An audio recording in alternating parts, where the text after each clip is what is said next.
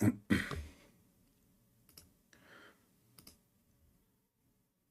right. Hello, everyone. Shalom, everybody. We just start our live podcast and we are live in Rumble, YouTube, and Discord. If you are a Mohammedan and you like to talk to me in Discord, please click at the link. It's in the info and you can join us immediately. Um, we have a first caller, and I guess he is a Christian. But because he was waiting since last time, we could not take him. We will take him first one today.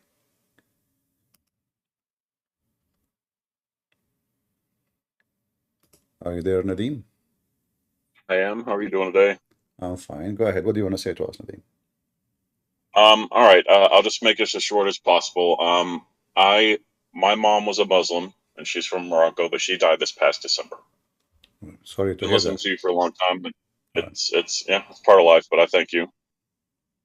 I've been watching you for a long time, and I have yet to hear anyone address the situation, and I just learned about it because this happened. You, But she died in December. you heard about me since when? No, I'm saying I've been watching your videos. I've Oh, been oh, okay. Well, a very long time. all Just of never heard us, anybody address. we are going in that way, you know. Right.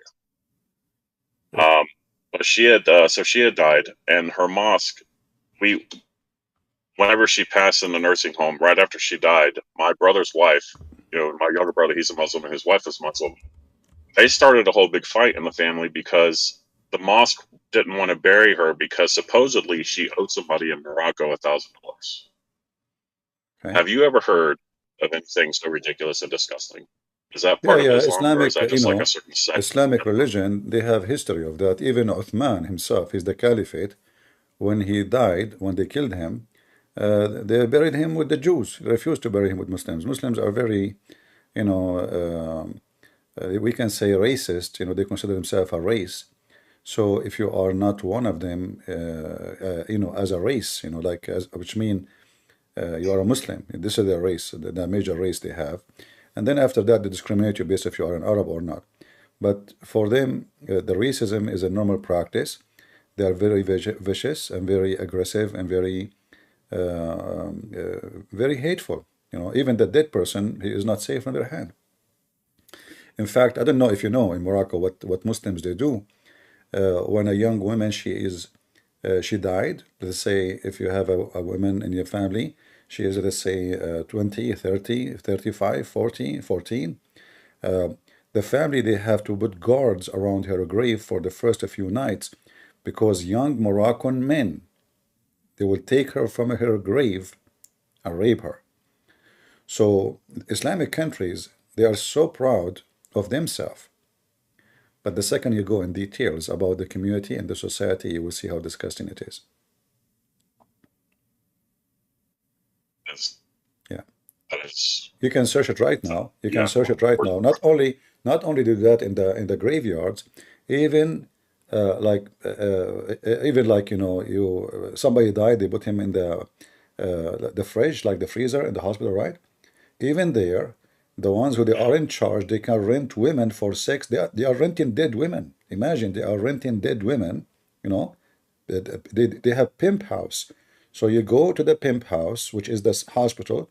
You ask him, do you have a young dead woman? She died freshly, like maybe a few hours ago, or even a day ago.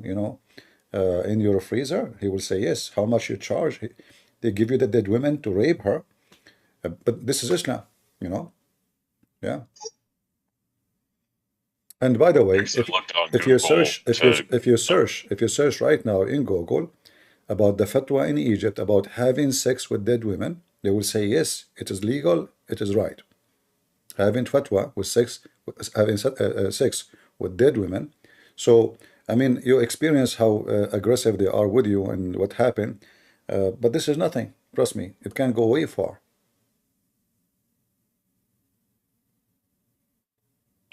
So I went on it, so I couldn't answer it. There's Your voice is from, cutting. and it literally says, Okay. all right. Can you hear me now? I Yeah, hear. I was looking on Google. Bacardi. Yeah, I can. Can you hear me? Yeah, I hear you, but your voice is coming on and off. You go ahead. Can you hear me better now? I hear you. I hear you. Okay. Yeah, so I was looking up on Google, and there's something from Al-Bukhari, and it actually says in that person would not enter Jannah if they have debt, and that's the only thing I could find. But that was the first I heard, and it's because of all this stuff that happened. I just thought it was kind of disgusting. Just one more disgusting thing to learn about Islam, among all other things. Yeah, but you know, So the first I just question, thank you for taking my call. you're welcome. The first question you have to ask yourself, what is even Jannah in Islam? When they say Jannah, what is that? It's just a, you know, stupid ideas Oh, I, of a bunch of lazy men. They do nothing. Even sex, they don't even move. You know, like even their sex is like a yeah, automatic sex. He don't even move to grab the grape from the tree. The tree will come back. So Muhammad is speaking to a bunch of lazy Arab men, and everybody knows that Arab is extremely lazy, extremely. So half of the day they are drinking coffee, the other half of the day they are drinking tea, and they have sex once a week. They cannot even have sex twice a week. And so Muhammad, when he made a promise about heaven, he was promising the lazy Arab who don't want to do anything. You know, like everything is ready. Like you look at the bird, you say, Subhanallah, the bird will be cooked in your dish. So what you will do in heaven? Nothing. You know, just eating, having sex, and even your sex is funny. Yeah. yeah. It's I don't. All right, So my many friend. times you know. Well, thank you, I for appreciate you Nadim, taking my for call, even though I'm not a Muslim. you're welcome. You're welcome. Good to have you. No, I think God bless you. Thank you very much. God bless you too. Thank you. All right. Do we have any Muslim would like to join us?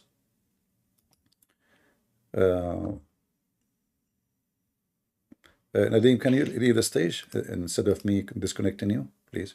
Yeah, I'm Uh, trying you to. know, the most question, like today, I decided to go and make the topic about Islam is a failure.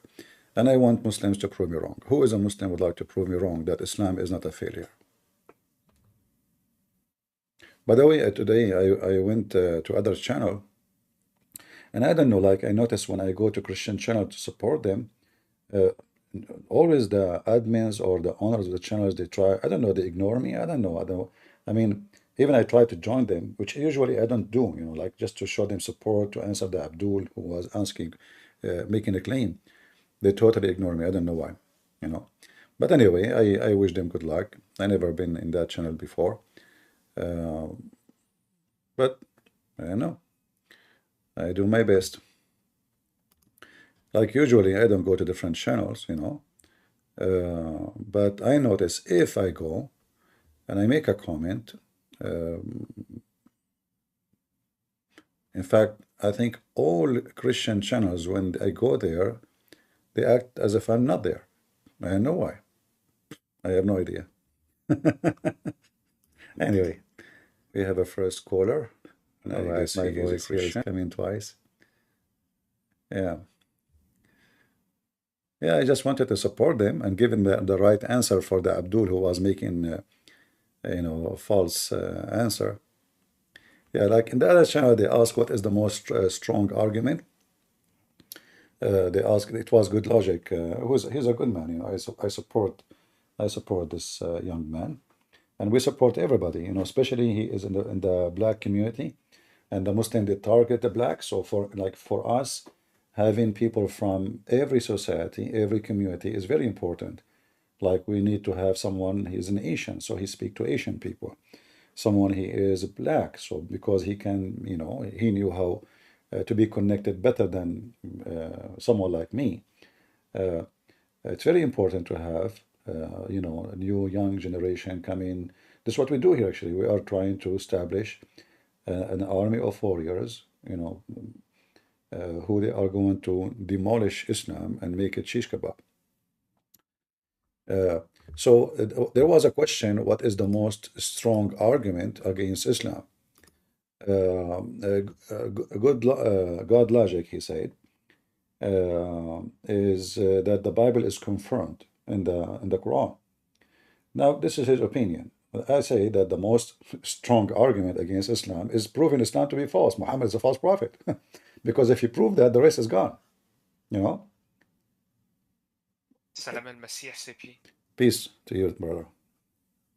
Just make it quick. The reason why they didn't let you in because when you typed in the chat, your name didn't have the verification mark of YouTube, so they thought that it was a fake account. I was at the stream.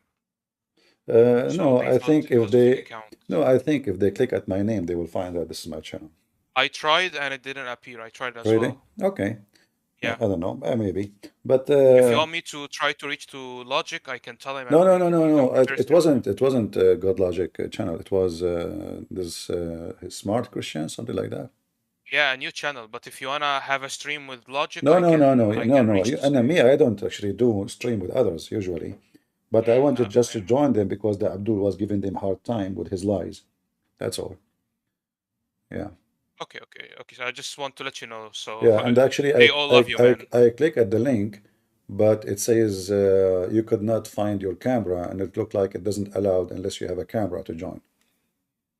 You know? Maybe, but for the Yeah, YouTube, I was in the stream and I even tried to let them in, but they didn't have the verification mark. I just want to yeah. let you know. I don't have camera, in my computer, and then when I click, it says, "Oops, like we could not find your camera. Try again."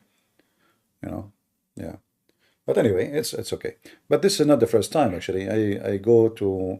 I went many time, just to listen, to support them, to say, help, give them a help.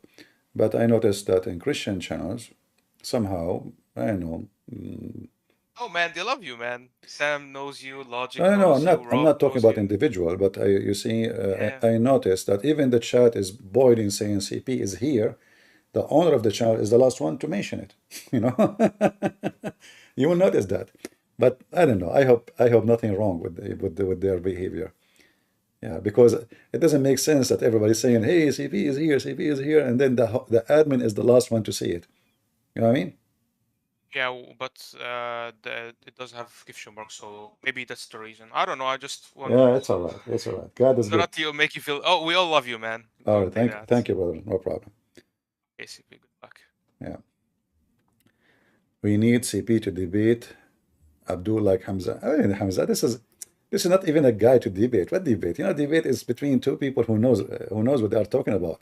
This guy Hamza do not even know how to say his prophet name. Hamza. Okay, go ahead, Nicole.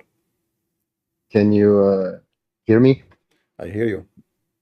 Yeah, so I'm a Christian. I'm not a Muslim, but I have a question for you regarding Islam because I actually watch your videos and some of them are really funny because you always say that this faith is so funny. And yesterday they were talking of whether an ant can see or talk or not. Yeah. And I cannot believe that a religion actually debates about such things. But I'm from Europe, and they have a lot of Muslim challenging the Christian faith there. But what I learned is that their faith has something called, I cannot speak Arabic, so you will correct me, Takida, something like that, Say again. that allows them to Takida or Taqiyya, Takida, taqiyya, taqiyya. it's something that allows them to lie Yeah. for the honor of their God. Is that right? Yeah, yeah. In Islam, you So, can lie. You can lie in all the way, not only to non-Muslims. You can lie to your wives. You can lie to your friends. Lying in Islam is even the Shia. They say the shield of faith is lying. The Shia, yeah, they say this is not even a secret. They said, TV, in their TV, they say the shield of faith is lying. Taqiyya. So even when two Shia or two Muslims they are arguing with each other, you will see one Muslim he say to the other one, "Don't do taqiyya with me now," you know. but that's funny because how can you actually defend your God if your God is a liar? That's my question here. Yeah, And but for them, because this is satanic cult, they don't see it something bad. They see it as good. Like you need to understand the point of view. because for you it's bad. You are laughing because lying is bad, but those are Muslims. Their God is Satan, their prophet is a pervert, their book is full of endless penises, and then you come in from a different background.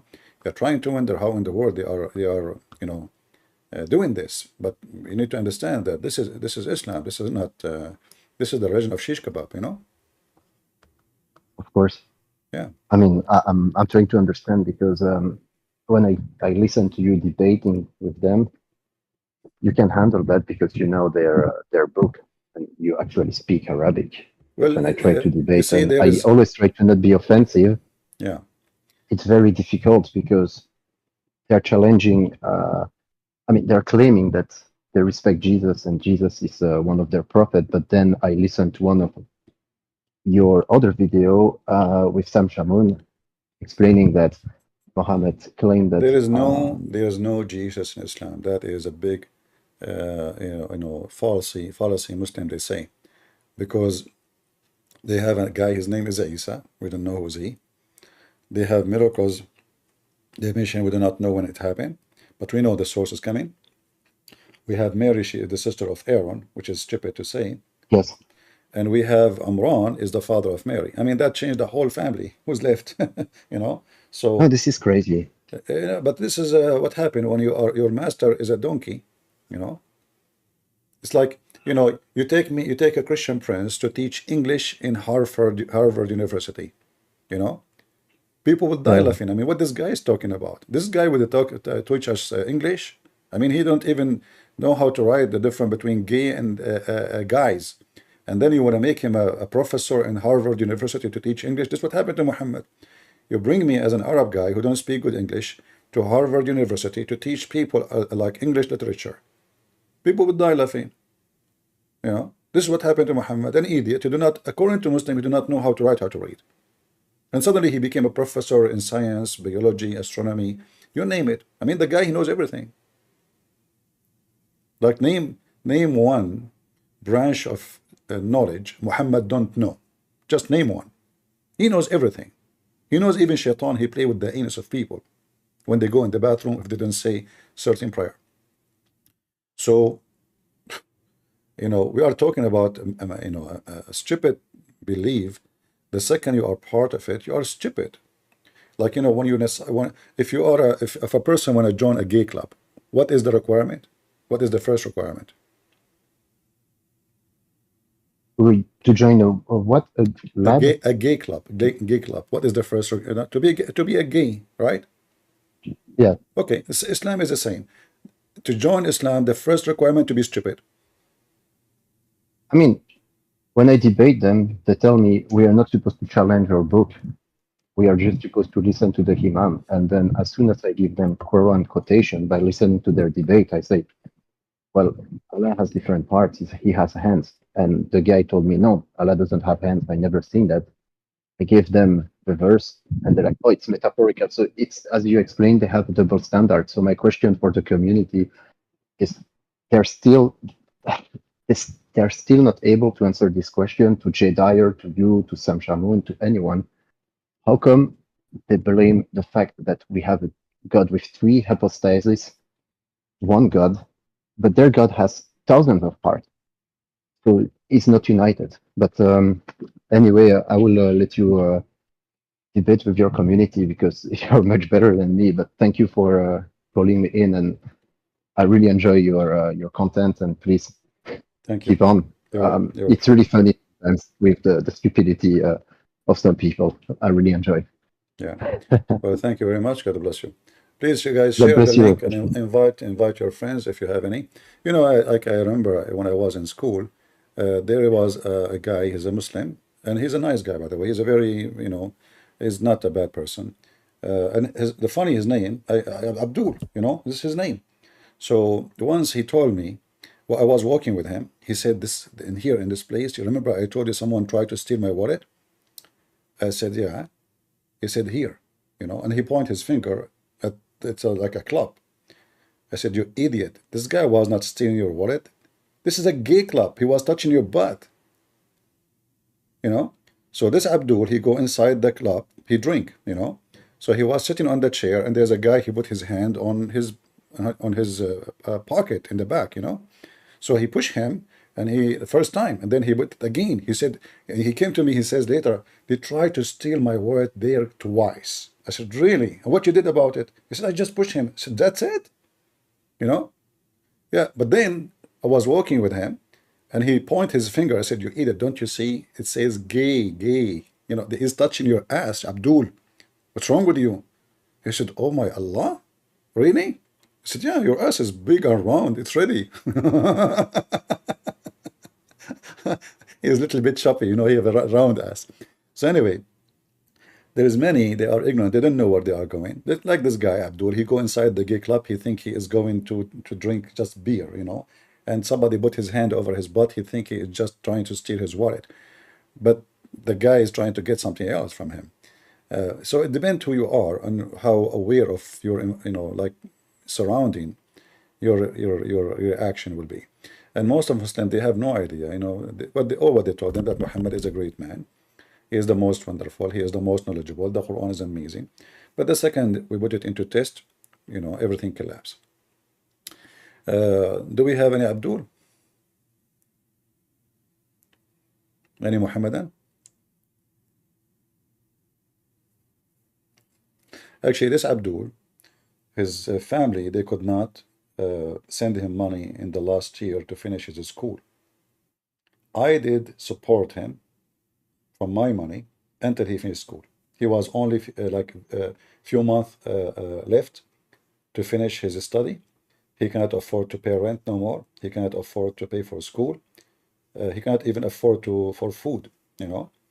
And I helped him. It took me some time after that to take my money back, but not because he is like denying it, but because really he was, you know, having a very tough time. Even his graduation suit, I paid for it. Yeah.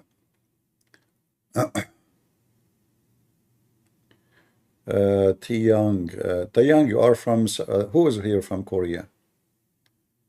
Who is here from Korea? I see somebody typing in Korean language. Taeyang, you are from Korea? You are coming here without kimchi? I mean, aren't you feel embarrassed? Come on. Where is the kimchi? I mean, guys, this guy is coming from South Korea all the way and he have no kimchi. How you can even do that? You know, I mean, I hope people will not know you. I mean, put you on TV. This is a Korean. He come without kimchi. Anyway, yeah, actually, if you are from Korea or if you are from Japan, contact me in Patreon, you know, because I want to publish my Korean book in Korea, which is speaking Korean, you know, and I'm going to call it the Kimchi Islam, you know, something like that. So if you are from Korea, contact me. Yeah, if you like to come to the stage, feel free. Yeah, my book, actually, the Korean book is ready to be published, but I need to find a publisher so we can publish it in Korean, see how stupid Islam is. Because as you know, the Mohammedan trying to fool everybody in Korea and in Japan. And Taeyang, go ahead. Hello. Hello, how are you doing? I just would like to ask you to understand my English because I'm not good in English. Sorry. No, your English is a very much Korean English. Don't worry about it. Thank you. Have you heard about the mosque issue in South Korea? Because there is a city called Daegu, and then Muslim community, the foreign Muslim community, they tried to build a mosque in the city in South Korea, and the residents are protesting against the building the mosque. Okay. Have you heard about it?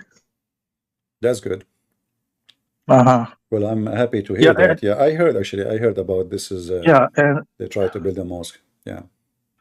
South Korea is one of the most biggest Christian countries in Asia, actually. So there's about 20% Protestants and about 10% Catholics. Uh-huh. So yeah, so we have a kind of Islamophobia because we try to see the world in the eye of the Western world actually.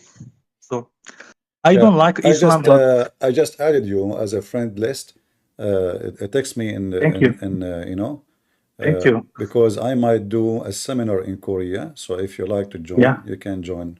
But that means you will see me. I mean, I look scary. I warn you from that. Ah, that would be nice. Yeah.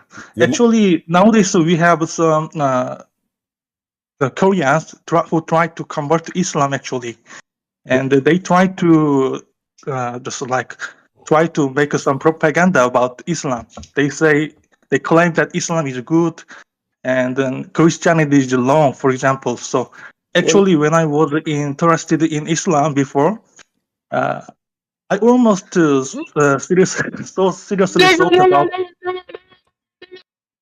Well, you know, if you are interested, if you have like you have a connection with the churches in South Korea, you feel free to contact them, and I'm willing to do seminar, and I don't charge. It's for free, you know, as you know.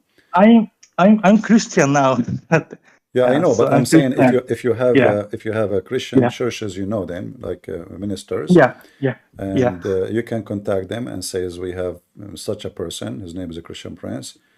If you like to invite him to do seminar, you know, Okay. I will be happy So to do so. can I ask you if you want to debate with Korean Muslim who is trying to make a propaganda about Islam? Sure. Because he said that he got the degree, master's degree from the Medina Islam University in Saudi Arabia. That's even better, because that will make the chicken is more red, you know. Yeah. His master degree will not be enough. Yeah. Will not have a value of toilet paper as soon he speaks to me. Yeah, he studied Sharia, and also he tried to. Now, as long as I know, he's in doctor's degree at the same university. My friend, Islamic degrees mean nothing. You know what they teach him in Islamic school? How to wipe your ass. I know his blog, so I'm going to ask him if he is willing to debate with you. Tell him not only if he's willing, tell him, Christian Prince, he challenged you, and if you don't accept, that means you are running away. Okay. Don't be friendly. Make it a challenge. You make it. You know what? I mentioned your name to this guy, and he's very weak. Tell him he's stupid. He doesn't know nothing about Islam. So I want you to come, and you have a master degree, so you have a lot of ammunition. Shoot him, man. Just destroy that guy. And let us see if he can do it.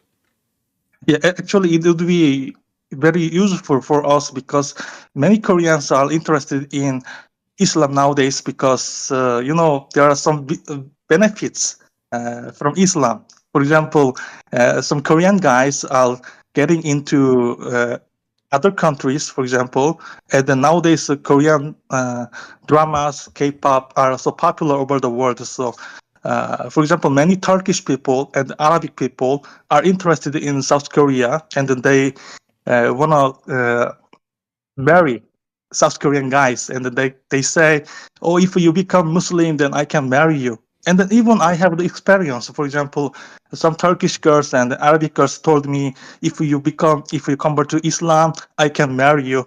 And we don't know what kind of Islam actually, but they just say, Shahada, do Shahada, and then we can marry you. but I'm never going to. You see, we need people like you, Korean people, so they can help me to share the truth. And because we have our Korean book, we are trying to publish. That will be great help. So you can later promote it and tell people about it. Yeah, exactly. And I will give you a free copy for you. Just let me know. Contact me. Okay, thank you. Thank you very much. It, you don't pay for the book. You pay only for the shipping and handling, which is like $1,000 only. Okay, thank you. And I would like to ask you to check the Korean YouTuber channel. He's pretending as a Muslim. His name is Daud Kim. I'm going to check. This guy. I made a video for him. He started crying. I made a video for him, He was talking about Yeah.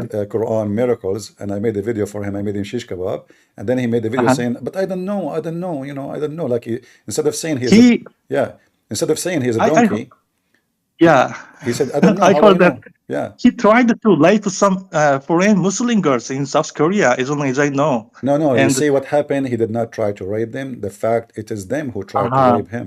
It happened to me before. Like, you know, I was walking in the uh-huh, beach, and then 7 Muslim uh-huh, girls, they grabbed me from my feet, and I noticed they had many uh-huh. legs. It turned to be later they are Muslim Wow. octopus. They grabbed me to the ocean. They tried to rape me, but Allah saved me. So so his name, this is Ken. He go to the bar at night, and he go in YouTube at daytime. In daytime, he's a Muslim. At night time, he's sleeping with Muslim women.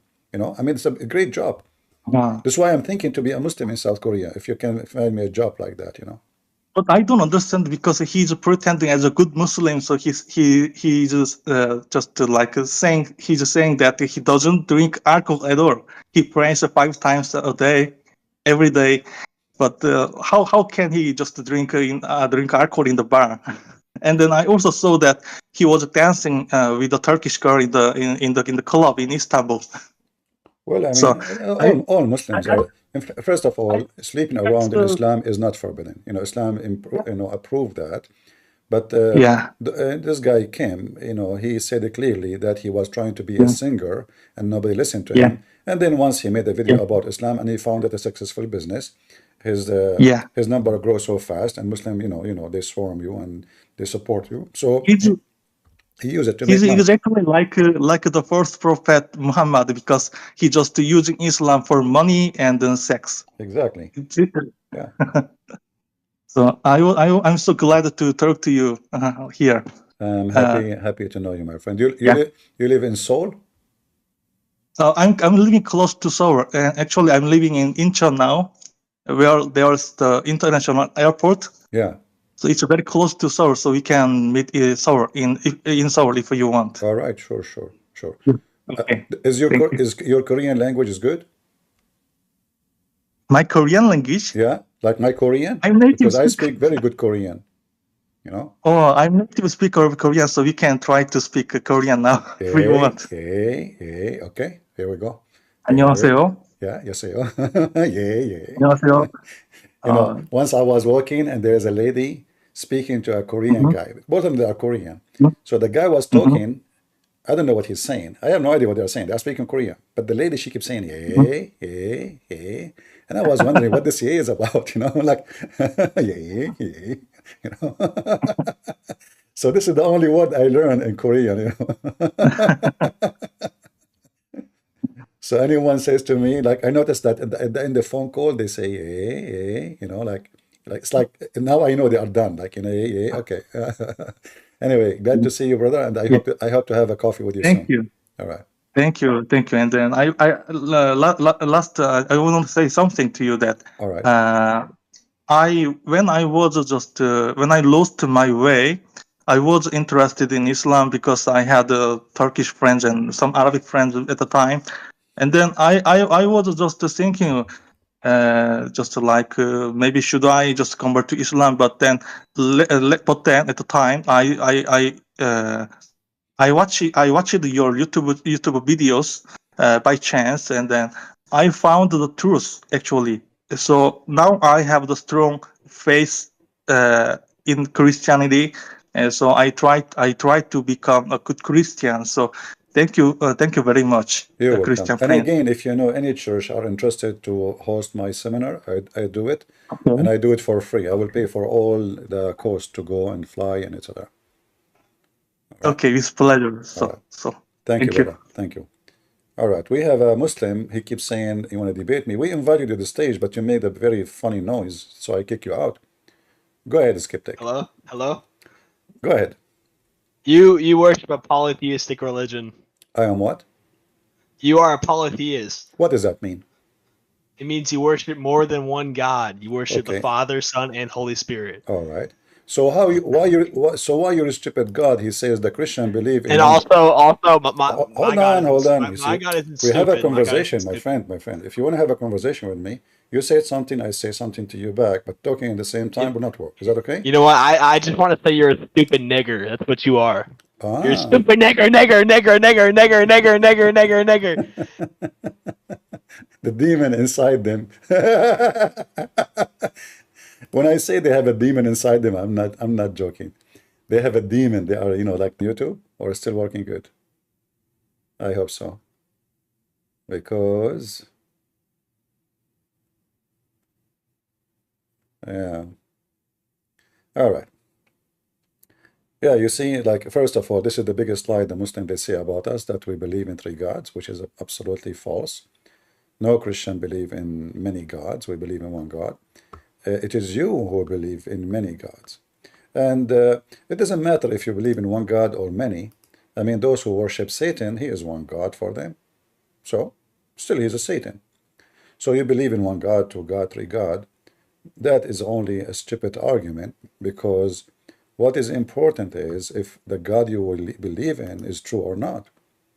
There is a temple. It's called the Temple of Satan. And they have only one God in that temple. His name is Satan.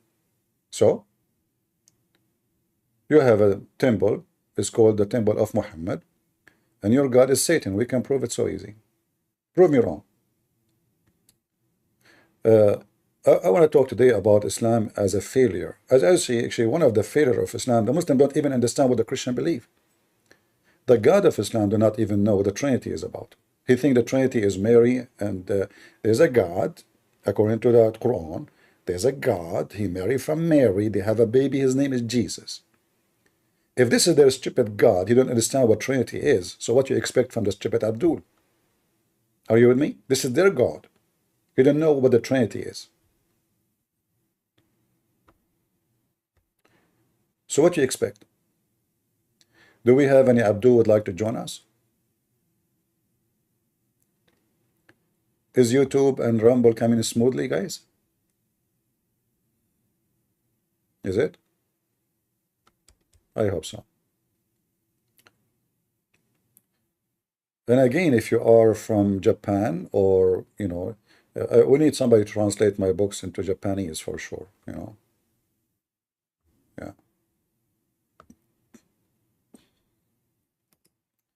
Okay, skeptic. Kick him out, guys. This guy is skeptic. He's flooding the text and being stupid. Just kick him out of the chat. Ban him. Do we have any Muhammad that would like to join us?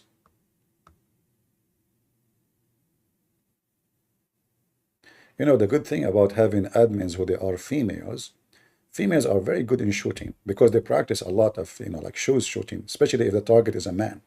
Like you say to them, ban this man, the female admin, they will ban him in the speed of light. Like the guy before even he noticed, like what happened, the females, what you can do about it. And Muhammad, he said they are half a brain. Oh boy. And the stupid Muhammad, look, one of his failure, he says, women, she can't be a witness in the court because she is half a brain and she have a like bad memory. And then you take Abdul to somewhere. If you ask him what his wife was wearing, he will not remember. But if you ask the wife what everybody was wearing, she will tell you what everybody was wearing. Their shoes, their socks, even the perfume name. She will tell you the earrings, she will tell you the rings, she will tell you the dress, she will tell you the color. And the stupid Muhammad, he claimed that women, they have half a brain and they are the last one to remember. And later we found that Muhammad, he forget Quran. And Aisha should remind him. And then we find out that half of the Muslim religion is coming from Aisha. Half a brain. She's not allowed to be witness in the court. Imagine. But they take the religion from Aisha. Aisha, she said, the Prophet used to suck my tongue. How she remember that? I thought she has half a brain. Ah, that is involved, tongue sucking. That is a special memory. And hey, Muslims, your Prophet, he sucked the tongue of his wife, and his wife, she go in YouTube and she mentioned that. Is that normal? Interesting.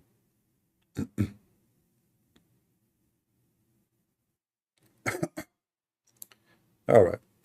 Yeah, most of Muslims in South Korea or in Japan, they are working there, Yes, Mr. Abdi. Yeah, what's up? What's up? Are you a Muslim? Yeah. Can you speak louder, please? I can hear you. Can you hear me now? Hello? Yeah, get it closer to the microphone so I can hear you. Okay, just give me 1 second. Can you hear me now? I hear you, good. So what do you want to say to us? What do you think? I claim that Islam is a failure. What do you say? And how do you prove that? Well, let us prove it. Who is your God? The one that created everything. Okay, well, this is a big failure because according to the Quran, Allah is not the only creator. You gave me a false answer. You don't know your God. Isn't it the Quran says Allah is the best of the creators? Yeah, I don't see a problem with that. No, the problem is, I asked you, who is your God? You gave me a definition, says he is the creator. But it turned to be Allah is one of many creators. So which one of them is your God? You said to me, Allah is the one who created everything. Everybody heard you. So, but if he is the one he created everything, then the statement in the Quran is false statement, because you cannot be the best of the creators if you are the only creator. He was trying to Did you just say he's trying? No. He's trying to tell people that the people that are confused. You did repeat again. You just said he's trying again. I told you first time. Did you say he's trying? You said no. And then you said, well, he's trying to your God is trying what? By saying he is the best of the creators, that means he is not the only creator. No. So people back then, they confused. They thought that there were multiple creators. Well, hold on. People at that time, they are confused. So Allah, he is trying to fix the confusion by saying he is the best of the creators, which means he confirmed that there's many creators. He did not fix it. He confirmed it by saying, if I say I'm the best of the student, that means there's many students, but I am the best. It doesn't mean there's no student. I cannot be the best of the student if I am the only one in the classroom. If I am the only one in the classroom, not necessarily, and then I say I am the necessarily. Huh? That's not quite true, to be honest with you. No, okay. If this is not true, what the word best mean? Allah is best of who? Best. What best mean? Explain to me.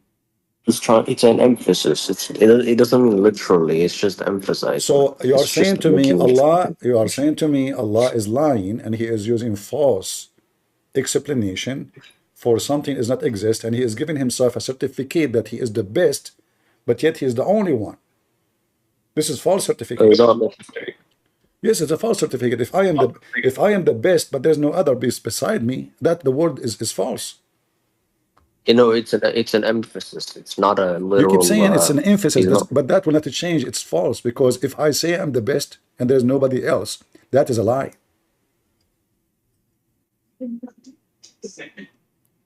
It is a lie, my friend. It's a lie. If I say I'm the best and there's nobody else, that means I'm lying. I lost your voice. Your voice is, I don't know. Are you using the microphone? What do you mean? How is he lying by saying? Because he said he's the best. He said he is the best of the creators. Either there's other creators and he is the best, and that will make the information true, or there's no other creators. That means saying the best is a lie and the creators is a lie, because there's only one creator. So how you can be the best if there's no others? Yeah. So because people thought bad was also creative. It's not people thought. He is saying that. You see, you keep saying people thought. No, because he is the one saying. People not have other gods. Are you saying that your God Allah is under the influence of what people thought? No, what I'm saying is people thought God was a god who created things, right? Okay, hold on. In front of you, when Allah he says he is the best of the creators, that means they are creators and I am the best. So is your God Allah? Okay, the verse in front of you see my screen? I mean, what does the Arabic say? I mean, it says Arabic? Okay, read in Arabic. It says ahsana, right? Read it. So what do you think ahsana, or what do you think that means? Ahsana is the best. Yeah, but it's an emphasis. It's not literal. Well, if it's not literal, then he is comparing himself to Baal. Baal is a fake god. I say I am better than Baal. That means Baal is Allah and Baal is the same. Because if I am best, that means Baal is good. You see, best. I mean, of course, yeah. Okay, that so makes is sense, Baal right? Like, is Baal is a good god in Islam?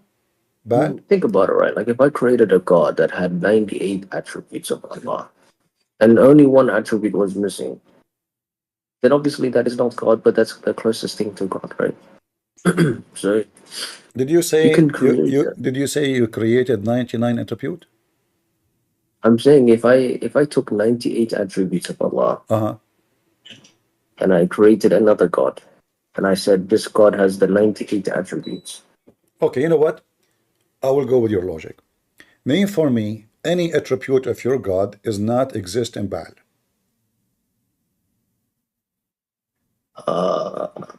All-knowing. Let us examine that. In the Quran, your God, the all-knowing, he claimed that the sperm became dead blood. Is that a statement of all-knowing or all-ignorant?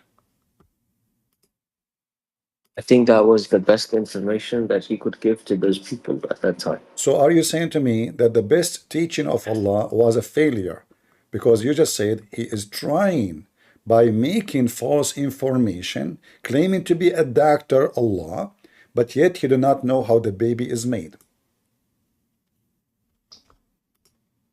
I think that was sufficient information for the people at the time. Okay, so at that time, people, they were stupid, so Allah decided to be stupid like them. And, you know, the journey continued with the stupidity. So now we have a stupid Arab, and because they are stupid, he said, Allah, you know what? I'm going to be a clown like them. I'm going to give them a stupid information about how the baby is made. And because they are stupid, they will not understand what I'm saying anyway. I mean, they are just a bunch of stupid. And then we go in the street and we say, brother and sister, the Quran is the most about science. As an example, Allah, he told us in the Quran how the baby is created. And then the Muslim was like, wow. And now you are saying to me this is wrong.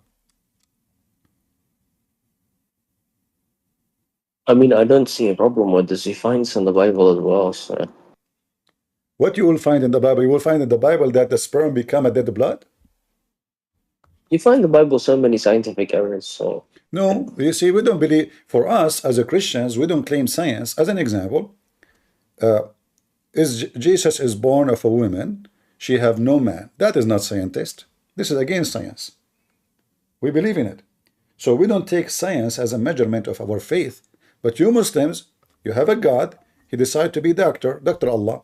He spoke to Dr. Mohammed, Dr. Mohammed gave us the Quran, and then we have a poo-poo. I don't hear you. I mean, I'm just thinking. Don't think, it hurt. It hurt if you think. I advise you not to think. Chapter 5, verse 101 says, ask no questions. Verse 102 says, why? You will leave Islam.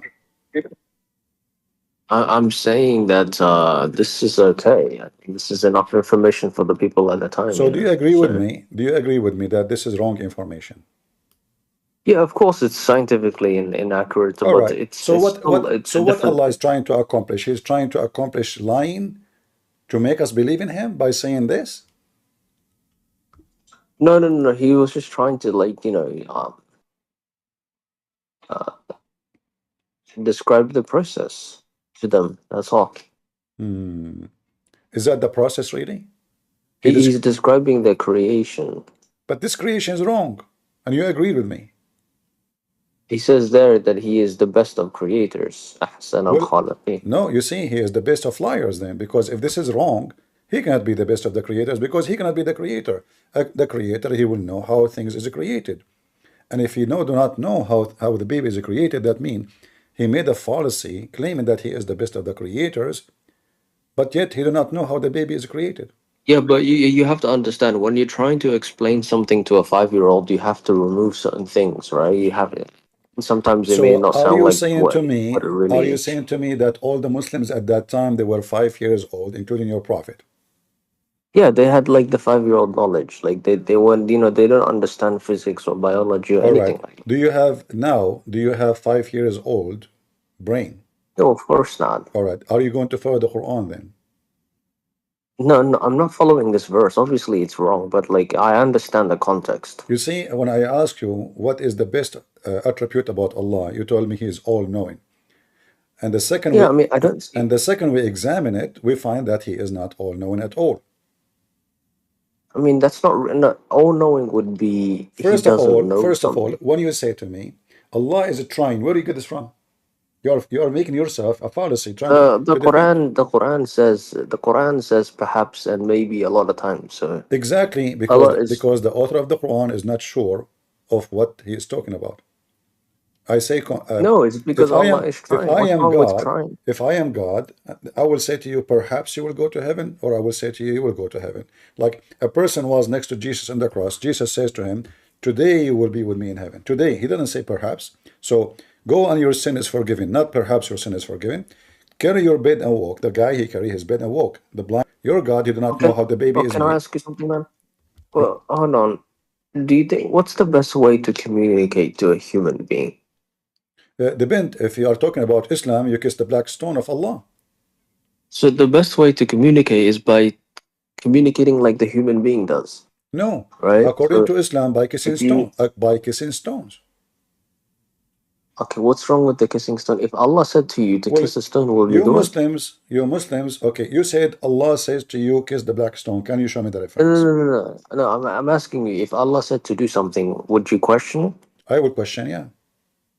So hold on. So if God, the creator of everything, said you must do this, are you gonna question it? Yes, the Bible says to us, we have to examine the spirit, because not everything is said to us. It can be for sure from God. It can be So from the. if you were Abraham and God said sacrifice your son, you gonna ignore God? If God, he said to me, sacrifice my son, and then I believe and I know this is him, the true God, then I will obey. But this is not a question about, let us say, about stupidity. This is about God. He's asking me for something, and this God, obviously, he knew what he is doing. He is the one who gave me my son. He is the one who gave me my life. I have no control of it anyway. So shall I obey or shall I say no? So when we have the story about Abraham, you will see Abraham is being obedience, but however, the God of Abraham is a smart God, not like the God of Muhammad. To make it simple for you, the story of Abraham is in the Quran, which is taken from the Bible. When Allah he told Abraham to slaughter his son, what Abraham did? I don't know. I don't remember. Which son he took? I think it was Ishmael. Are you sure? Oh, was it Ishaq? I don't know. See, this is what I say. Islam is a failure. So you quote a story from the Bible. You don't even know the details, because this book is a stupid book. So how we know now what happened to Abraham? Who is the son? What happened? What he said? What happened there? We don't know, because Quran is just a theft. So I go to the library, I get the 10 books from the shelf, I put them next to each other, and I copy from every one page, 10 pages, and Wait, then hold on, hold on. I make What's them. wrong? What's wrong with theft if it's true? It's not correct. Okay, how do you know that? Okay, when your prophet, he says that when the king, he tried to burn Abraham, a lizard, all the animals came to stop the fire except the lizard. Do you believe in the story? I mean, growing up, I was taught that we should stay away from lizards. Stay away from what? We were taught to stay away from lizards because of what they did to Abraham. Yeah, but don't you think this is stupid? I'm actually afraid of lizards. You are afraid of lizard? Yeah, Why?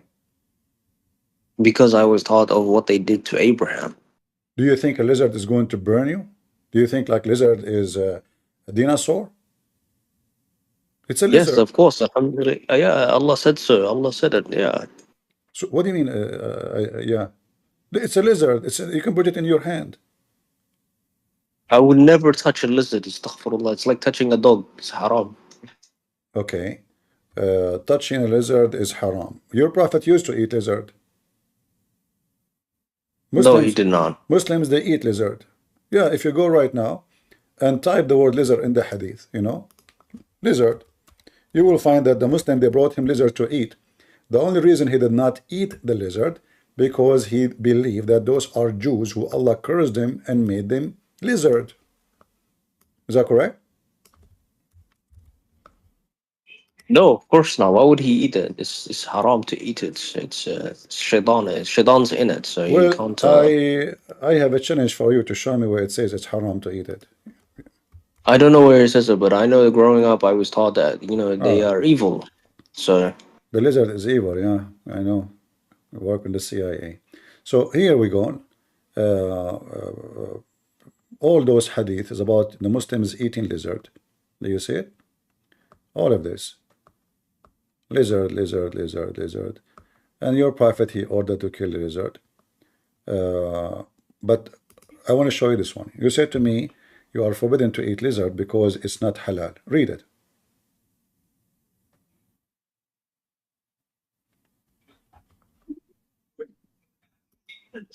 I don't hear you. Your voice is gone. yeah, I mean, I'm just reading, man.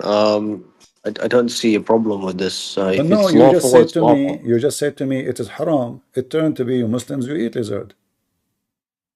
Well, I mean, look, it looks like it's lawful, so it's okay now. So, what's your point? Islam have a failure. You told me that lizard is forbidden because he tried to kill Abraham. He is Satan. He is the devil. Yet Muhammad and his followers, they eat Mr. Lizard. Okay. So why you eat the lizard if he is evil and he's Satan? I don't eat it. What about eating camel? Do Muslims eat camel? They do, right? I love camel. It's camel. alhamdulillah, the milk and so it's good. Okay, but you're a prophet. You love camel. You eat camel. You drink camel urine too? I mix it with the milk. Yeah. All right. So he mixed milk with the camel urine. Here it says, according to your prophet, that camels are created from the devil. So you are drinking the piss of the devil. Astaghfirullah. It's in front of you. And this is Sahih. It's Hassan, but okay. Hassan is Sahih. Hassan is Sahih. Hassan mean good, right? Good. Your voice is gone. I don't know why you're. I'm just reading, man. I'm just reading. Okay, read it. So it says here the sheep is okay. So what sheep? Listen, it says that the camel is created from the devil, and you drink the piss of the camel. You drink the piss of the devil. You mix it with milk, Good for you. I mean, I don't see a problem with this. A second ago, you said to me you don't eat the lizard because he is the devil. Now you are drinking the camel urine, which is the devil urine. What you said again? I lost you. Can you hear me? Yeah, your voice is coming and going. I don't know. Get close to the microphone. Say again. Yeah, can you hear me? I hear you. Go ahead. So?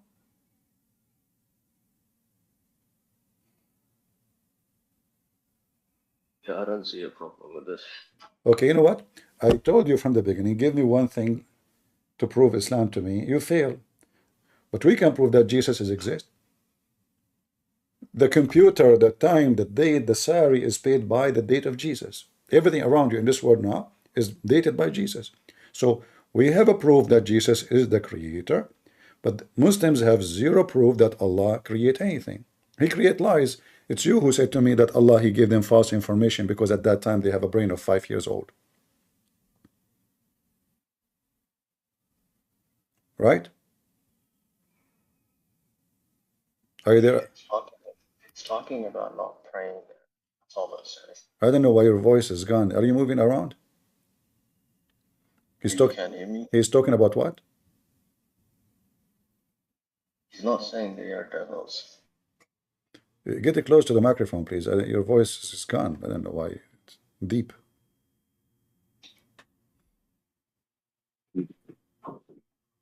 I don't think he's saying that they are the devil. What he's saying, don't even pray in their places, because their places, even their places, is not good. So what about it is the camel itself? If the place of the camel is not good place no more, why? Because the camel was there. I mean, it's just their resting place. That's all. So why the resting place? Why the resting place? Why the resting place of the camel is bad? It's why? Because the camel itself is the devil. Have you seen a camel before? Have I seen a camel before? Yeah. Yeah, we have one in the White House, and now his vice president, her name is Kamala. She is a camel too. So it's normal to see. It's normal to see that in USA. They are dirty animals, camels. They are dirty what? They're dirty animals. So why you eat them? Because what's inside is good. What is outside is not good. What is dirty? The dirty is outside. Huh? The dirt is outside or inside? It's outside. Yeah, it's outside. So where is the shit of the camel located? Outside or inside? Well, I mean, it's a different part of the body, You are drinking the camel urine, which is a form of shit. Just a little bit. That's all. Just a little bit we add into the milk because the Prophet did it, so we do it. It doesn't matter. It doesn't matter if you eat 1 kilo or half kilo. It's shit. It's shit. Who cares if you are eating, like little bit or too much? Why you don't eat much? Does it kill you? I mean, as long as the shit is good and your Prophet, he make it for you clear that it's good, enjoy the shit. No, because I know somebody who drank a lot of camel urine and they died. No way. So I look like your Prophet. He did not make disclaimer about how much you take. Yeah, that's why we only take a little bit. That's all. Your Prophet, he said little bit. Huh? Yeah, I think so. Yeah, I think he took a little bit. Yeah. Okay, you know what? I'm going to give you another opportunity to prove to me you're God. So Allah, the Creator, failure. Allah, all-knowing, is a failure. He don't know anything. Give me something else. Yeah. He's the most merciful. He is the most merciful. That's deep. What is the word? What is the word mercy mean? Forgiving. All right. Did your Prophet put nails in the eyes of people? No, it's not in the Quran. No. This is your Prophet. He cut their hands, he cut their feet, and he put heated nails in fire, and he put it in their eyes. Huh? This is the miracle of Allah. This is the mercy. Otherwise, it could have gotten worse, That can be worse. What is can be worse than this? I mean, he cut their feet, he cut their hands, he put nails in their eyes, and he was watching them dying slowly.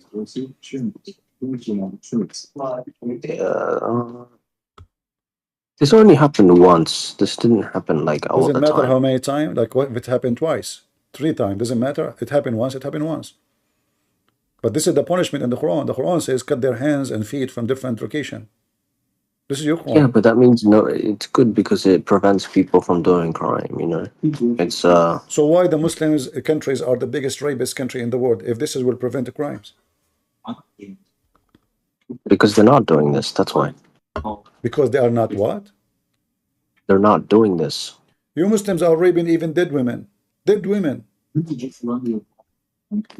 Dead women? Who's the guy next to you? You have a guy next to you who is helping you? Yeah, of course. Why you don't talk to us? Let him join. Yeah, I know. He doesn't want to join. Why? Is it forbidden?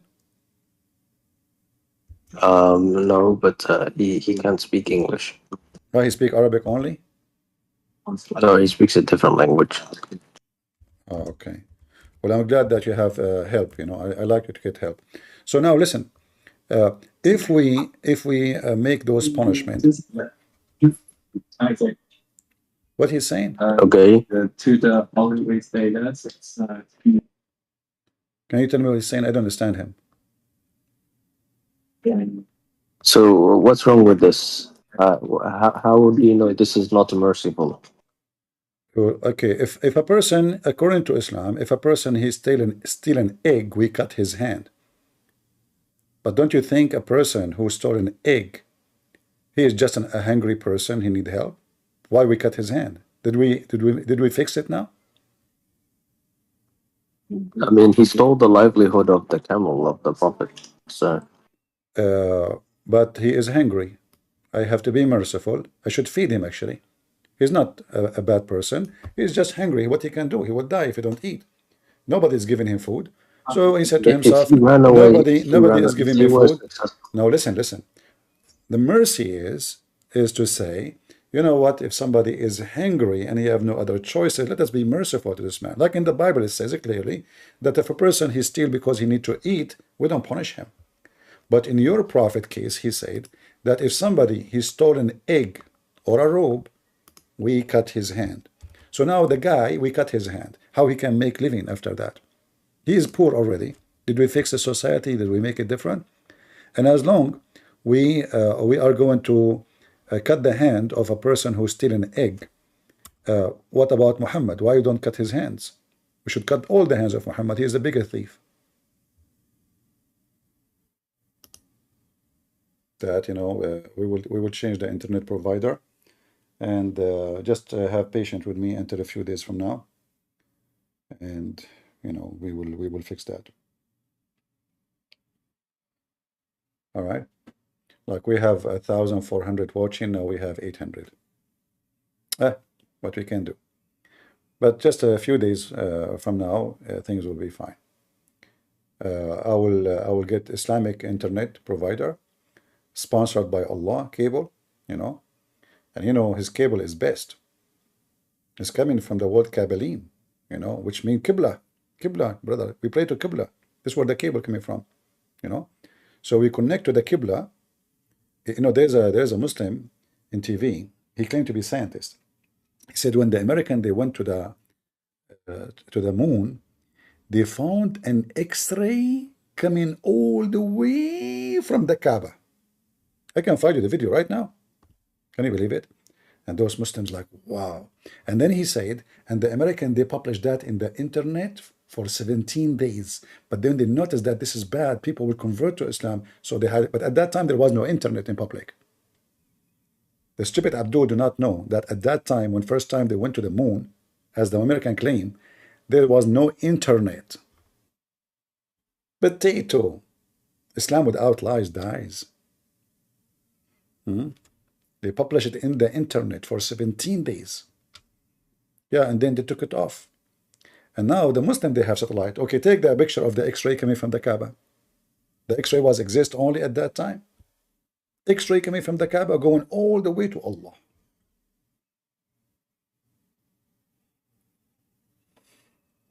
Any Abdul?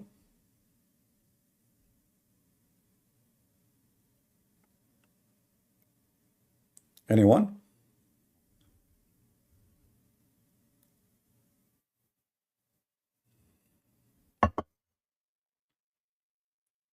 Who is a smart Muslim would like to join us?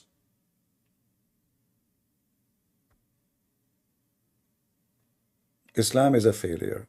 Allah could not even explain his nature. He could not explain Christianity. He could not explain, and when he tried to explain, he gave it wrong. Biden,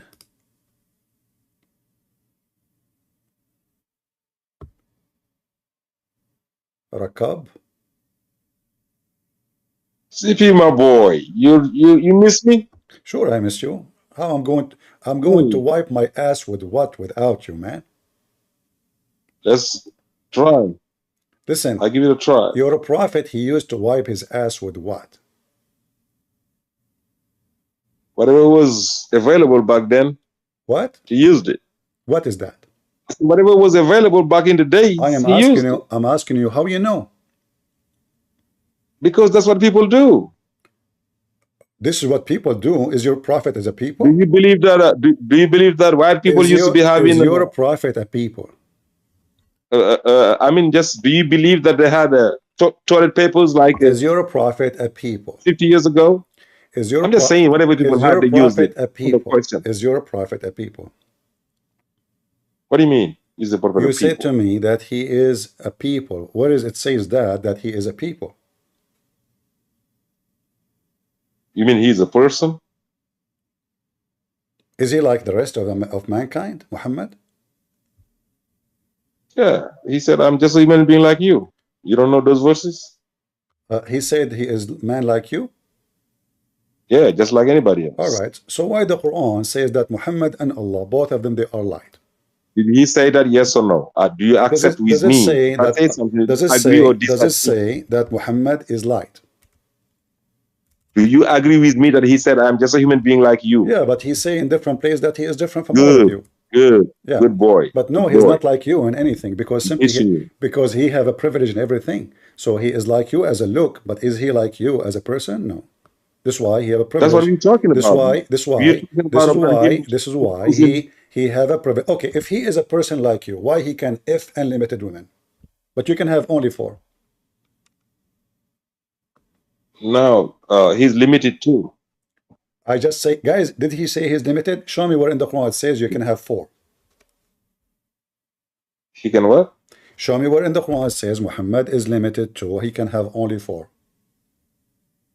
Oh, so limited means necessarily 4? Is that what you mean? Isn't it limited in Islam mean 4? Limited mean necessarily for you 4? What is the limit for? No, limited means you have a limit. How many women you can have as a limit for you?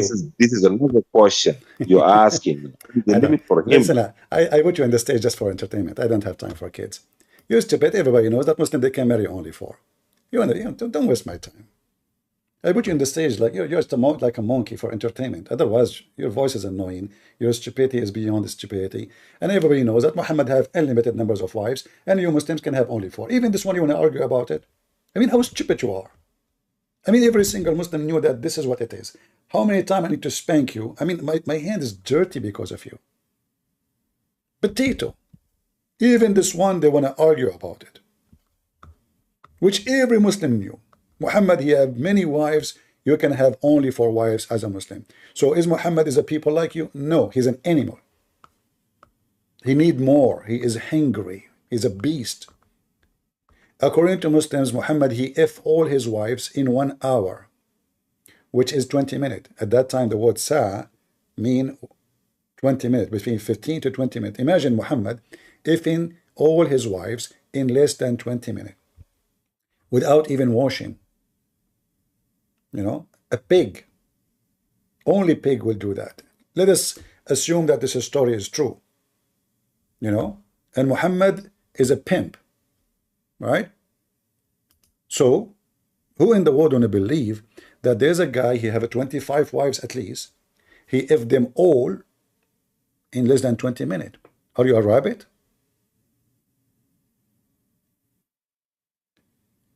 Is that a human being?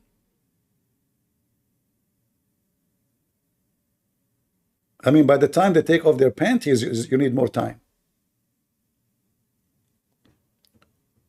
So when this Abdul, you know, they argue even about simple things.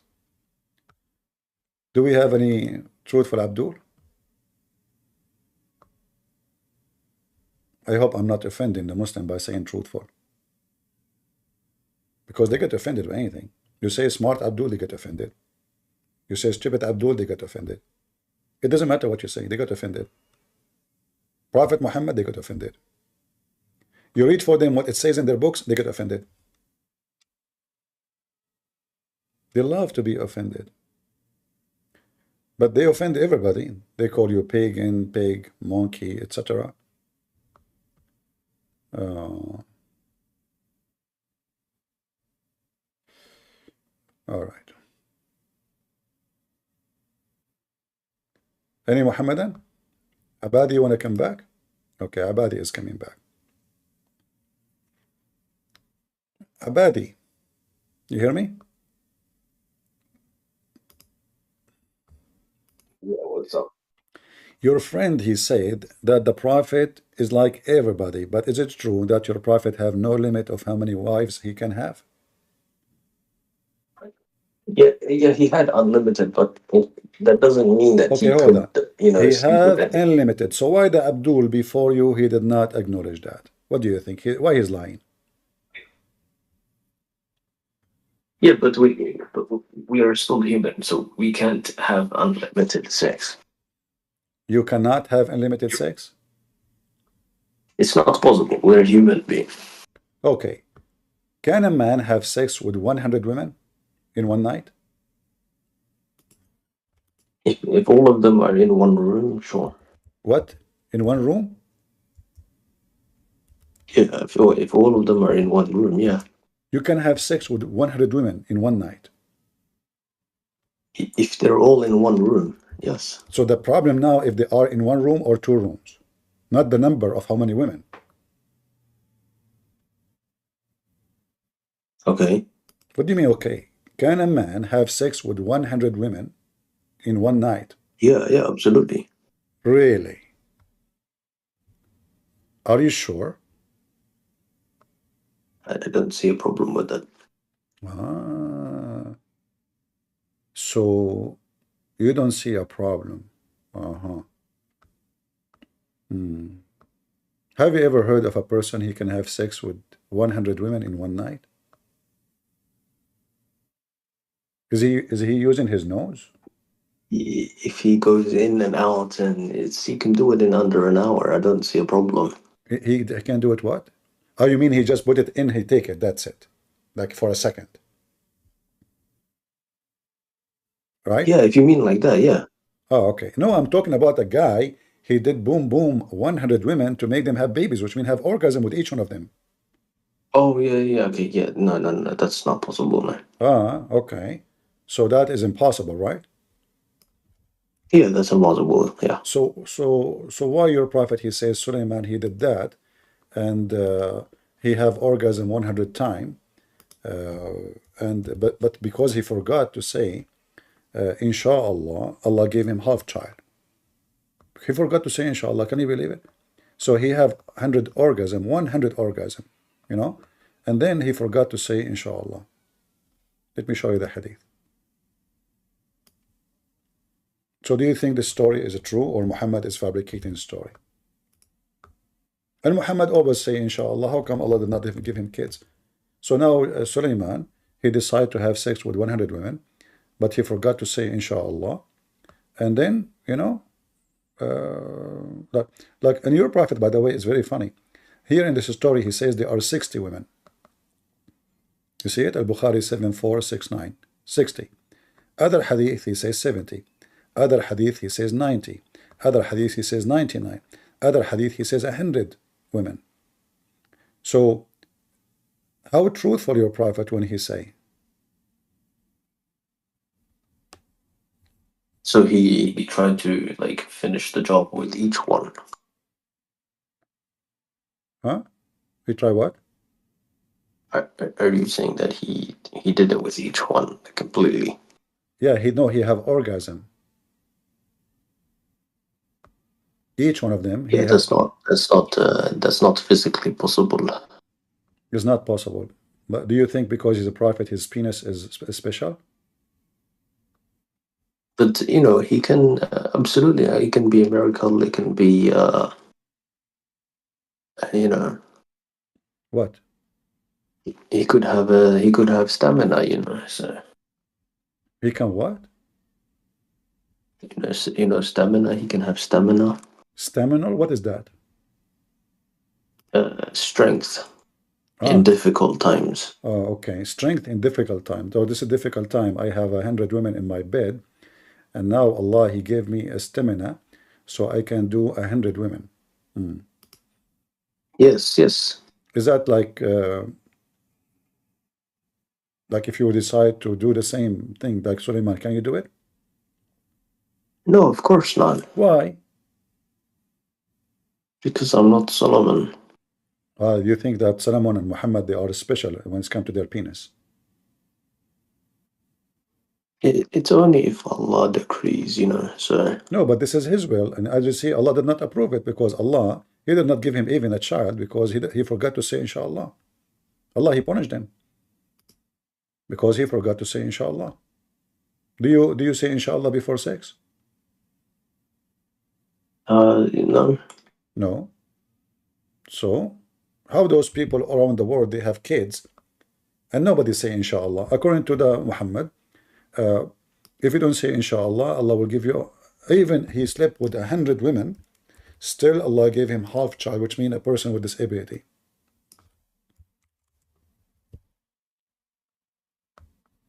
What do you think? Somebody who has a disabled child is now it's because of biology. That's why they're disabled. No, according to your prophet, he forgot to say inshallah. I'm trying to show you the hadith, you know. Your prophet, he have a lot of stories, man. This guy is so good. So here it says there's a hadith of 100 women. There's a hadith of 100 women, 99 women, but all of them saying the same, that he wanted to go and have sex with all the women he have. The purpose is to have babies so they can join ISIS.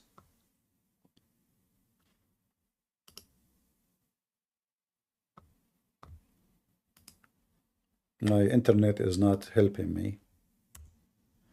I hope by the end of the week we will have a better internet.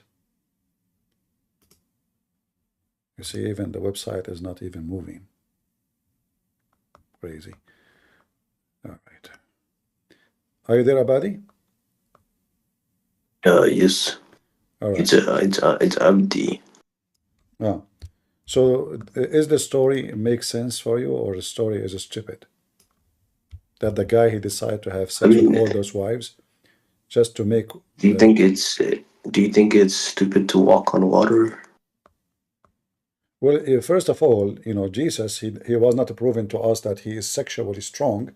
He is proven to us that he is above nature of a human being, for he is God. But here, what is this? What is this? What the purpose? It's a miracle, man. How it's a miracle? No, it's not a miracle. Allah did not approve it. As you see, Allah did not give him a child. He forgot to say inshallah.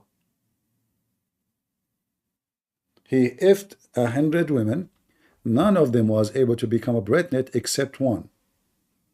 And that woman, she gave a child who is disabled, because Allah did not bless this project of ifing 100 women. So, because why? He forgot to say inshallah. You see, it says here, he had said, had he said inshallah, which means Allah is willing, then every one of them will give birth. But he forgot. He forgot to say inshallah before he put his penis in. How he do that? This is really bad. I mean, how in the word Sulaiman he forgot to say inshallah? What do you think? Do you approve such a thing to happen? He did not say inshallah, and he is a messenger of Allah, and he if 100 women, and then, I mean, okay, so all this time poor Sulaiman, he's ifing women one after women. He's sweating, he is tired, he is exhausted. In the morning, by the way, one of them she gave by the morning the child. That was fast, the fastest microwave. Where Muhammad got this story from? Why Muhammad did not if 100 women so he can have 100 mujahid?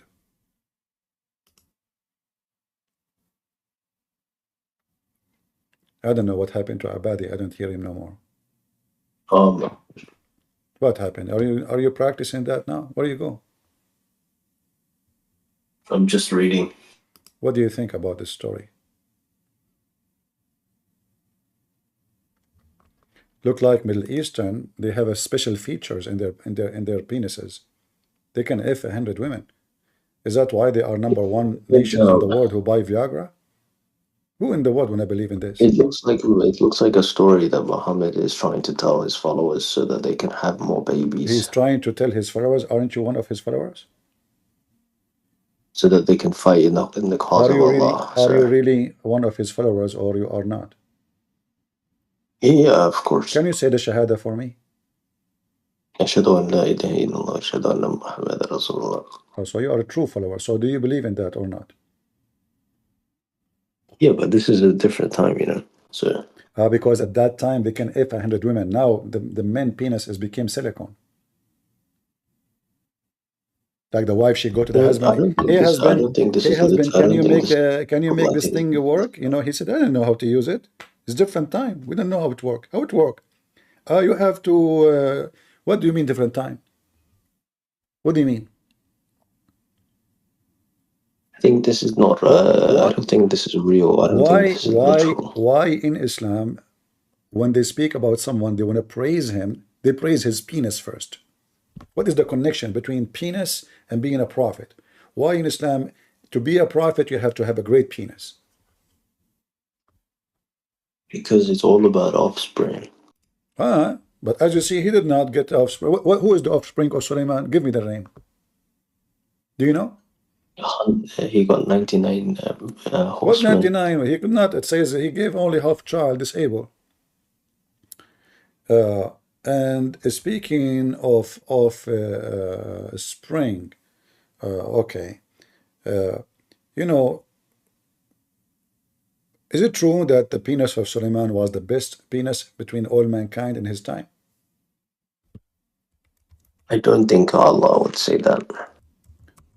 Well, your prophet, he said that the Jews accuse Sulaiman that his penis have a problem and his balls are small, and one of them is going to the left side, you know, like something wrong with it, like have a cross eyes, let's say, you know, his balls are cross eyes. So Allah wanted to prove that the testicles and the penis of Musa's, they are so good. So Musa's, Allah want to prove that. So what he did, this is the story, this is Sahih Bukhari. Allah Messenger said the Prophet Musa was shy person and used to cover his body completely because he is extensive shyness.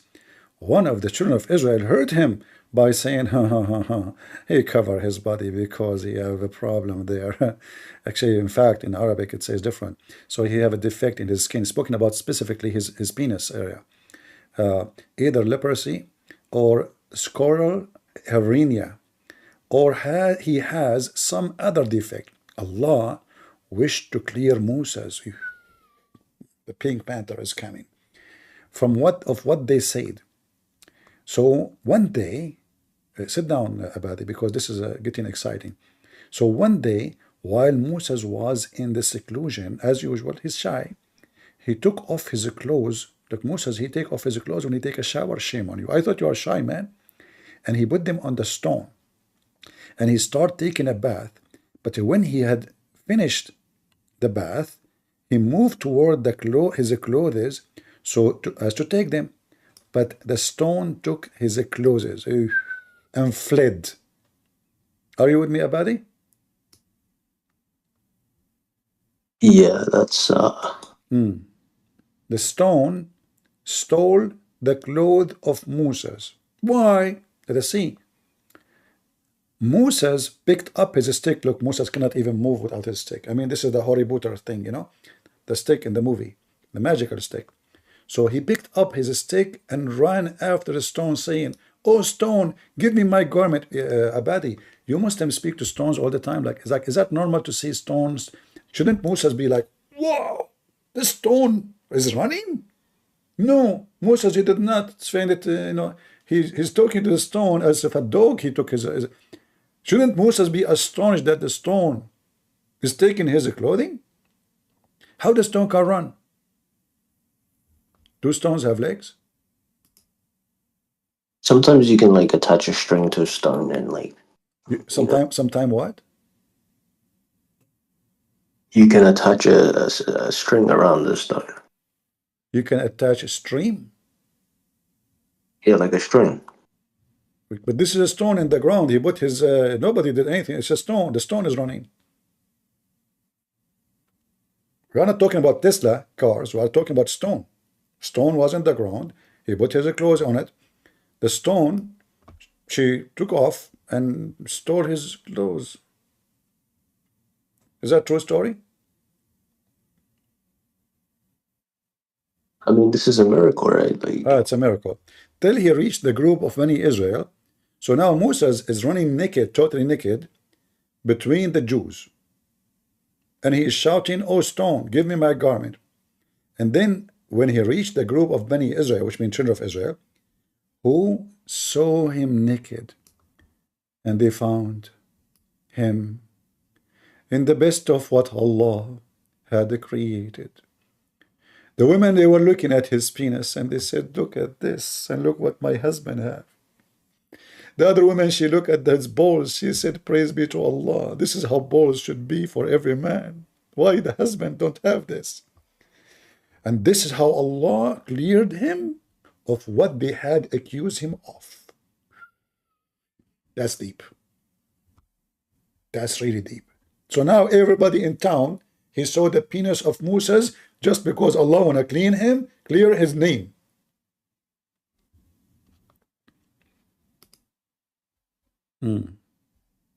And Ahmed Didat was Why saying, does Allah say that this is the best of what He created? Is He saying that? Listen, and Ahmed Didat in his debate with the Christians says, "Your Ezekiel, he was in the desert naked." First of all, Abdul, he was in the desert, there's nobody. Secondly, the nakedness is about he took the clothes of a priest, which means this is nakedness. He is not a priest no more. So Muslims here, this is how Didat is debating Christians. Imagine if I'm debating Didat and I show him this, he will become like a rabbit. So this is your prophet, is making that guy totally naked, for real, running between women and children, in just to show them that his penis is so good.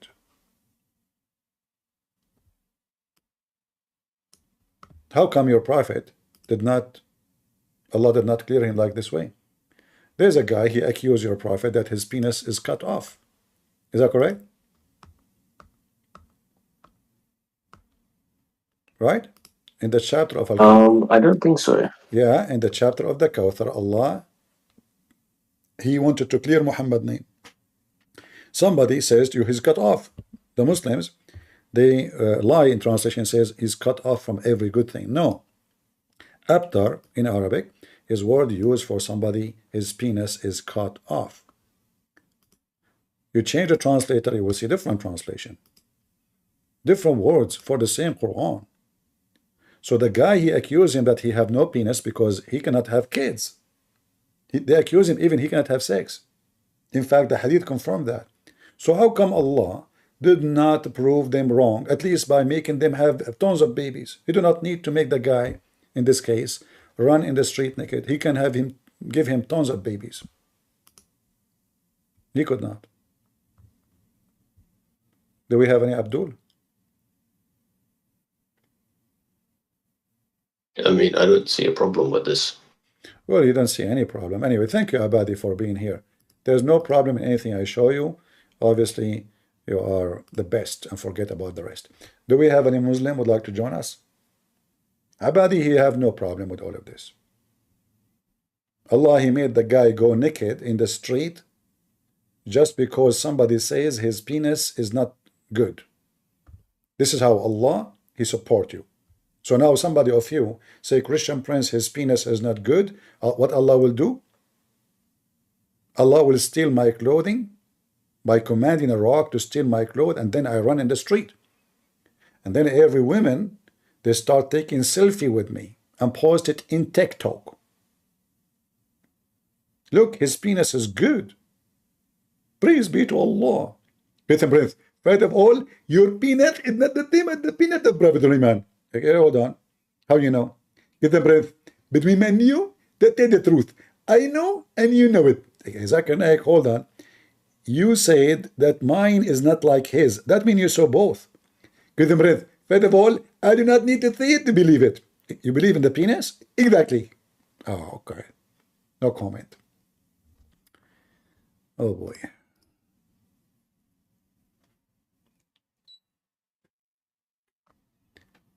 Tip? Yes, hello. How are you, Christian Prince? I'm fine. Are you a Muslim? No, I'm at my job right now. I'm working with Muslims though. All right. How about Yeah, so pretty much they have no idea who you are. They're very respectful. I just want you to try to disprove the Quran and Arabic. They only speak Arabic though. They don't speak English. Is he next to you? Pardon? Is he next to you? Yeah, he's next to me. Let me speak to him. Okay, 1 second. Let me give you a 1 second.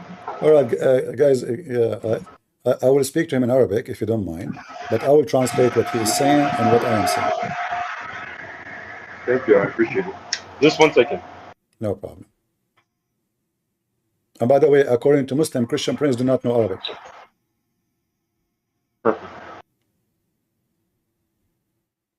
Where is he? I think he's hiding now. He's hiding? Akram!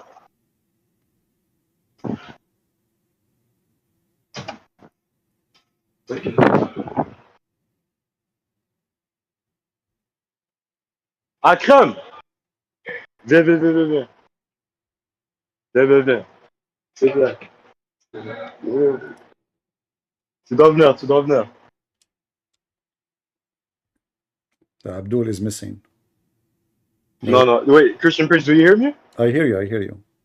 Okay, I'm gonna pass him my headphones. All right. He literally has no idea. I just want you to try to just convince him that the Quran is right. All right, thank you. C'est qui? C'est le gars que je te parle. Allô? Non, non, en arabe, en arabe. Salam. حكم. السلام عليكم. أكرم أكرم. وعليكم السلام. كيف حالك؟ ممتاز ممتاز. هل أنت مسلم يا حكم؟ أي مسلم. أكرم اسمي. ها؟ أكرم. أكرم مش حكم. حكم؟ أكرم. أكرم أكرم أكرم. أكرم وي أكرم. Do you know that? أكرم. أكرم من تونس. هلا هلا هلا. Do you know that the Quran? Do you know that the Quran mention that word أكرم? Sorry, I forgot he don't speak Arabic, English. هل تعلم أن القرآن قد ذكر كلمة أكرم؟ حقيقة لا. نعم. الحقيقة لا أعرف. You don't speak Arabic. يا أكرم هل تتكلم العربية؟ نتكلم عربية. أوكي. لماذا تؤمن بالإسلام؟ لماذا نؤمن بالإسلام؟ على خاطر تولدت في بيئة إسلامية الكل. ماذا قلت؟ معناها أوتوماتيك معناها أوتوماتيكمون كيفاش نقول معناها لقيت روحي مسلم ونفسانيا مرتاح للإسلام.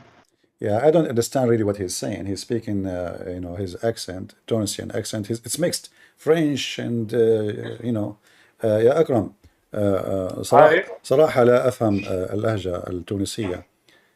أتكلم اللغة العربية الفصحى؟ العربية الفصحى طبعا أتكلم قليل العربية الفصحى. طيب. هل وعدك محمد بأن تذهب إلى الجنة وتنكح الحوريات؟ محمد؟ نعم. لم يوعدني. ماذا؟ لم يوعدني. يوعدني بالذهاب إلى الجنة. لم يعدني بالذهاب إلى الجنة. ليه لا محمد وعدني بالذهاب إلى الجنة طبعا. كي تكون مستقيما في الإسلام. الحوريات من هم الحوريات؟ الحوريات النساء في الجنة. مش كان النساء.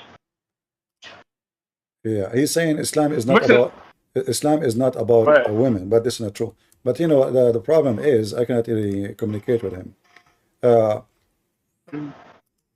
Sadly, I cannot communicate with him. You know, his language is very bad. His Arabic is very bad. Yeah.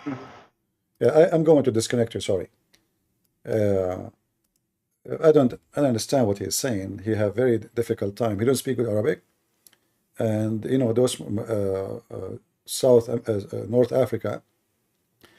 They've been occupied by the French, by Italian, by etc. by, and then when they speak and by the Arab, and then all those languages, and they have their own language too, which is Amazigh, and other mixed tribe languages. All of them they become one language. So when they speak, you have no idea what they are saying. Yeah, he said that the Quran did not. It's not about women, but as you see, this is about women. And even the Quran described that nobody open the skin of their vagina. The whole idea of Islam is to have sex with women in heaven. The whole reward is about sex.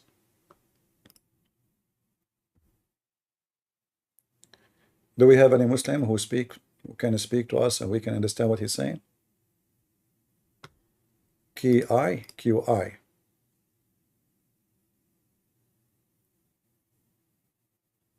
Go ahead. QI.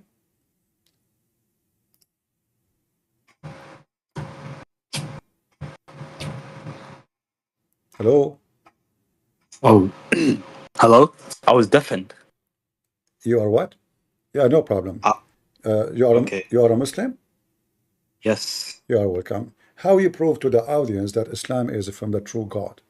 Oh yeah, we use the Quran. Go ahead. And the Sunnah. Go ahead. Okay. In the Quran, right? For example, it contains a prophecy in Surah Al-Rum. All right. Yeah, and then it's the prophecies that the Roman Empire. Well, I believe the Roman Empire. Wait. Yeah, there was a war between two empires, the Romans and the Persians, right? All right. And that Allah Azza wa Jal, He tells us that He will despite the Romans what's it called being severely defeated, and how it was expected that the Persians would have won. Allah said in 3 to 9 years they will come back and win. All right. So, but how did a Arab illiterate Arab man in the 6th century, 7th century, I mean, know this without any prior political or anything? Yeah. Notify him of this current situation of the battle. How did he know this? Okay. First of all, your prophet here report a very false prophecy, because he mentioned this after the Roman was victorious. Correct? What? After the Roman were victorious, Muhammad, he said this, they will be victorious. Look, he mentions how they fought, right? No. And then after that, he makes a prophecy that they will win after. Okay, so did he mention that they are going to be in the future victorious? Yes. Okay.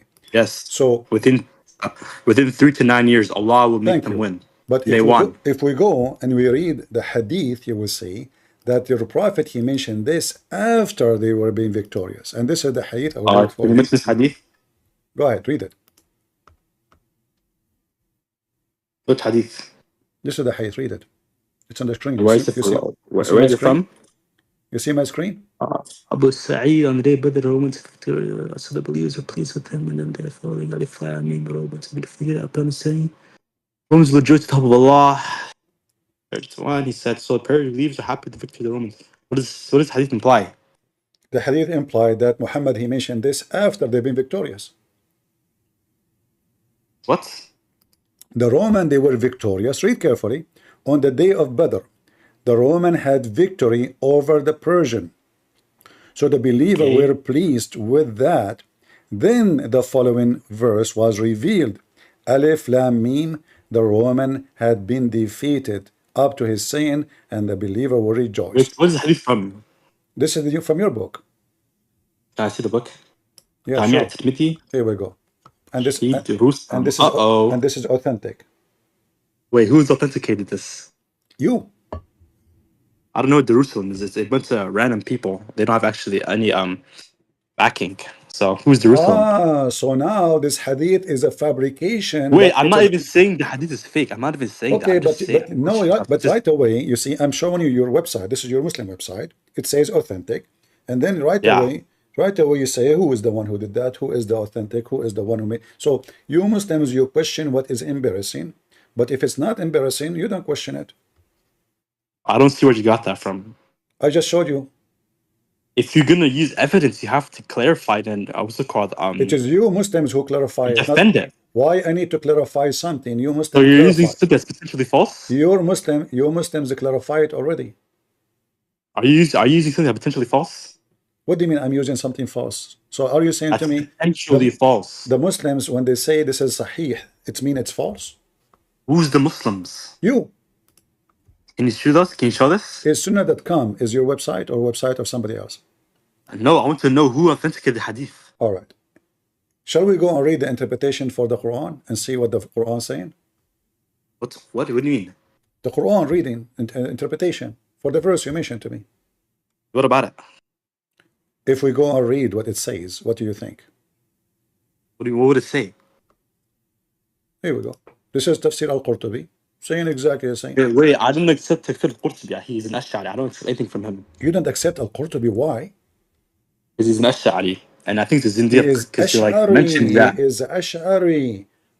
Yeah. Okay, I see. Okay, what? Who you accept, Your Majesty?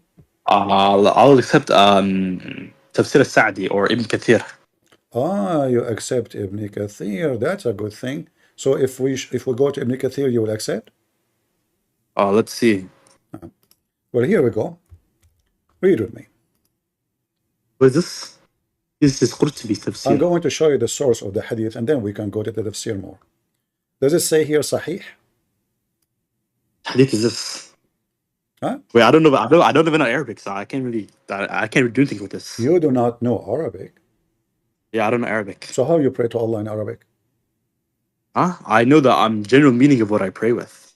What is the meaning you're praying with? For example, give an example. What do you want translated? Like you pray to Allah 5 times a day, but yes, you don't know what you're saying. Anyway, let's go focus on this. So the prophecy. I know what I'm saying. I know these terms. No, you don't know. You don't know because simply, first of all, Allah never said to you, pray Al-Fatiha 5 times a day. That is a fabrication of you Muslims. Oh my God. Okay, in front of everybody, can you show me where it says anywhere in the Quran? In the Quran? Yes. Well, I don't only follow the Quran, I follow the Sunnah of the Prophet and his all right. Sahaba. Your Quran, your Prophet, he says pray Al-Fatiha 5 times a day? Yes, we follow how he prays. We pray as he prays. No, I'm asking you. Did your Prophet say you pray? The Prophet prayed like this? Yes, the Prophet prayed like this, so that's how we follow him. And that's the Prophet, he said that, right? Yes, he prayed like this. Where we can find that the Prophet prayed like this? Where you can find? I'm not. Find what? Why you have to use Al-Fatiha? Why not? If Allah did not say so? The Prophet said so. The Prophet did so. He said so, did so, and his people did so, and the other people did so. You say that the Prophet says so. When I showed you a hadith about what the Prophet said so, you said you didn't accept it. When did you show me hadith when the Prophet said so? It says here, like the Persian, they were victorious. Dude, are you retarded? When does it have to do with prayer? It's the same. Either you accept what your Prophet say. So when you what does it have to do with prayer? The same. You said what you said. You said to me. You said to me, this is what the Prophet said. I just showed you what the Prophet said. You said, I don't accept what the Prophet said. Wait. Did the Prophet say this? Did the Prophet say this? Yes. Wait, are you illiterate? Can you not read? Abu Sa'id narrated. So Abu Sa'id narrated did what? Prophet say this? Abu Sa'id narrated what? Abu Sa'id narrated. Wait, is this Abu Sa'id? Hold on. Abu Sa'id narrated. Are you saying to me whatever Abu Sa'id narrated, you will not accept? Wait, why are you touching up? You said the Prophet said this, but the Prophet said because the Prophet said the Prophet said. Wait, can you admit this? Can you admit you're wrong here? Can you admit you're wrong here? Abu Sa'id, he said, in the day of Badr, the Roman had victory. Now, who is the one who said the rest? Your Prophet. Can you answer my question? Did the Prophet say this? The Prophet, he said the Quran. Abu Sa'id, he comes from when? Did the Prophet narrate this hadith? Is it from him? The hadith never was. It's not from him. You said it was from him. Why are you a liar? The hadith is when it happened. It's not about when the Prophet said, except the Quran. What? The hadith report when this revealed, when your Prophet says that. So Abu Sa'id is telling us that in the day of Badr, the Prophet said. When did the Prophet say this? It says in front of you, on the day of Badr, the Roman had victory over the Persian, so the believer were pleased. And then the following verse was revealed. Who is talking? Muhammad. Huh? Who is saying this? No. Muhammad. No, he's not saying this. So who is the one who gave this verse to the Muslims? Not Muhammad? No, it was Muhammad. Okay, so Muhammad said this. So in the day of Badr, when the Romans were victorious, Muhammad said this. Oh my God, are you misunderstanding what I'm saying? You said earlier. Yeah, this is what your Prophet said. This is what your Prophet said earlier, right? This is what your Prophet. This is what your Prophet. Yes, this is what your Prophet said. What did he say? He said in that they were better, victorious. The Muslim have better. He recited this Quran. I don't think the Prophet said this. He said this is what, he mentioned this verse. It's you who mentioned to me this verse. And then I showed you that this verse is mentioned after the false prophecy happened. So imagine I say, Trump, he won the election in 2016. Listen, look what you are doing. Trump, he won the election in 2016. I say now, Trump, he will win the election in 2016. But this is already all the news. So the prophecy you gave me is a false prophecy. I didn't answer my question. Go ahead. Who authenticated this hadith? I don't think it's authentic. This is not my business, because I just showed you that Muslims. How can you use the hadith then if you don't know it's authentic? I just showed you, guys. Did I show him in his own website? It says authentic in Arabic and in English. Who said I accept this authentic? In Arabic and in English, all of them they say it is sahih. Wait. Who said I accept this authentication? This is not my business. Why is that your business? Because simply I trust On the Muslims. day of Badr, the Romans defeated Persia, and the believers were amazed at that, so the verse was revealed. The Romans were defeated too, as saying the believers rejoice in God's victory. He said, so the believers rejoiced at the Romans' victory over Persia. Narrator, Abu Sa'id al-Khudri. Updated, Al-Albani source, Sahih al-Tirmidhi page or number 3192. Summary of the hadith's ruling, Sahih. Do you see it? Sahih. So you are questioning me why I consider the hadith is sahih when it's you Muslim who decide, you study it, you publish it, you print it, you teach it, and you say sahih, and then you question me. You say why you say no. Wait, can I turn my camera on, like my screen on? No, you cannot actually, because we don't have an option in Discord here. Not for you. Okay, not for then me. I have evidence contrary to this hadith, so I disagree with this generation. All right. So look. So this one was same time. By the way, same time. This hadith itself proved Muhammad again to be false. Why? Because my God. Because I have evidence contrary in the day. Okay, can you tell me what was the date of Badr? I have evidence against the hadith you're mentioning and your interpretation, your posturing. I'm asking you, what date? What was the date? What was the date your prophet he mentioned this verse? Wait. I don't know. What do you mean you don't know? Because you are. You mentioned. I have the hadith. Okay, let me speak. I have the hadith, right? That explains what you're talking about. Can you go to it? Go ahead. Okay, go to Sahih Tirmidhi. Tirmidhi, Jami' Tirmidhi, 3144. 3194. Tirmidhi, hold on. 44. Yes, 9494. 9494. All right.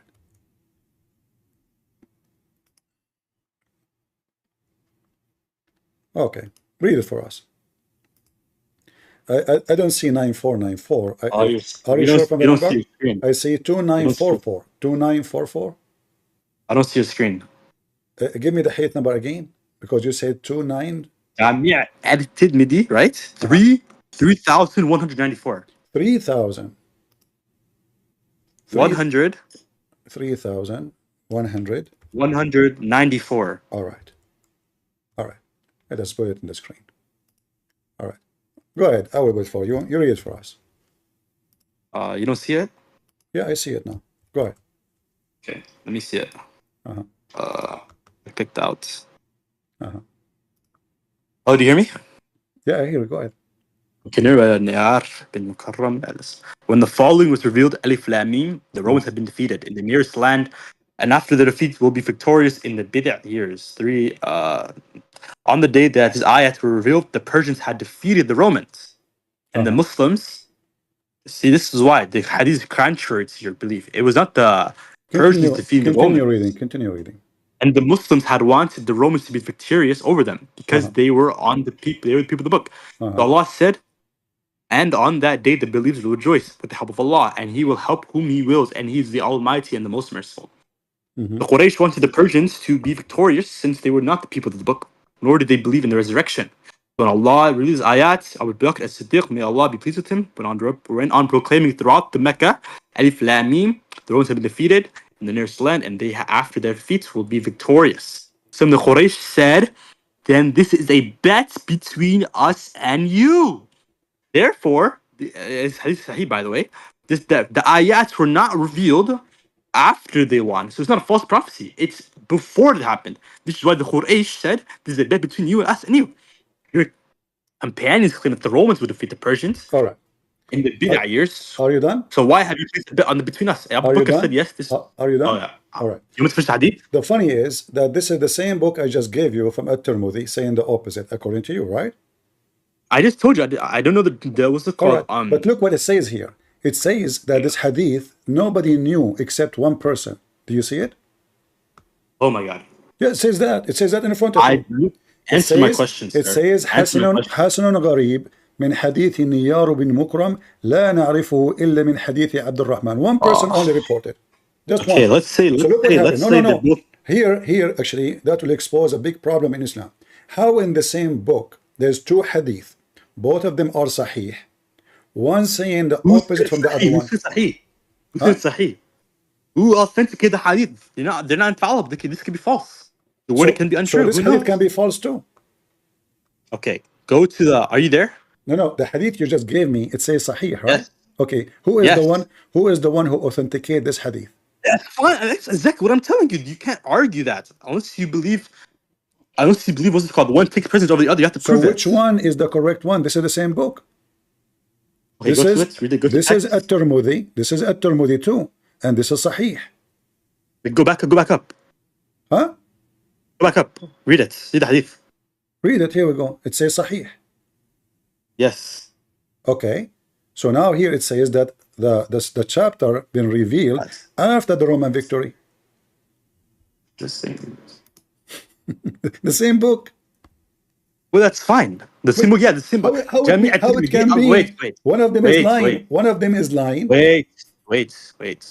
Jami' at-Tirmidhi, right? Unlike Sahih Bukhari, Sahih Muslim, do not fully contain Sahih hadiths.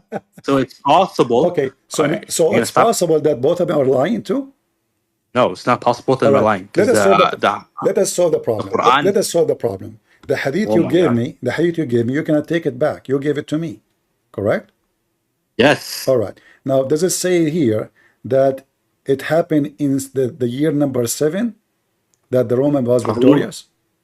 I don't know what that means. All I know is, right? No, you know what it means. You know English, you gave me the hadith. Does it say verse was revealed before? Did it say? Does it say? Hold on. Does it say that in the seventh year, the Romans were victorious? Yes or no? Nice. That's. Wait. Can you show that? Sorry. It's in front of you. This is the hadith you gave me. 6 years. Yeah, 6 years, 7 years. Sure. Okay. So now, this was which year? In the year of Badr, correct? No, I don't believe that. It says that in the hadith. Other hadith? Yes, in the hadith. Wait. No. The bid'ah is not Badr. Why are you conflating the two? They're not the same thing. All right. Read with me. What do you see in the front of you? What do you see in the story? You're trolling. Which one? And hope Allah he helps whom he wills. In the one you should. Almighty, the most merciful, the Quraysh wanted the Persians to be victorious, since they were not the people of the book. All right. Nor did they believe in the resurrection. So when Allah reveals ayat, Abu Bakr Siddiq, may Allah be pleased with him, went on to proclaim throughout Mecca. Alif Lam Mim.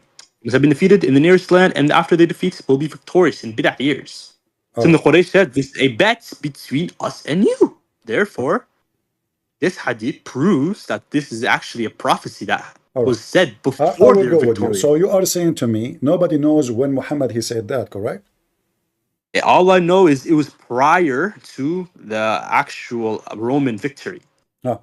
So I can say hold on. First of all, some of the ulama can know, but I do not personally. You can read every interpretation. They say this is mentioned in the day of Badr. Every Islamic interpretation says that this has happened in the day of Badr. Correct?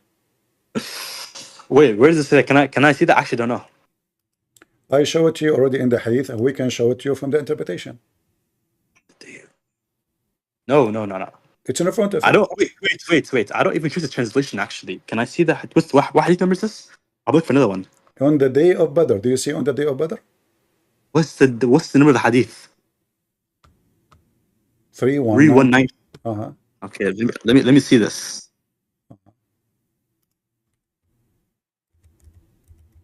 Ahmed 3192.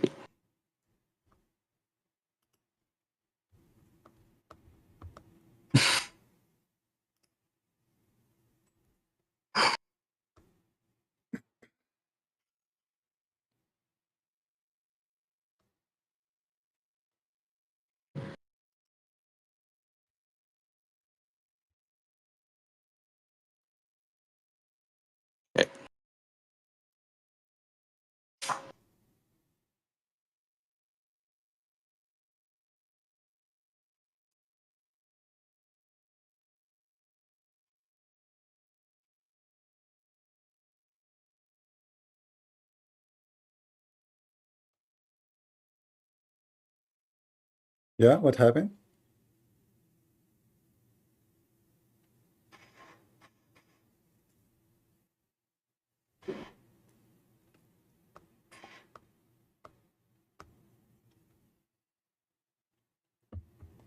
Hello? No, I'm looking for the hadith. Wait.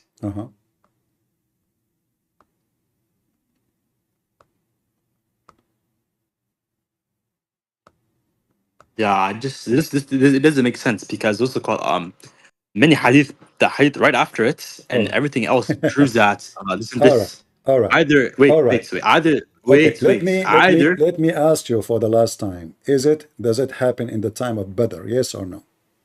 Badr, I do not know because I do not trust the authenticity of this hadith. Okay, you said to me you accept Ibn Kathir. Yes. Well, this is Ibn Kathir saying. That's fine. Even if it is. Okay, but if this has happened in the time of Badr, which year Badr happened? I believe, how many years was it? It's not tip my head. If you check the date, you will find that the Roman being victorious long after Badr, which means your prophet is a false prophet, because it's a war, and the war, as when Arabic no, say, wait, this hadith is not from the prophets. Are you like? It's not from the prophets. It's from Abu Sa'id. I don't care. It's Quran now. It's Quran. Your prophet, not Quran. Listen, your prophet. He said this according to Ibn Kathir in the year 624, the day of Badr. Where are you? Where I am? Yeah, where are you getting that from? Badr, go check your history. No, from what tafsir are you looking at? What? What tafsir Ibn Kathir? Where are you? I don't see your screen. Ibn Kathir. You don't know Ibn Kathir? Okay, I will put it for you. No problem. Here your we go. Screen. Are you not there? All right, here we go. This is Ibn Kathir. And let me show you. Well, I don't know his website. What's his website? This is Ibn Kathir. What website is this? This is the official government website of the Kingdom of Saudi Arabia. I will give you the link. Here we go. It says, fine. Continue. أنهم غلبوا يوم بدر. Do you see it? Idolaters wants the Persians for fail. Yeah, Ibn Kathir mentions this exact thing as I'm mentioning. Okay, so do you accept Ibn Kathir now or you don't? Yes, I accept him. He's saying the exact same thing I'm saying. All right, so now, is the date happen in the time of Badr, yes or no? All SOFYA. Okay. Wait, so, is this a narration he's mentioning? You said to me you accept Ibn Kathir. Now you want to question Ibn Kathir. Yes, I accept as the tafsir. Like, what is he quoting? What? What is he quoting? Quoting what? Who is he quoting? You know, when you said to me Ibn Kathir, did you say I don't accept Ibn Kathir or not? I said I do accept Ibn Kathir. Okay, now my question to you is what exactly are you quoting? This is something you can question. I don't care. I'm giving you the reference, which you all right, I'm at the reference. I don't see what you're talking about. The reference is that your prophet, again, he is a false prophet in the time of Badr. Guys, do you hear me? Yes, we hear you. Hello? All right. I'm asking you, if this has happened in the time of Badr, which year was Badr? Wait, I want to verify Ibn Kathir is saying this first. I need to I verify. just showed you on the screen. Okay, can I please check myself? Go ahead. Hey, now, I'm on his tafsir, right now. I'm mentioning you a hadith Imam Ahmed narrates from Ibn Abbas in Ibn Kathir's tafsir. He says, mentioning the ayat of the Romans were defeated in the nearest land. He said, they were defeated, then they were victorious. He said the idolaters wanted the Persians to prevail over the Romans because they were idolaters, and the Muslims wanted the Romans to prevail over the Romans because they were the people of the book. This was mentioned to Abu Bakr, who mentioned it to the Prophet ﷺ. The Prophet ﷺ said, أَمَّا إِنَّهُمْ سَيَقْلِبُونَ, right? They will certainly prevail. Abu Bakr mentioned this to these idolaters, and they said, set a time limit for that, and if we prevail, we will get such and such, and if you prevail, you will get such and such, right? This clearly, the Prophet is clearly telling them, right? This is prior to the Romans' defeat, and the idolaters also agree with this, right? And they're saying, okay, it's a bet. This clearly demonstrates that this hadith was prior to their victory and is a true prophecy. That is ridiculous to say, because how could the Romans have possibly won when they're just defeated? Okay. Right? Are you done?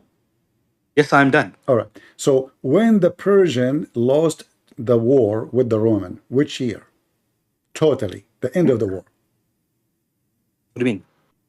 Which year the Roman... I don't know. Which year is it? See, you Muslims are a bunch of liars then. Because if we find that the Roman, they defeated the Persian long after that date, the day of Badr, because now Ibn Kathir says it's Badr. So now we have the date, the day of Badr. So if it passed 9 years, that means Muhammad is a false prophet, correct? I don't know what this means. What do you mean? Hold on. So you see... Wait, you're quoting Ibn Kathir, correct? You asked me for Ibn Kathir, correct? Yes, what I want to know from you, right? Ibn Kathir, Ibn Kathir, hold on. Ibn Kathir, he mentioned, Ibn Kathir, he mentioned that this has happened in the day of Badr. Do you agree? No, he mentions that someone said it's on Badr, right? There's someone. So Ibn Kathir. Yes, it's Sufyan. Is Ibn Kathir Sufyan?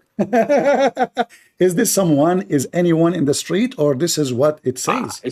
I'm not. What do you mean everyone in the street? I want to know this, right? No. First of all, you are making up stories. It doesn't say someone. It says Qala Sufyan. That's what I just said. Is that someone? Is alien? Is Sufyan is someone to quote, or he is nobody? He is. Wallah, he is a authority. He's authority. He's a quote. I agree. So I want to know this. All right. So Sufyan, Sufyan, he was quoted by Ibn Kathir because he is a trustworthy. Dude, Sufyan is like 600, 700 years after Ibn Kathir. Where is his chain of narration from? Where's it from? How come you see? You are saying you take Sufyan. You don't take Sufyan, but you take Ibn Kathir. But Ibn Kathir, he came 100 years after Muhammad. Oh my God! He mentions a chain of narration. He mentions a hadith. Oh, listen. I want to know where it's from. Listen. You see, look what happened. So your prophet, he gave false prophecy because either the date is correct or the whole story is false. The only way to know if this is really what happened is to go and find what the Muslim says. And what the Muslim says, one hadith says Muhammad, he mentioned this after the victory of the Roman. Other hadith says he before the victory of the Roman. But both of them, they agree that this has happened. Oh my God, I told you this, both of them, they agree that this has happened in the day of Badr. Correct? Wait, what? It happened in the day of Badr. Wait, who says this? Ibn Kathir. What does Ibn Kathir say it? It happened in the day of Badr. Or is he quoting someone? So what? Where's he get the quote from?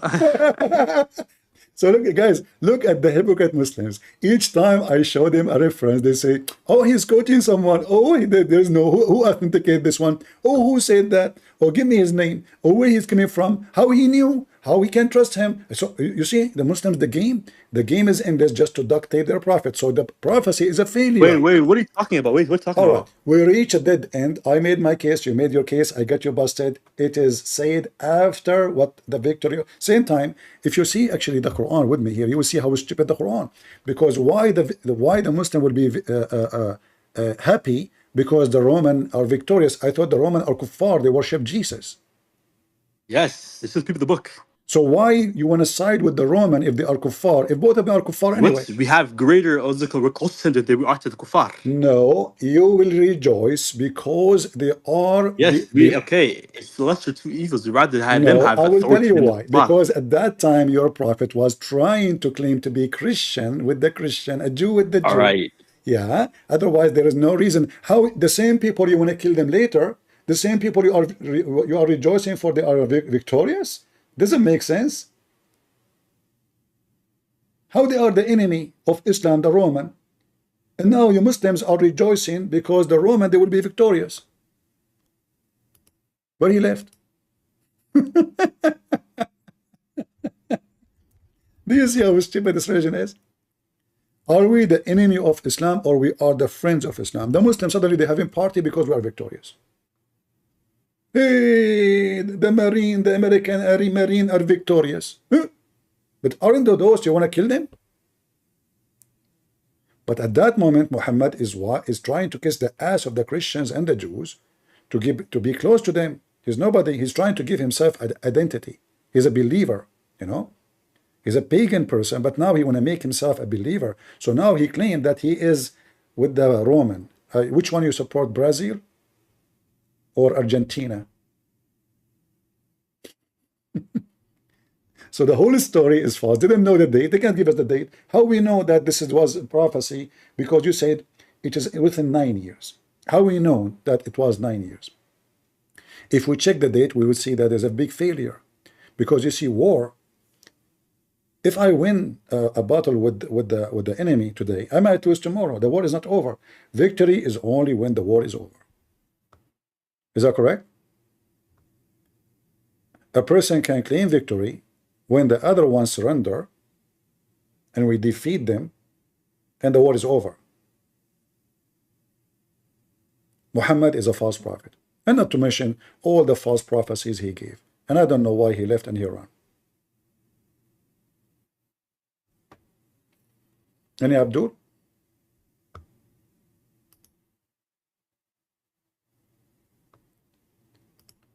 Any hadith you give them, any reference you give them, they try to question it even though it's their book. This is the only way to escape the embarrassment. Suddenly Christian Prince, he have to give them the authority of if it's authentic or not. It says in their page it's authentic, they say we don't accept it. Who's the one who's talking there?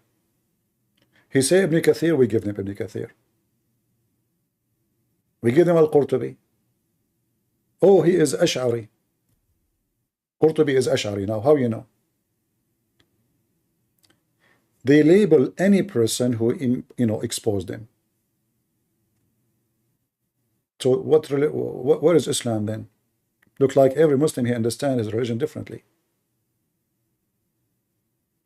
Any Muhammadan would like to join us?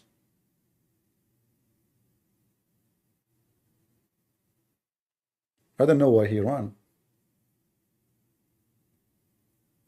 Guys, the prophet, he says they will be victorious in a few years. How he knew that? No, he said that after the victory. Secondly, let us say for the sake of argument, he said that. But that will not make him a prophet. It's a war. They keep losing, winning, losing, winning, losing, winning. So they will be victorious. Did he say even final victory? Trump, he lost the election, he will be victorious. He can keep trying until he wins.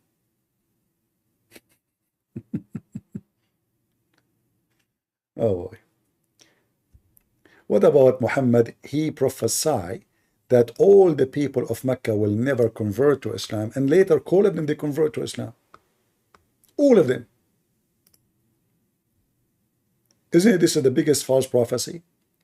He said to them, oh, who you reject faith, kuffar, I worship not what you worship, but Muhammad, he worship Allah. Nor will you worship. You see the word will? Will, the future.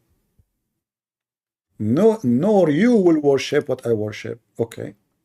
And I don't worship, and I will not worship what you worship. But look what happened. Those who he said to them, you will not worship, all of them, they converted to Islam. All of them. And not only that, he worshipped the three daughters of Allah, because later he recited the three daughters verses, satanic verses, and he worshipped Allah and his three daughters, which they worship. So in either way, Muhammad is a false prophet. And Muhammad, he confirmed that you will never worship what I worship. But they converted to Islam, all of them. Do you see how Muhammad is a false prophet? He's a potato. If I say to somebody, and this is God talking now, supposedly, this is Allah. If Allah says, you will never believe in Islam, and later all of them believe in Islam. There's a guy, Lili Dawah, he says, the biggest prophet here, Prophet Muhammad, he said that to his uncle, Abu Jahl, he will never believe. If he believe, brothers and sisters, I will not accept Prophet Muhammad to be prophet. Huh? So suddenly, Muhammad, he says, Abu Jahl will not believe. He made a verse about him. But the rest of Quraysh, all of them, they believe. No, I'm proud of it. Look, all of them, they believe. Every single one in town believe. They go after a guy, Muhammad, Muhammad even did not say he will not believe. He said that look, guys, look at the stupid Quran. This is God talking. God? What is this? God is attacking the wife of Abu Lahab and Abu Lahab. Perish the hand of the father of a flame, perish he. No profit for him and his wealth from his gain. For soon will be in fire, blazing flame.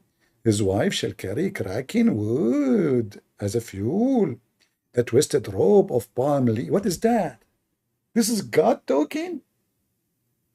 It's like two women, old women, in the Middle East, they have a fight over who throw the garbage in the front of the door. May Allah hate you and perish you. What your wealth will do later for you. You will go to hell fire, all of you. And your wife, she carry wood. Oh, what is this? So the Muslims, they say, what if Abu Lahab, he converted to Islam later? I mean, the guy who will die will never. I mean, this guy, he hate Muhammad. He forced him to divorce his daughters.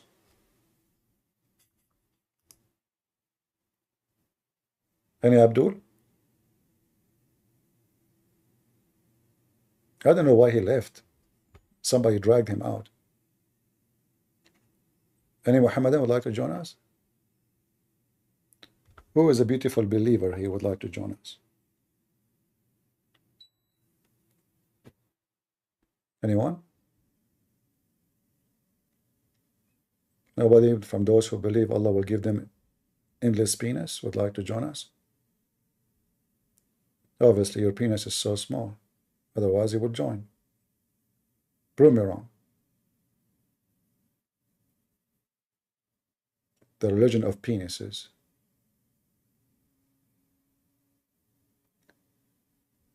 Any Abdul?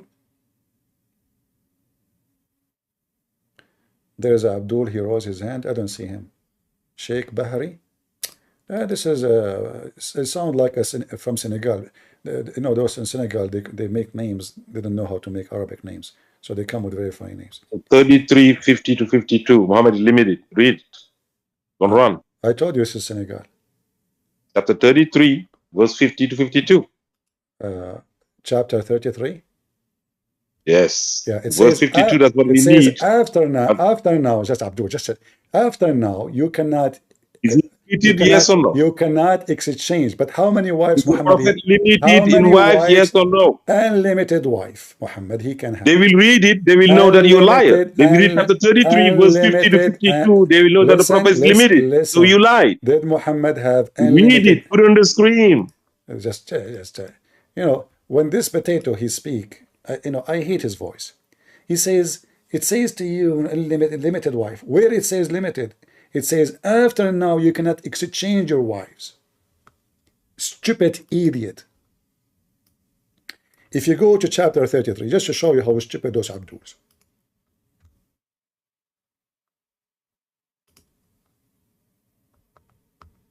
Muhammad, he been giving license to everybody. any woman she offer herself to the Prophet to if.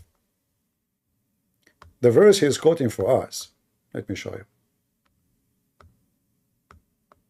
Here, look, there's nobody left. If all of those, no limit. And it says it clearly, this is a privilege to you. Remember we said, is it true that Muhammad have a privilege? That he is above all Muslims? He said where it says that. It's in the front of you. Only a privilege to thee. If you don't like this translation, we can change it for you. But let us go. I will use actually the translation of, what his name? Rashad Khalifa. Give me a second.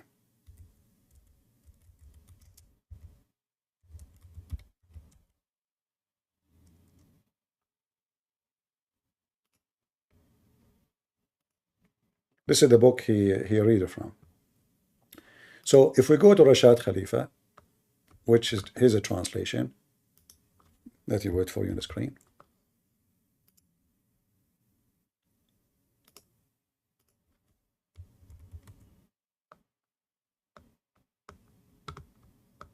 Read with me and laugh at the stupid religion. Can he now deny this translation? He cannot. All right. Let us go down. All right. Here.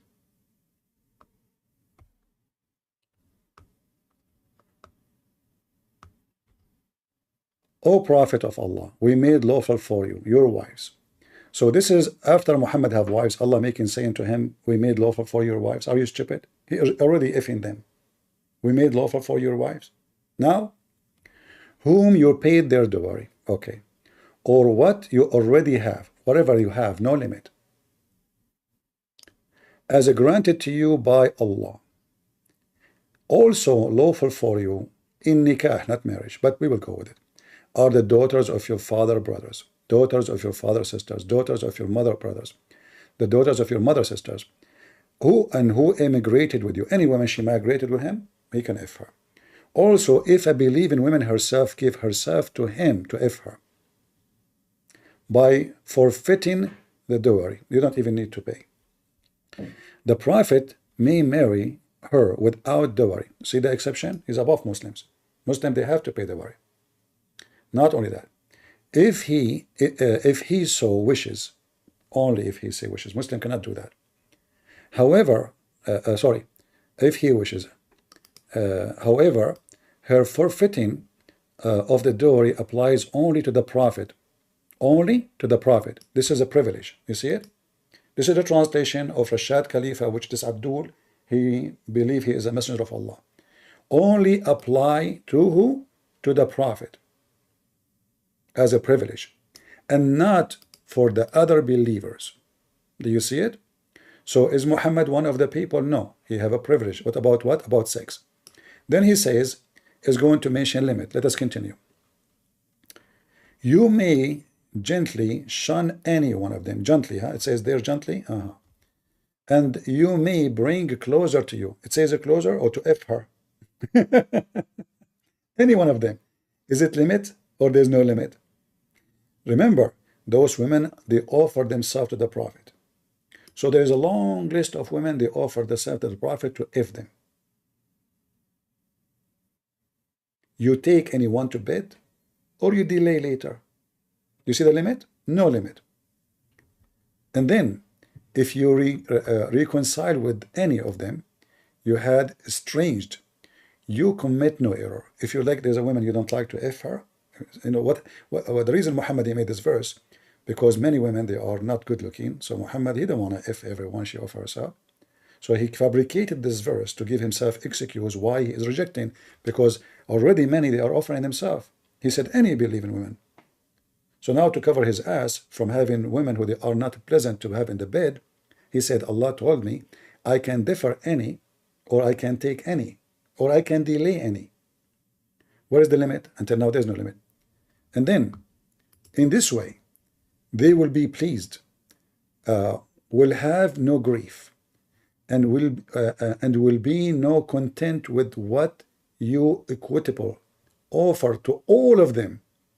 God knows what is in your heart. What is in his heart? The guy, what does have to do with the heart of Muhammad? This is about penis. And then it continues here, says, verse number 3352. Hello? Yes, Abu. Let me finish this one. Okay, I will go with you. Hold on, please. Wait, why are you even reading from this? This is written by Rashad Khalifa. Nobody takes from him. Like, this guy who 0.1% of the Ummah takes from him. They're not even part of the Ummah. They're ultimate fault. No, ultimate fault. He believed that he is the true messenger of Allah. Don't you know? Yeah, that guy's a disbeliever. Doesn't matter. Okay, anyway. Are you a believer? Yeah, I am. Oh, do Muhammad have a limit number of women or unlimited? Wait, why do we have to discuss this? I don't want to discuss this. Because we want to finish this one. I'm reading it It's for the pointless. last 15 minutes. It's pointless. How many women Muhammad he can have? There was, it was abrogated. That verse is abrogated, I'm pretty sure. Huh? Like when the verse on, like, wait, the Ahzab one, right? That's the one you're using? So how many women he have? He was married to 9 women. According to your knowledge, 9? Yes. According to my knowledge, 25. Okay, whatever. And why are we discussing this? So Can we no, talk about we the are Isra? discussing. I want to talk back about the Roman-Persian War. We will go with you. So I was talking to this guy, and I said, why Muhammad have such a number of women as he wish, but the Muslim, they can have a limit of 4. He said it's not true. Oh, okay, he's wrong. What? The Prophet could have more wives than us. Why Muhammad have such a privilege? Because he has privileges as a prophet. So what? Like even your Bible believes that David is a prophet, but he could have multiple wives. God gave him multiple wives. Nowhere it says God gave him multiple wives. That's a lie. Yes, okay, wait, let me find it. Wait, hold up. Okay. In fact, the God of the Bible says, "You shall not multiply your wives." Can you go to wait, 1 second. Yeah, I think it's 2 Samuels 12:8, 12:7, 12:8. All right, people, they will post it in the chat. Read for us. All right.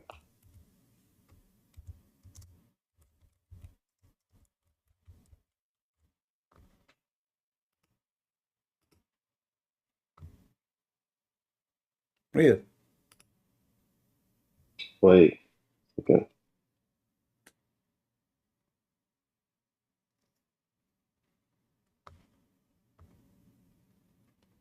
And then, wait, Nathan said to David, "You are the man, thus the Lord, the God of Israel. I anoint you king." Oh, wait, 1 second. It's the wrong verse.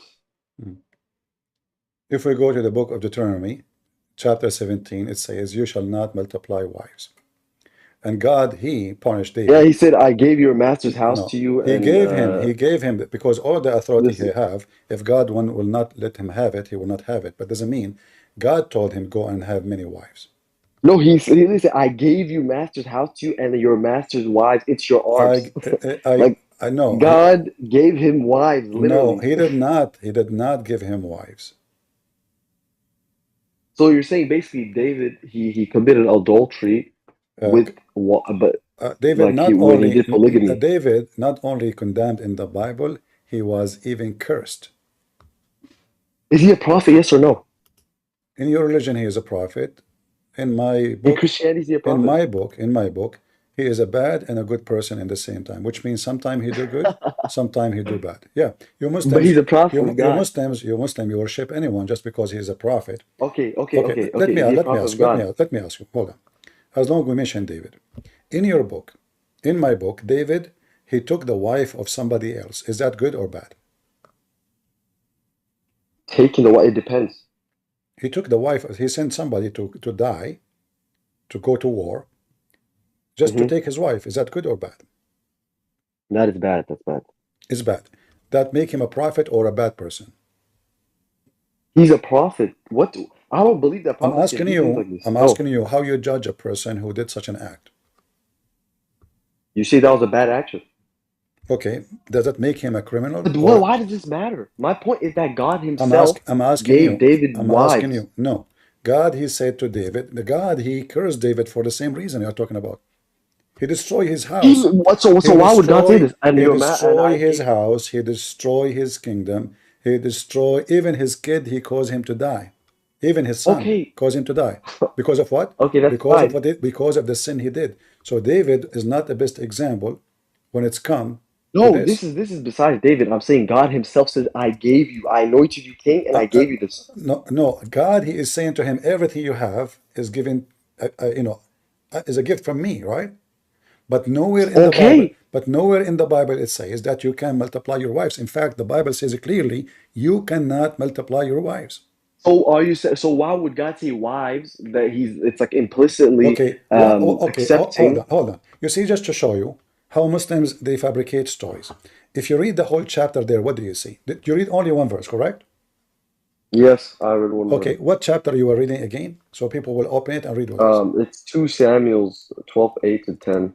Okay, why you don't read it from the beginning? And I'm reading the New International Version, by the way. Why you don't read for us from the beginning? 2 Samuel what?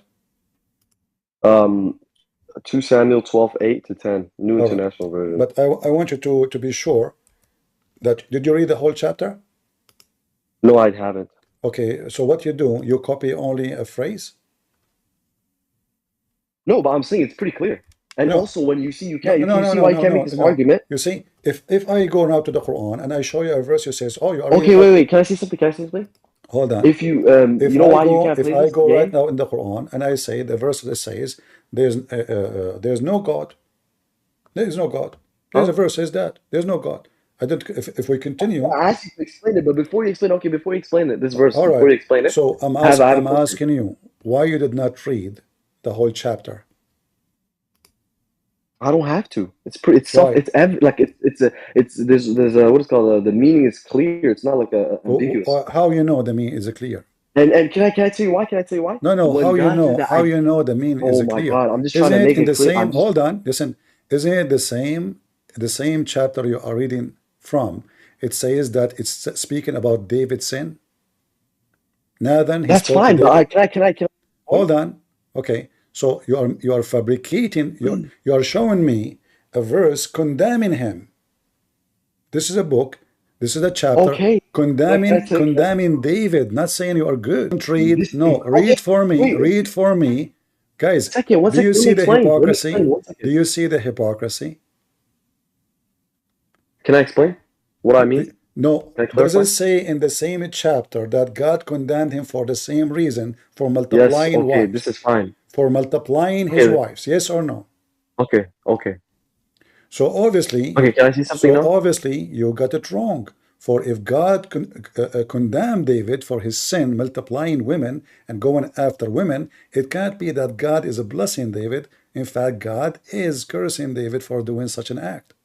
Okay, but can you admit one thing? That when God says, even though it's a curse to him, but when God says that, like, He gave him wives, right? Does that not implicitly? He is saying, like, look what you did. Bro, please you let have me talk. all of this. No, in order to understand what it says, we have to read it all, and then we see that God saying to him, everything you have is like, God, you don't appreciate what I gave you.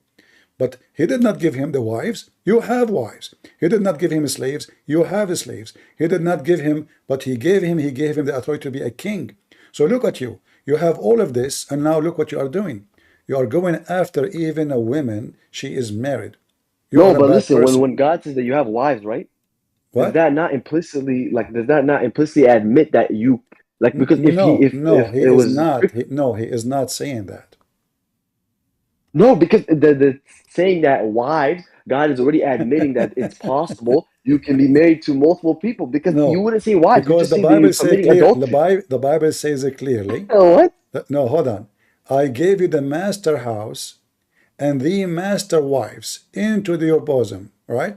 So God is telling him that the victory you have, everything you have, is from me. But where there it says you can have many wives.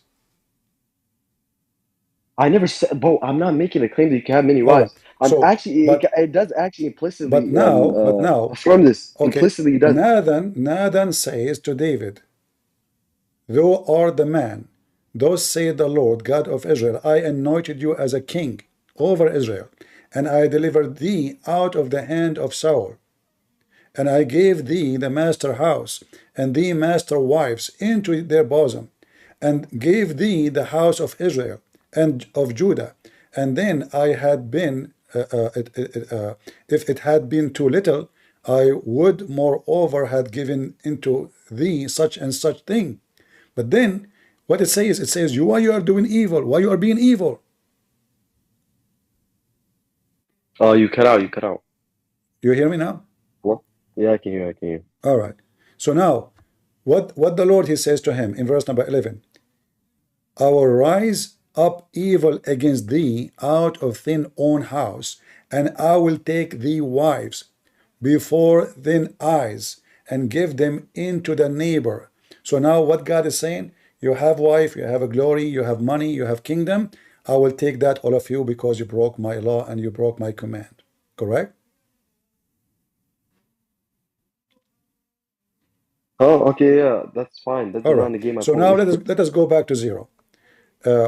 When David he did, take the man wife. Is he doing? Wait, good? I have another. Reference. Is he doing good or bad? Okay, I have another reference. No, hold on.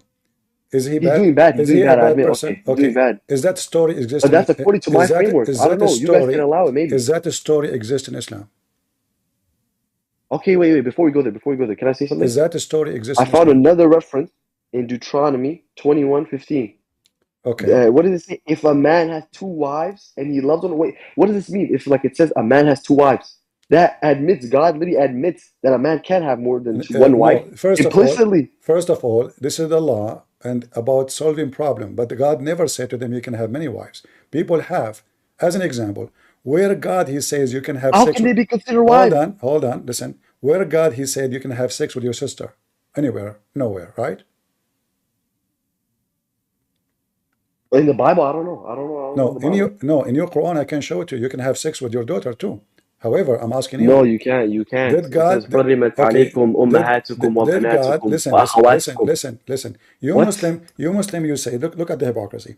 You say that the law of Islam came in the step by step, correct? So people they used to drink, and then yeah. All right. So now because we have abnegation, just like people are doing what they are doing, but God never said to them, you do that. You mentioned to me Deuteronomy, correct? Yeah. Okay, what chapter?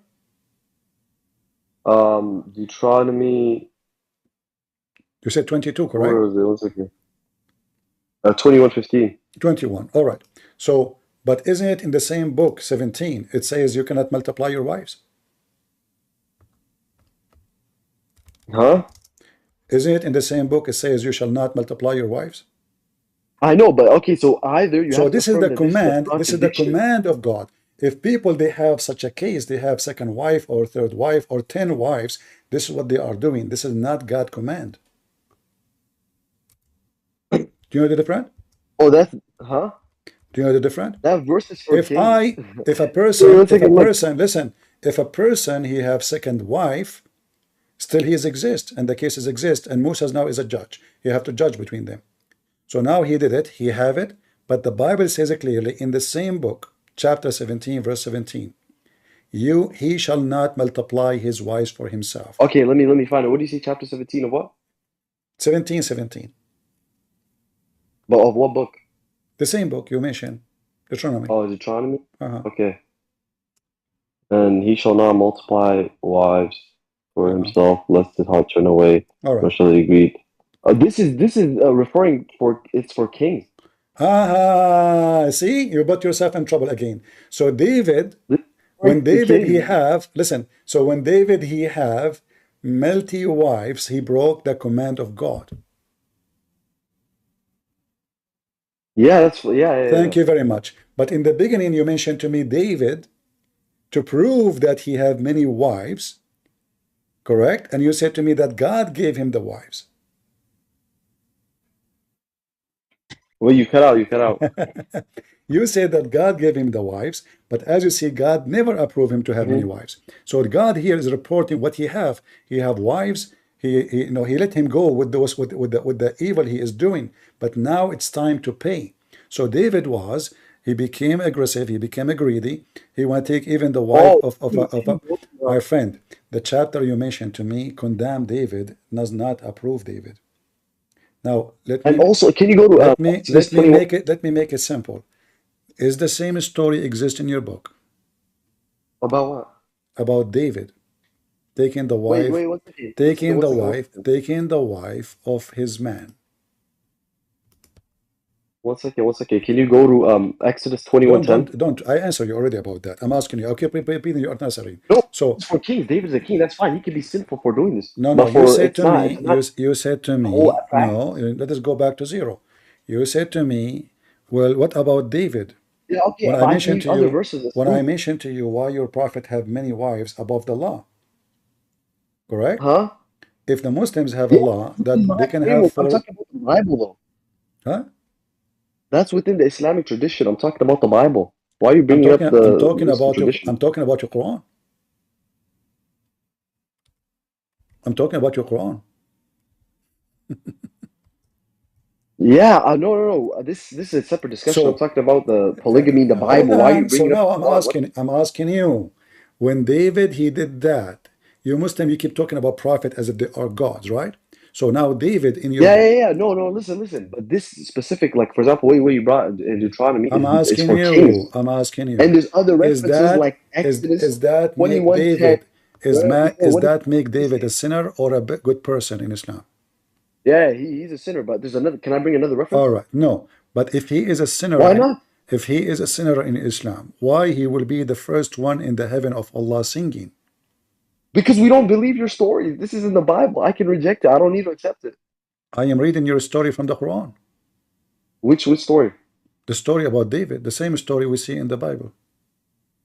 Can you find that story in the Quran, please? Here we go. Do you see my screen? Yeah, I see your screen. Read it. Okay. Allah, He made David. Wait, what is this? What is this? Read. Read. You know how to read, right? No, I can't read Arabic. You do not know? No, you said, wait, what's the source you're bringing the story from? This is from the Quran and from your prophet statement and the Muslim scholars. Huh? So what's the story? In the Quran it says, here, there's a verse in the Quran, and your prophet is quoting it to explain what happened to David. If you go in the Quran, you will see that the Quran described that David, he have 99 goats as wives, correct? No, what are you talking about? No. All right, let us go and see. Let us see.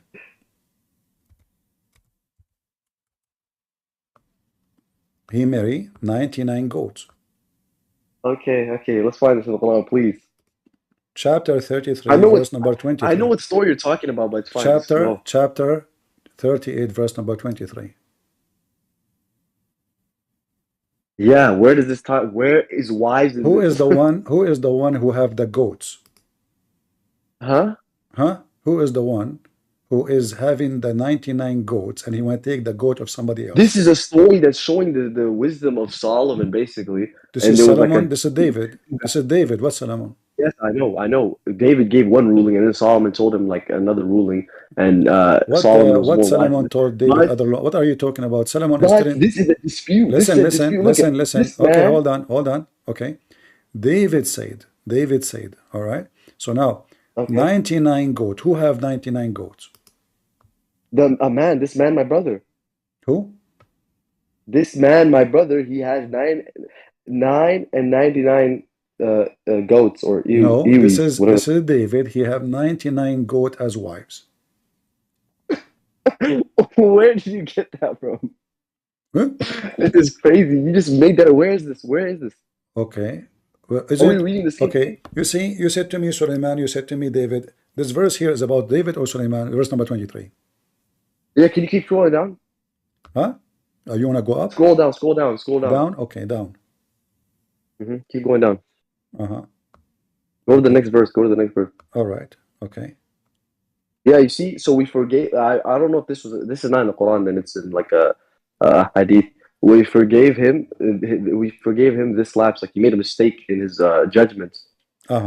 So Allah, He forgave for what? For what he did? No, He forgave him in a lapse of judgment because two men came what with he did dispute. him? What he did? What He forgave him from? What? He forgave him for making a wrong judgment, and this is in line with our understanding. About what? About these two disputes. They had a dispute about their goats. So one of them, it's not about, I don't remember the exact It's dispute. not about killing the man. It's not about killing the man. Huh? Killing the man? What are you talking about? To take his wife. No, this is biblical stories. I don't have to accept these stories. You're confusing biblical stories with let us see stories let us see who is Sunnah. confused. Let us see who's confused. Read. Here we go. I will use Google translation. Here it No, says. wait. What is the source? What is the source? This is your books. I can show you tons of books. This is Al-Kamilu fi Tariq. It's fine. Izzuddin ibn al-Athir. Volume number 1, page number 196. All right. So now this is about David who killed the man to take his wife. Let us read together. You said to me this is in the Bible, right? Yeah. Okay, but this is in your book. And I can show you from many references, not only here, as many you wish. It says here it's fine. Can you give me that the one who did that to him, it was Allah. Allah, He made him fail in lust with this woman. So a bird came to his room, and he followed. Can you tell me who transmitted this? Who transmitted? The transmitter. Yes. Yeah, this could just be a Israeliyat, like it'd be a story from the Bible that like some person narrated. It is from the Bible. He just said it is good be from the Bible. No, so. Oh my God. Do you not know what the Israeliyat are? All right. So listen, do you know what tafsir is? Yes, I know what tafsir is. All right. So are you saying to me you Muslims explain the Quran by false stories? No, oh my God, we do. When we take when there's a story basically found in the Old Testament. Listen, so I will go with you. So now, if when I explain the verse I'm showing you in the Quran, who is the one who explained it to you? What? When you show me the verse in the Quran, who's explaining it to me? The Prophet. I just showed you the 99, the 99 goats. Who explained it to you? The Prophet. Where we can find the interpretation. Let me find the hadith. Wait 1 second. So it's not tafsir no more? Yeah, there's a hadith on this. I remember 1 second. Is it not tafsir no more? What are you talking about? Tafsir. What is the book of tafsir? I said, can you give me a chain of transmission for this? Like who narrated it and where? Now you give. The one who narrated is Abdul. And also who authenticated. Is Abdul? If you can't give this to me, is then Abdul? Abdul, the son of Abdul, his father is Abdul. You are asking me, this is your book. Okay, so if you can't provide a chain, or if you can't provide who authenticated all this, I don't have to accept it. You don't have to accept it? Yes, you don't. You yourself, you don't know where it came from. You're just using it as evidence when you don't know it, like where it's from. All right. So now you can't do that in our tradition. Can we use your method? So refuse anything we do not know where it's coming from? Yeah, obviously. All right. So now I will go with you. So when Ibn Kathir he says something, we should not accept Ibn Kathir unless he can tell us where he got it from. He can be wrong. Yeah, he can be wrong. But anyway. Okay. No. Hold on. But then we need to ask, as long as this is the case, why the Muslims accept tafsir when all of it based on nothing? Nobody tell us where it's coming from. As an example. Well, it's not all based on nothing. What is this fallacy? Okay, hold on. It's not all based on nothing. So now here the story in front of us is coming from where? This story, I don't know. You still have to provide that to me. I'm asking you. So you brought me the source. Are those Muslim scholars? Yeah, I just told you they can bring something and they can be wrong. They can bring something weak, for example. It can be contained like weak things can be contained in their works. All right. I said to you Al-Qurtubi. You said you don't accept. I said to you. Well, that's not me. I take from Al-Qurtubi. Yes. You take Al-Qurtubi? Yeah, I do. Well, that's wonderful. Say from the beginning, man. Okay. Let us go to Al-Qurtubi. You want me to give you like a list of scholars I take from? Like what? Yeah, because every Muslim he have different song. I will save you the trouble. There is no authentic story that David had 99 sheep as wives. You just got this from the Bible. I don't know where you got this from. just made it up. I don't know. All right. I'll save you the trouble. There's no such narration ever. Let us see what happened to David. All right. You confirm that David he have no such a number, right? Huh? You confirm that David have no such a number. Yeah, no wives of that. This is Al-Qurtubi. Maybe there's a this is here and there. This is Al-Qurtubi. This is Al-Qurtubi. You see it? And now I will use the translation about this. So Google translation, so we can read together. All right. Let us go here.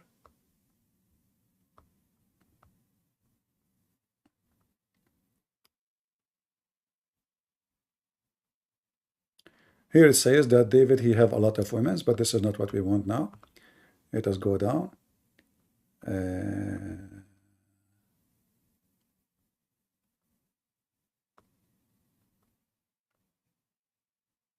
All right. Here it says, I have 100 goat and nothing but this, and this man he stole a goat from me. This is what? Yes, this is what's in the Quran. All right. Who is the one that's talking? The two guys, one of the guys they were disputing each other. They are disputing to David? Yeah, they came to David to judge between them. This is in the Quran. All right. Okay. What does have to do with David then? Because David is a king and he's also a judge. All right. He's also a prophet. It's not David who have 199 wives, correct? Or goat? No, it's not him. No. All right. Read with me carefully. Here it says, Allah he says, we made David, we devastated him by lust. Do you see it? So Allah, he did fitna to David. What he did to him? Okay. What he did to him?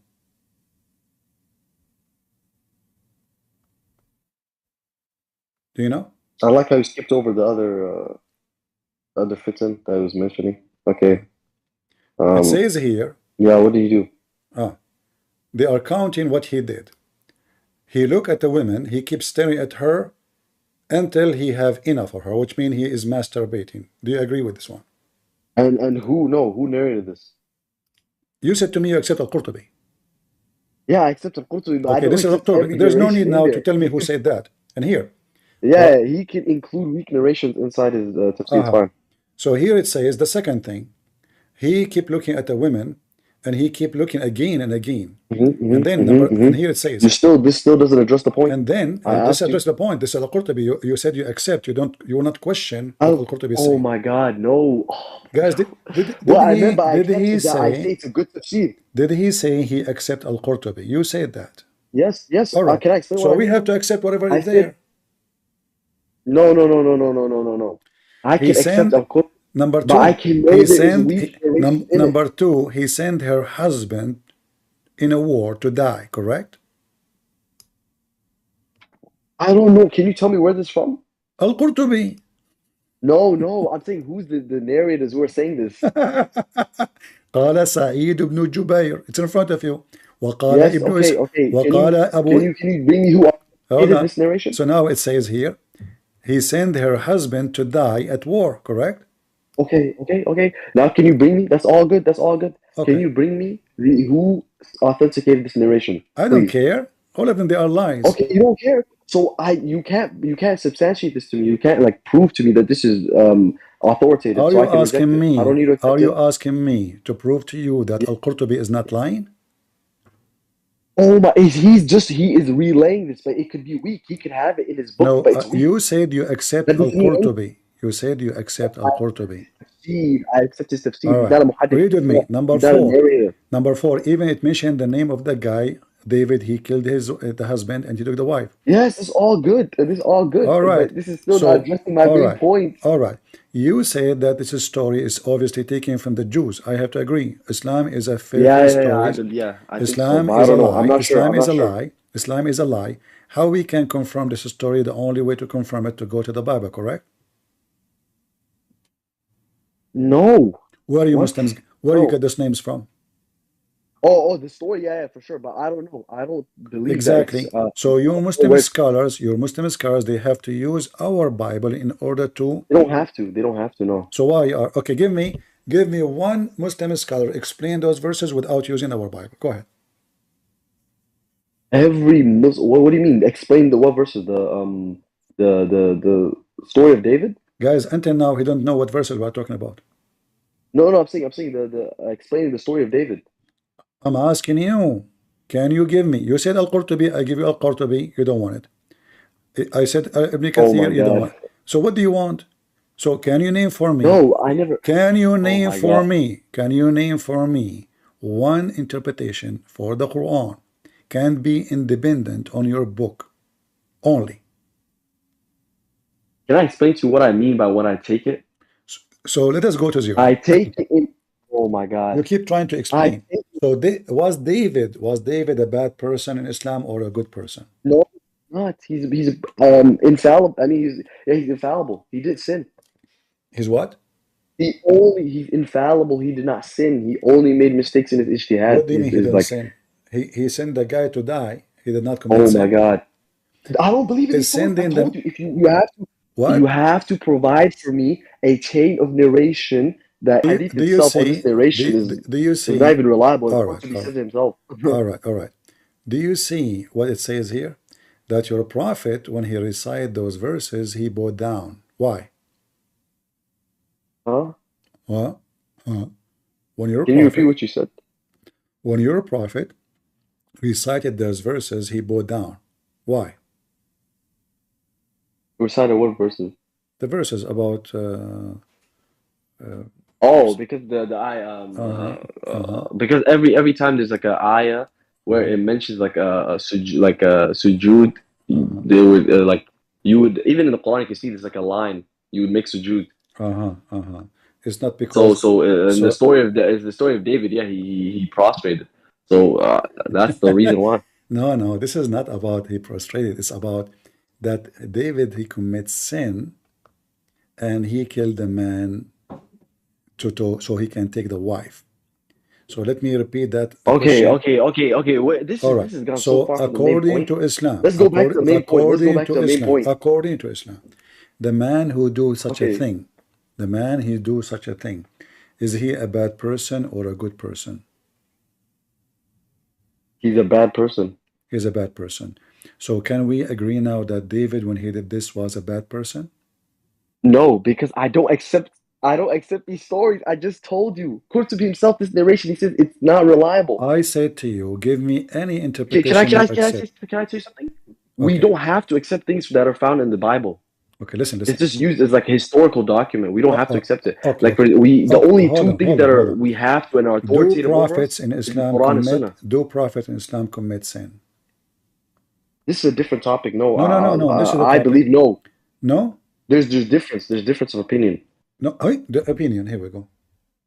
There's difference of opinion. Okay, give me the correct opinion. Give me the correct opinion.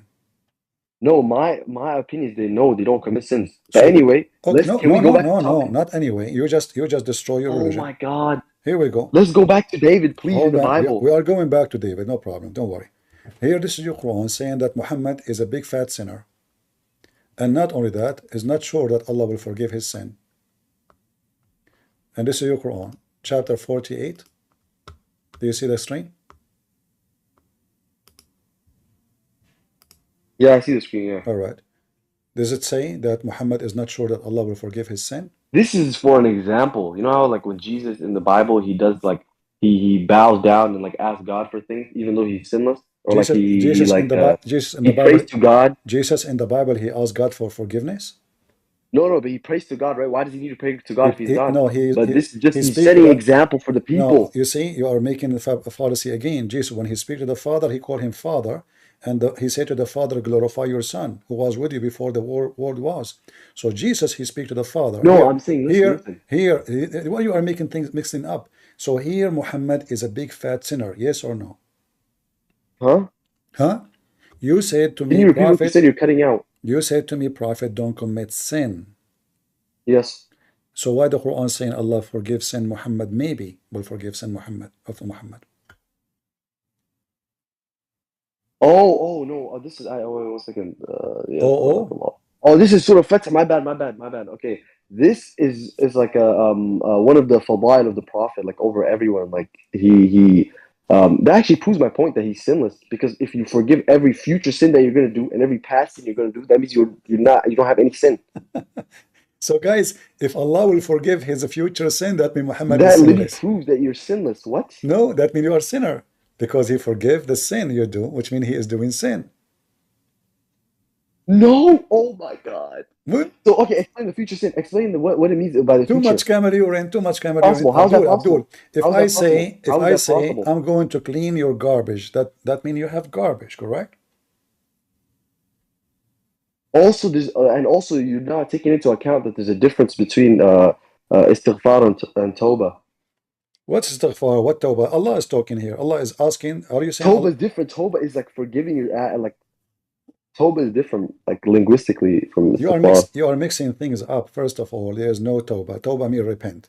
Allah here saying, may Allah forgive your sin in the past and the future. First of all, here prove that to us that Allah cannot be God, because Allah praying to other Allah, asking the other Allah, may you forgive Muhammad, please. Do you not understand the third? Why are you being disingenuous? Do you not understand the like different like speech in different, like if I say that if I speak in third person, do I all of a sudden become a different person? Like, am I referring to a different person? But you see here, if we speak in different person, but your God Allah is saying, may Allah forgive you. He's not sure, you don't know. Is Allah sure that Muhammad will be forgiven or not? What? What are you talking about? Is Muhammad here being forgiven, or maybe will be forgiven? Oh, but okay. Can we just go back to the original topic? Oh, this is the original topic. Okay. This is the original topic. So look what happened. You mentioned to me about multiple wives. We found that David was cursed. Yeah. David was cursed and condemned, and his kingdom destroyed for doing what he was doing. Okay, that's fine. But in your religion, and I asked in your religion, you're a prophet. He go sleep around. He kidnap women. He take the wife of his own son. You know. But your God, he don't condemn him. He don't curse him. He don't put him down. Wait, listen. So I gave you reference. I gave you another reference where God is the like. It was a general ruling and a specific rule. There's a difference between them, and this was a specific ruling. The one you gave me in Deuteronomy, it's a specific to kings. So that's why David was cursed. Maybe that's why David was cursed. No, this is to everybody. You should not multiply. No, listen. How's that for everybody? How? Okay, how do you explain other verses? Hold on. Okay, listen. Exodus. All right. How many in the time of Jesus? How many of the Christians who follow Jesus they have multiple wives? Can you repeat what you said? You cut out. How many in the time of Jesus, the followers of Jesus, they have multiple wives? I don't know. 0. I have no idea. 0. How many? The followers of Jesus? Yes. Yeah, that's fine. They can have. How many of how many of the followers of Jesus they teach that you can have multiply many wives? How does this negate what I'm saying? Well, because they are still. Do you take as an example? Hold on. Paul is a very conservative Jew.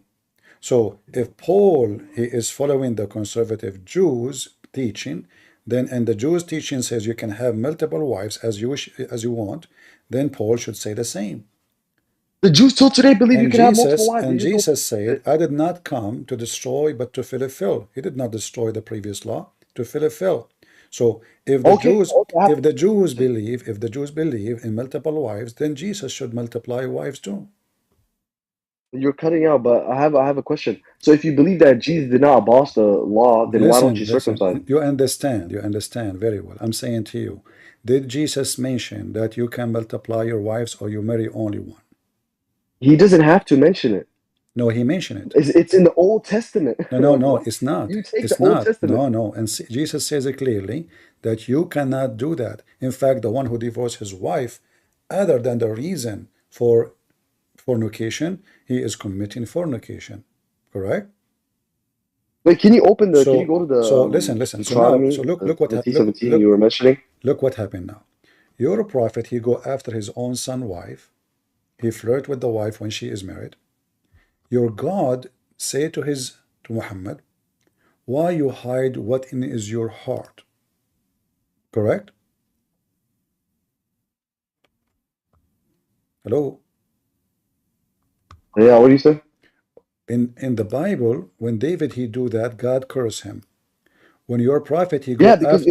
it was for kings. I Okay, told you hold to on. open No, the no, chap no, no, no. It isn't the about king. reference. No, it's about everybody. Yes, it is. Listen, Okay, go to listen. Deuteronomy 17:17. Okay, hold on. You said to me it's about king, but you just said to me that God says to him, It's a I give. specific ruling, yes. Hold on. You said to me that God said to him, I give you wives. You said that. So he's a king still. So if kings cannot have wives, and he is a king, then and you said to me that God said to him, I gave you wives, right? You forgot? So Okay, does that negate my point though? listen, Because listen, no, listen. So there's other listen. verses in the So Old Testament that God, allows that so implicitly so allows so and God, explicitly. so God destroyed David for the same reason. Your God praised Muhammad for the same reason. Correct? What? Can you repeat that? When You're Muhammad cutting out. he went to the wife of his own son, and the husband was not home, and then Why are you digressing? hold on.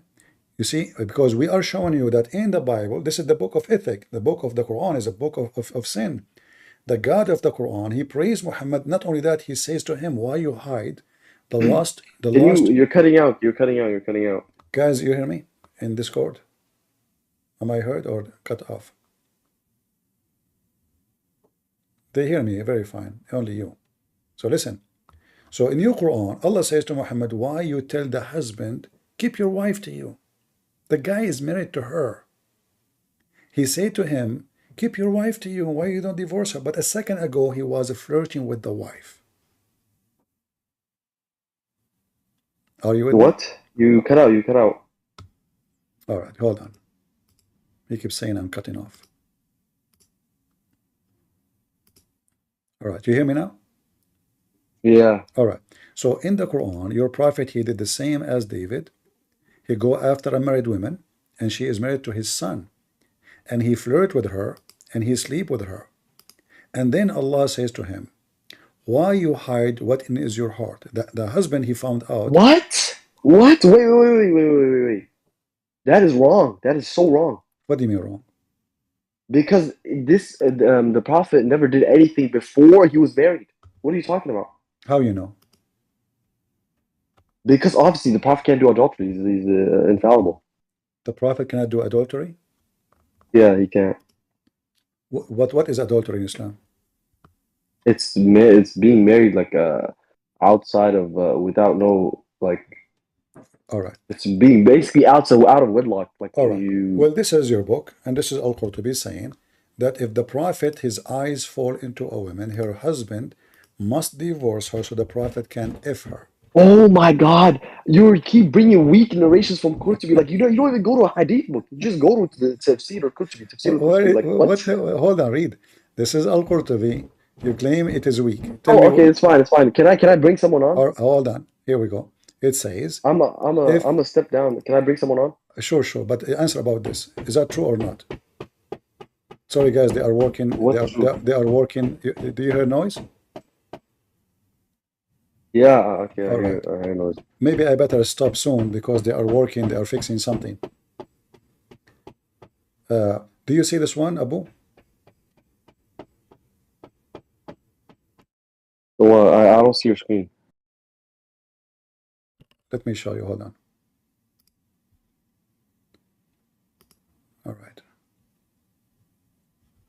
Give me a second. Oh, just put noise suppression on your headphones and then it's going to be fine. No problem. Okay, hold on. Let us see.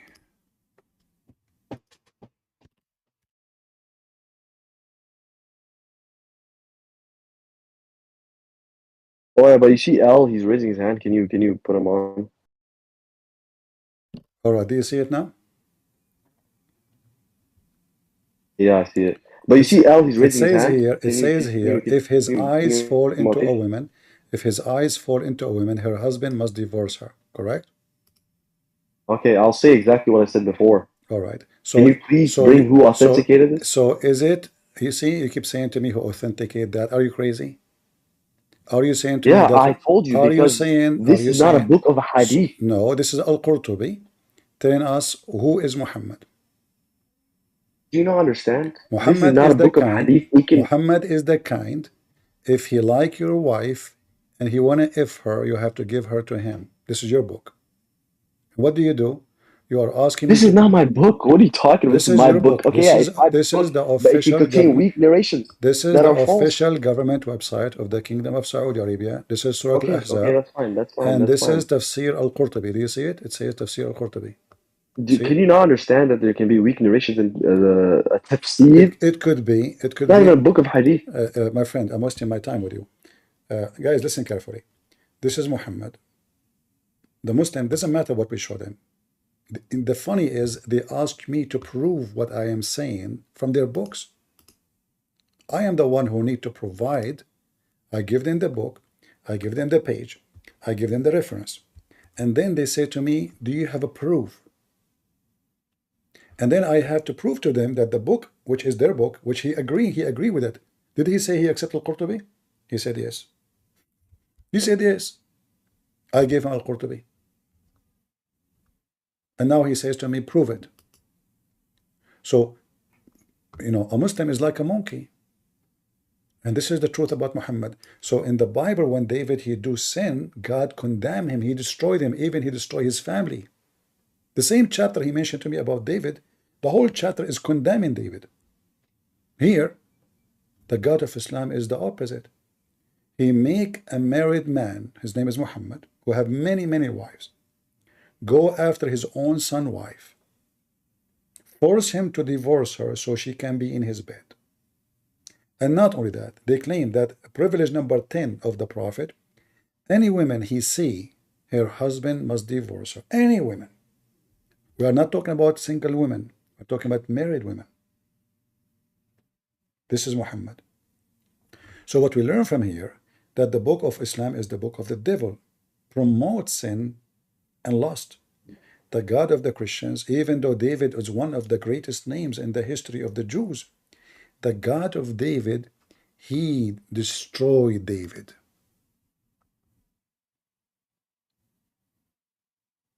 In fact, I find it very astonishing to see such a writing about David in the Old Testament.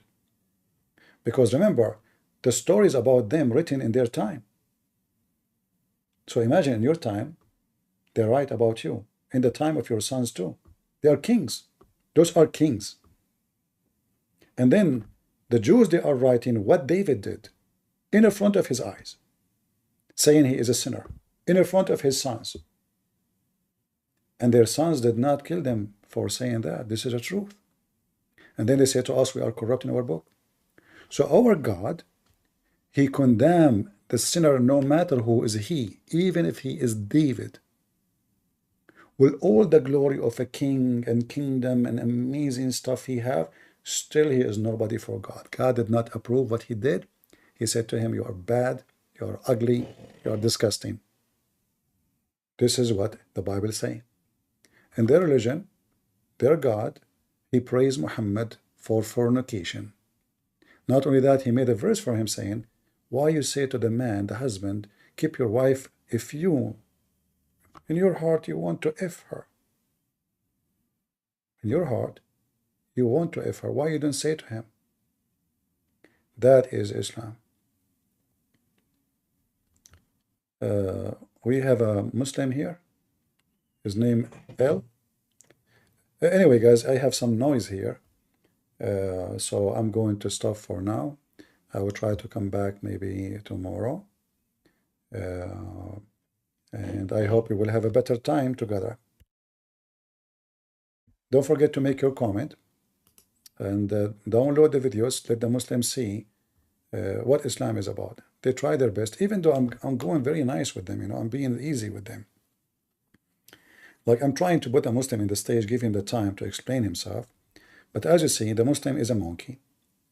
You show him his book, he say he agree with the book, he accept the book. The second you show him what the book is saying, he deny the book.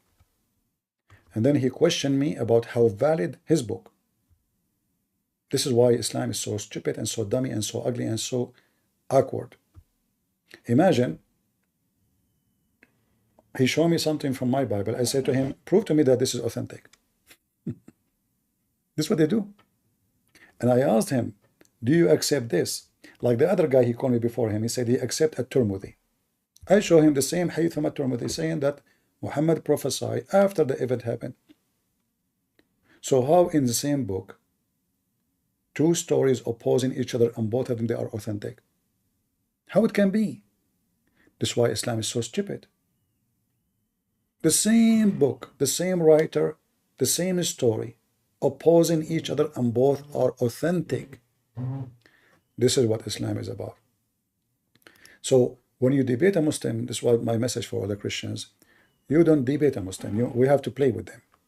Because you cannot debate a liar. You cannot. A liar is a liar. You cannot debate him. You get him busted only. And doesn't matter what I show this guy, he keeps saying to me, give me the proof. And he said he accept al-Qurtubi. And look, all of the privilege of Muhammad is about money and sex. Read with me. That the privilege of the Prophet, he says, are 16. 16. What is number one? The best of the booty. What is the second one? He take the fifth. The fifth of the booty. What is number three? What is number four? What is number five? It's about sex. What about number six? What about number seven? It's about sex. What about number 7, 10, 8, 9? About sex. All of them is about money and sex. The privilege of the Prophet. And always put that in your mind. That any cult leader, all of them, they have the same thing. Muhammad even, he have a privilege. He can if even around the Kaaba. He can if even when he is fasting. He can if when he is in the place where Muslim cannot if. All about money and sex. He don't need to pay dowry. Every Muslim have to pay dowry. Every Muslim need witnesses. He do not need witnesses. Every Muslim, he need a permission. The women, she need permission from the parents. Muhammad do not need that. He's above mankind. His penis is above all mankind. All of those are privilege of penises. But I could not believe that the garbage of Muhammad will go to the point where it says, if his eyes fall into a woman, her husband must divorce her so the Prophet can if her. That is hard to believe. How filthy Muhammad is. He see your wife. This is a gang leader. This is nothing but a criminal. Why a man want to give his wife to Muhammad? What are you talking about? Women exchange. Take my wife. Oh, because he's a prophet. So?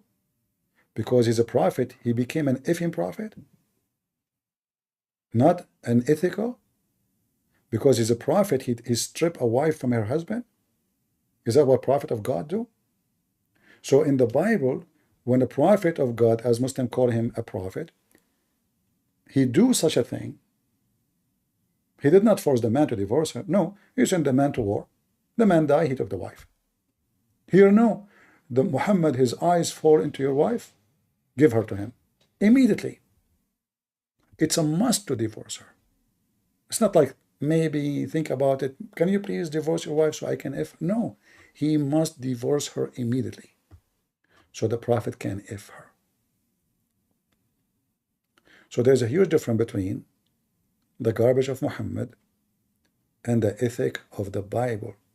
In Bible, when you do this, you are condemned. Badly. You've been destroyed. God destroyed David. He destroyed him.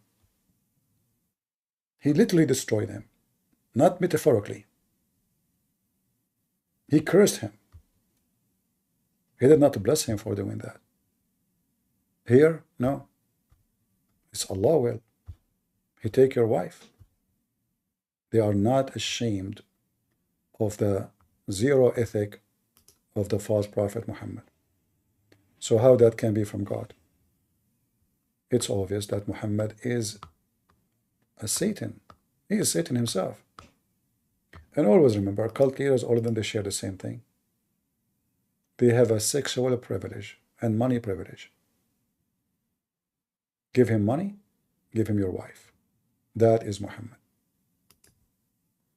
And this is telling us that the message of Muhammad is a 180-degree opposite of the message of God in the Bible, which means Antichrist. He's an Antichrist, he's Satan. Not only he denied the Father, the Son, he is teaching faith, promoting faith. Don't run, let me up. Oh, okay. Let us take this guy. I'm just going because there's noise. People working late. Let me see. Let me invite you up. I'm just trying to avoid the noise. Okay. All right, don't put me down now that you've heard my voice, okay? You lied about Deuteronomy chapter 17, verse 17. It is about kings. And proof of that is Exodus chapter 21, verse 10, which actually allows you to take a second wife. So yeah, you're a liar.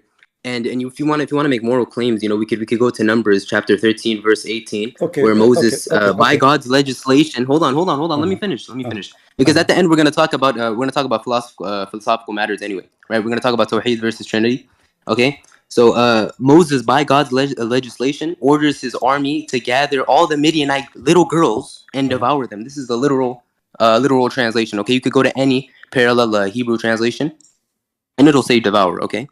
And so obviously it's talking about rape. Again, another very moral thing within Christianity is Tertullian, one of the earliest church fathers in on monogamy. Section 3. Are you trying to speak so fast so we don't understand what you are saying? You obviously understand me. I'm trying to finish because you said a lot of fallacious things, a lot of idiotic things, a lot of hilarious, preposterous things. Easy. Listen. Look, hold on, one by one. Nobody's speaking fast, okay? Nobody's speaking fast, okay? You said many preposterous things. Wait, calm down. Don't panic, okay? Don't panic, Christian. Let us see who is going to panic. Don't panic. Are you speaking so fast? Let me finish what I'm saying, and you can go down one by one. You're going to throw a million. You can go down one by one. One by one. No, let me finish what I'm saying. You can address. So we can. Sorry, no. Examine. Let me finish what I'm saying, then you can address it. All right? Okay. We can examine what you are saying. Let me finish what I'm saying, and then you can address it. All right, boy. All right, boy. You little pagan. This is not the discussion. We're gonna talk about your paganism. All right? Okay, listen. We're gonna talk about your paganism. Listen. Okay. Let me mention this last thing. Let me talk. Okay, mention this last thing. Hold on. Let me mention. Okay. Tertullian, one of the earliest church fathers in on monogamy, and this is it just tells us how the early church fathers they understood the passage of Matthew's chapter 19 verse 12. Which Jesus basically commands you to cut your balls off, right? So Tertullian, he says that Jesus actually castrated himself. Tertullian says Jesus castrated himself in Oregon, the pagan. Let's get out of here. So he went, he was mixing everything up, you know, like suddenly here, it's a Trinity everywhere. You know, a coward, he want to throw it and run away. Why you are jumping there? And Jesus there, he said, you cut your balls off? What if I showed you from the Quran, you idiot? You're a prophet. If this is what you are talking about, you see, we can go right now to the hadith and we can read. Let us go there. Just to show everybody why he is speaking so fast, because he want to speak and run. I am showing you your prophet going after his own son, wife, to F her, and your God taking his side. You do not answer. You say to me that in the Old Testament, it says you can multiply your wives. And you say that I lied, that this is about, I said this is not about kings. Well, we have it clearly that this is not about kings. And you mentioned to me, when I say to you, let us go one by one, do you know why you refuse? Because if we go there and we check them, people will laugh at you. That's why they want to go by one. Why? I mean, I'm giving you time. You can talk. Let us check one by one. But you will not do that because simply you are a coward like your prophet. When somebody come to us, speak about anything in the Bible, we know that in the Bible did not come. This is a book written within thousands of years. So in a certain time, a person, he can have sex with his sister. As an example, Adam, children's. At that time, there's no law says you cannot do that. So the absence of law make people do what is not recognized to be a law or forbidden. So there's no law says you can have sex with your sister. And there's no law says you cannot. And Adam and Eve, their sons, they have no females except their sisters. So the normal thing happened that, you know, they marry their sisters and they have kids from them, which means we today, all of us, we are children of incest. But incest is forbidden, not in the Quran. In the Quran, you can do it if she is a daughter from adultery. The Muslims, they come, as an example, just to show you how hypocrite they are. They say to you, do you know that the daughters of Lot, they have sex with their father? And they show you the verses. But the Bible does not say you can have sex with your father. The Bible says what they did. They were afraid that there will be no men to marry them and have kids. They are in the middle of nowhere and there's no people around them. So they made their father drunk and they slept with him. This is what they did. That's what the Bible says. But the Muslim, they say, oh, the Bible is, look, the Bible teaching you can have sex with your father. Liars. However, in the front of us now, we have Muhammad taking his own son wife, which means he is the father.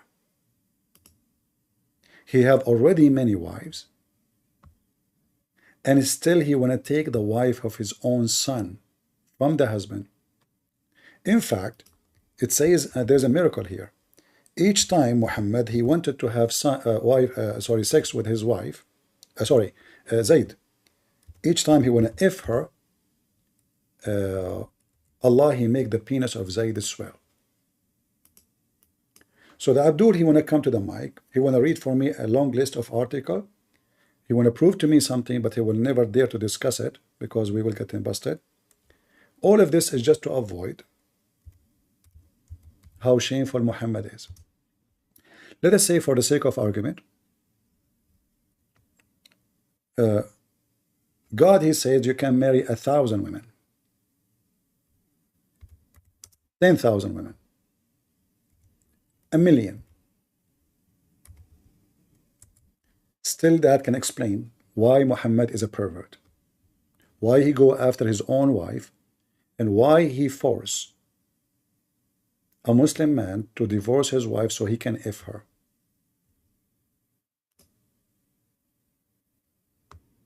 So the Muslim, he try always to divert the topic just to make you not to talk about Muhammad. If we go right now, and the second you say to him, let us discuss what you are saying to us, let us read it together, he will not accept. This is Al-Qurtubi. And remember, the one is talking now is Allah. Allah encouraging Muhammad to have lust with the wife of his own son. And even Muslim will say to you, well, this is not his son, this is adopted son. That make it even more horrible. Because the man, he trusted you. The reason you are inside his house in his absence, because you are his father. So Muhammad now go inside the house when the son is not there. He do whatever he want to do with the women. He, at least in the best scenario, according to Muslims, he flirt with the women, saying that Allah made his heart have lust for her. Lust, fahawiha. Here it says a miracle happened. Each time Zayd, after Muhammad, he mentioned that he liked to F her, each time Zayd want to have sex with her, Allah, he made his penis swell. So what the Muslim will do, will try to change the topic to make it about something else. In the Bible, David had many wives. God condemned David. He said that the verses in the Bible is not about everybody, it's about kings. Well, kings are the one who have a privilege. If the king cannot have, people cannot. Because king is the most high between the nation. He is the highest authority. So if it's not allowed for the king, it's not going to be allowed for me. Correct? The king is above everybody. Who can tell the king what to do, what not to do? So if a king cannot do it, others cannot do it. However, people, they have wives, but does not mean they are following God. Does not mean they are obeying God. People, they fornicate, but doesn't mean God says you can fornicate. People, they do what people do. Commit sin, lie, fornicate, kill, steal. But God, he said it clearly in the 10 Commandments, and you can read them. Muhammad, he broke every one of them. And just to make it simple, who is the Muslim is willing to come to the stage and tell me one commandment Muhammad did not break from the commandment of Moses? One, just one. Anyone? If I bring the guy here, he was speaking so fast, is he going to show me one? Or he will speak so fast before we, like say to him bye-bye. And Jesus says to the disciple, cut your balls. All right? You want to talk about Tawheed and Trinity? Why don't you change the topic? Guys, suddenly he wants to change the topic. I will invite you one more time. Let us see if you will behave. And you will speak like an adult. He want to speak about Tawheed and Trinity. All right. Shouldn't we finish? Okay. Shouldn't we finish this? Finish what? That's not my discussion. The Prophet. I came No, up this here is my because you discussion. said This is you my, lied many times. Here we go. Hold on. You will not let me talk. Hold on. Relax. Listen, I just came up. Are you gonna you panic came already? up already. You said what you said. Already you said what you said. So do you agree? Are you gonna panic already? Do you agree? Look. Do you hold on. Let me finish what I'm saying. You are trying to Let me avoid. finish what I'm saying. You are trying to avoid the Let me finish what I'm embarrassment. saying. You are I don't trying. I don't care. I don't care about the Bible. You don't We believe care. in Muhammad. I don't care too. Then, if you don't care, you are a coward. You don't want to talk about it. This is not what you want to talk about. So why you jump here? A prophet, if his eyes fall into women, the second you put him in the stage, he will not let me talk. This is a strategy. Don't let him talk. Well, I can kick you out. I will invite you one more time. Let us see if you can have a civil conversation. And my question is, do you agree that you're a prophet? If his eyes fall into a woman, her husband must divorce her so he can F her. Answer that, and we continue with anything you want. You want to talk about Trinity, you want to talk about Tawheed, whatever you want. Is that fair, guys? I want you to justify how the prophet, he can F any woman, even if she is married. The mic is yours. Okay. Can you show how this has an asl in the Shara? Really quick. Can you what? If you even understand what that is. Please tell us how it has an asl in the Shara and show us where it is. I don't understand what he said. Go ahead. I don't understand what he said. You don't understand what I'm saying because you're a jahil. You're a little boy, okay? I'll explain it to you now. Listen. No, shut up. I'm going to explain it to you because you're a little boy, all right? And asl in the Shara means that it comes either from the Sunnah or it comes from Ijma' or it comes from the Quran, you bastard. This has no asl in the Shara, okay? And it's... Your mother is a whore. Your father is a whore. Your Aisha is a whore, and I can't prove it. You see, I allow you to come to the stage, but you are very filthy trashy. You say to me, you stupid, this is how to be from the Shara. You idiot, your son of Mut'ah, who your father have Mut'ah with your mother in the bar, and he got you out by a beer. Isn't it this is your Shara in front of you, you donkey? Isn't it this is the tafsir, and this is the law of Islam, the privilege of the Prophet? He says to me, give it to me from the Shara. Isn't the Quran says that Allah, he gave Muhammad Zainab when she is still married? You stupid idiot. So he knew a word, Shara. Shara. So according to which Shara, you stupid Muslim believe that if the Prophet, his eyes fall into a woman, her husband must divorce her so he can F her. Are you saying to me that your Muslims believe in such thing is not exist? I'm not telling you what I say. This is what you said. If his eyes fall into a woman, let's repeat again.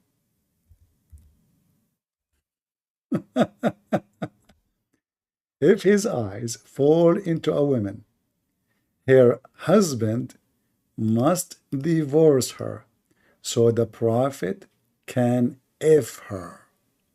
And you say to me, show it to me, you donkey. Let us go back. That's why he speaks so fast. And now he is challenging me to show him where this is in Islam. Let us do it again. This is Tafsir al-Qurtubi. And this is the privilege of Muhammad mentioned in al-Qurtubi. And the privilege of Muhammad is mentioned as you see here in front of you. Read with me carefully. And if you are saying to me this is against Islam, then this website should be shut down. Al-Qurtubi should be cancelled. Ibn Kathir should be deleted. And all Islamic scholars should go to jail. For those are your scholars. So you are saying to me that Muhammad, according to your scholars, is a pervert because you are saying to me, can you show me where it says that in my religion? is not in Shara, which means not in the law. It is in the law. This is why here it says that he have 16 privilege based on the Quran and the Hadith teaching. They are not getting this from nowhere.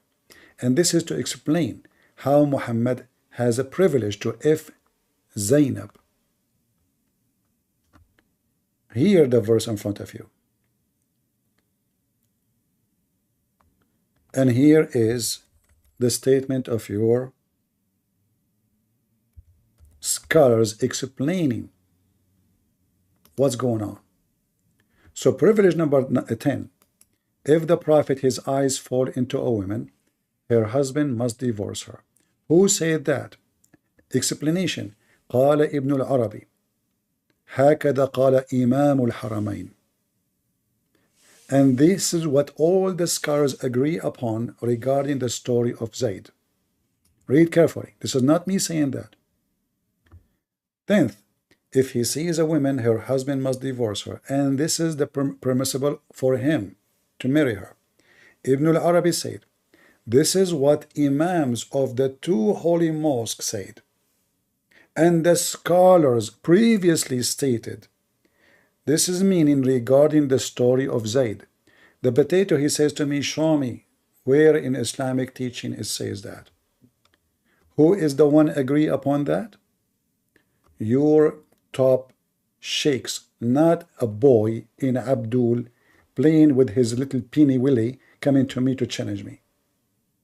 So I will give you now, I will invite you again just for entertainment. But I remind you, if you want to insult me, I will insult your faithful prophet. Behave. So now, did I provide that the most high scholars of Islam, they agree that the Prophet have a privilege to F any Muslim women? Yes or no? Come back. والله العظيم هنيك أمك يا ابن المتناكة you كافر ملحد. Look, listen.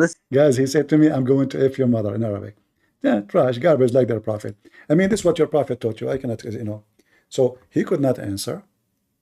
I swear by Allah, I'm going to F your mother. I'm not going to F your mother. I'm a Christian. I will let the Jews F her. In Gaza. Go ahead, Abu Zaid. Yo, Christian Prince, can you just let the guy speak without like moderating? He is not letting me speak, and he is insulting my mother for no reason. I mean, you insult the. Did you hear? Did you hear him saying he wanna F my mother? In no, I didn't hear Arabic? That. Huh? No, I did not hear that. Everybody heard it. You are deaf? Yeah, but let's be honest. You be insulting the Prophet all the time. So what? I insult the Prophet. Like, the Prophet insult himself. Do you agree that your Prophet can F any Muslim women? No, I do not agree with this. Why? Because there's no proof in the Quran and Sunnah that he can. But no, this is the Quran saying. Isn't it the Quran says that Allah, he told Muhammad that to go and F the wife of Zayd, his son? This is nowhere in the Quran, but like, why does this matter? Here we go. Chapter 33, chapter 33, verse number 37. Huh? Chapter 33, verse number 37.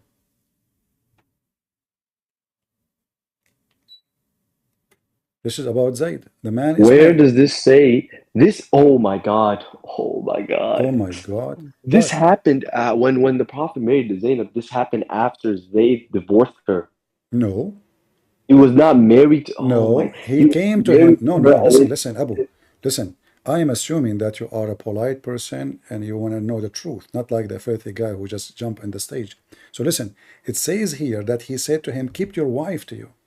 Correct? So this is not after divorce. The guy, he came to Muhammad and he told him after he heard his wife. All right. So now the wife, she told the husband, your father was here and he was doing this and this to me. The guy in the interpretation says فَفَطِنَ Zayd, which means I got it. My dad is effing my wife. So he went to Muhammad. No, oh my God. All right. Can you hold on. So what it's mean when he said فَفَطِنَ Zayd? Okay, what is this narration? Where's this from? Huh? Where's this from? This is the Al-Qurtubi in front of you, Al-Qurtubi, and you said you accept Al-Qurtubi. Yeah, I said, but he can read with things. me. Read with me. I will show this you. Goes back. I will show you in English. All right. So here we go. So it says here. Muqatil, he reported. This is inaccurate, supposedly from Muqatil, that Muhammad he went. This is inaccurate. Who said it's accurate? Are you saying to me, you Muslims, you are lying? No, I'm saying that they can include a weak narration in a book of tafsir. If it is weak, why we explain the Quran with weak stories?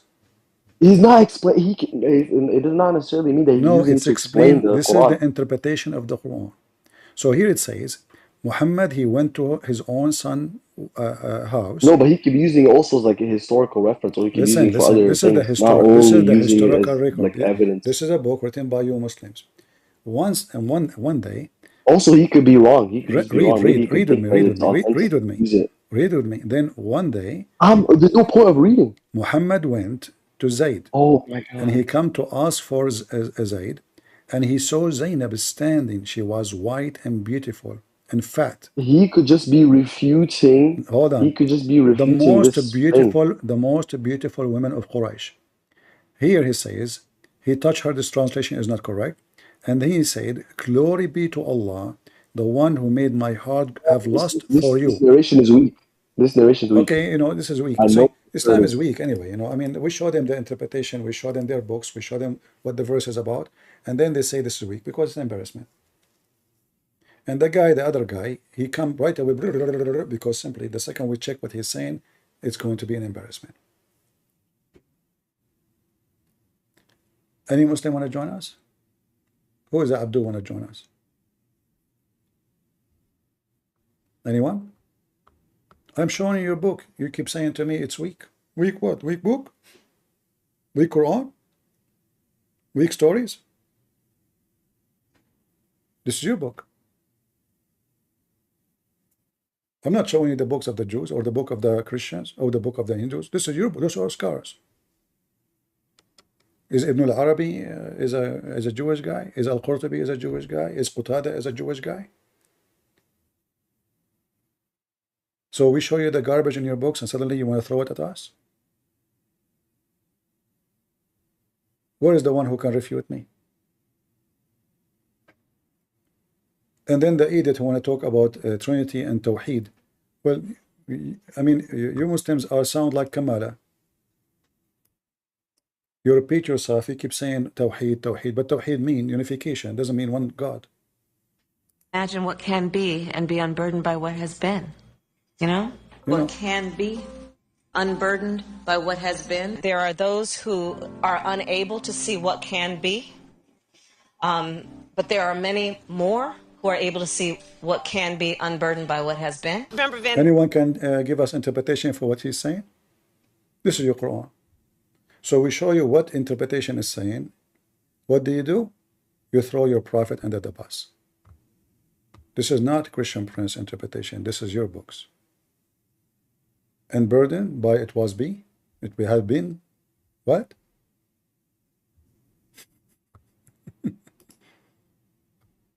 Yeah.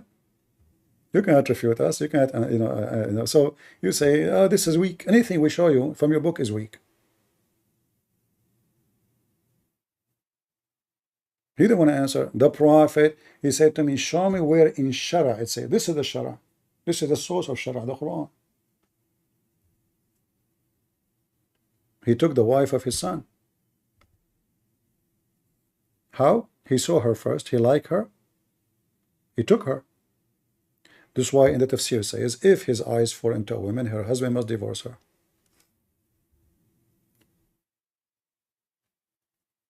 And the funny, they say to us, where you get this from?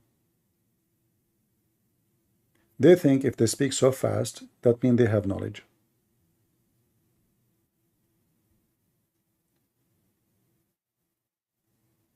Why I kicked you? Why I want to keep you on the stage? I keep showing you. You say to me, this is weak.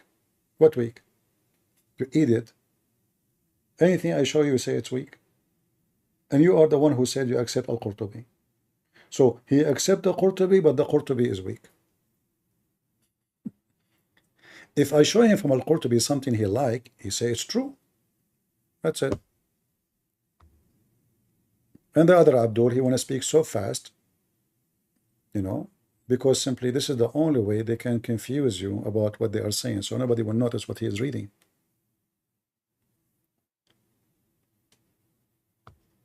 Do we have any Abdul from the weak religion of Islam?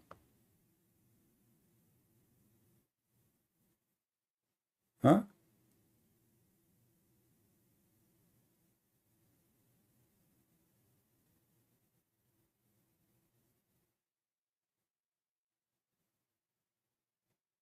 Anyone?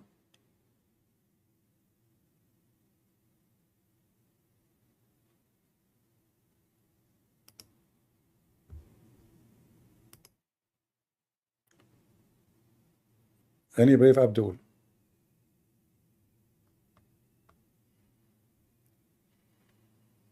Filthy language.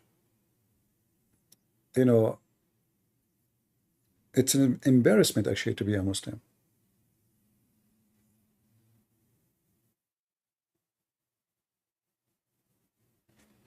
And you know, just to show you how they lie, they said that Jesus, he said, go and cut your balls. That's what Jesus said. Jesus said, if you can devote your life just for God, better than having marriage. Because simply, if you are devoted to God, you will be free. You don't have a responsibility of a wife and children.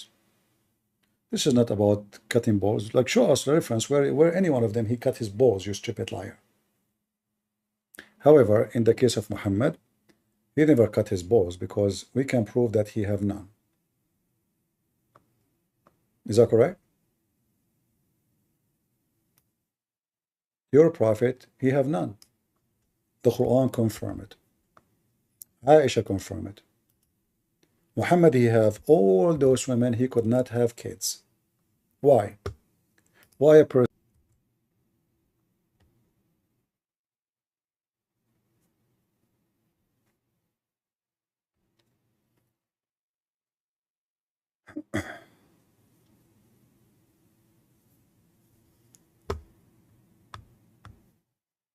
Let us see.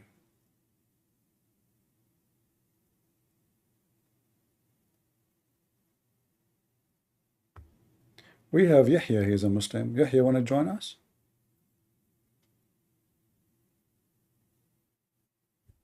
Who is a Muslim would like to join us? From the unburden has been groovy. Great, brother. First of all, this is Dr. Zakir Naik. I have PhD in Islam. I'm going to refute you many times. First of all, Allah Alam. Allah knows best, Christian Prince. Thank you. Second of all, Christian Prince. Muhammad had no balls, Christian Prince, because in the Quran, Allah said that the babies come from the backbone, correct? Yeah, even Adam, it says that Adam, he have his seed from his shoulders. So Adam have no balls too. Christian Prince, you want to debate me, correct? You have to give me 50 million rupees, Christian Prince, and also a stadium of 1 million Muslims. But since I have so much knowledge, Christian Prince, I'm going to pass it to the top scholar of Speaker's Corner. His name is Ali Dawah. Christian Prince, yeah? If you can show me one verse in the Quran, yeah? Where it talks about the stoning of women, yeah? And adult breastfeeding, my wife will give you her breast. And she's proud of that, Christian Prince. Yeah. Yeah? That's a good one. Continue.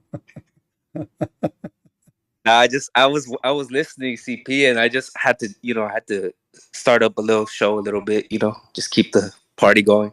Yeah, well, thank you very much. That's a good entertainment. But isn't it really weird, those people? Like, we read for them in what is in their books and they say we don't accept it. But when they go, hold on, when they go in their conversation alone, they accept it. Like, we have the video of Fifi speaking to other Fifi, saying it looked like it's okay to be a pimp in the Quran, correct? The video is there.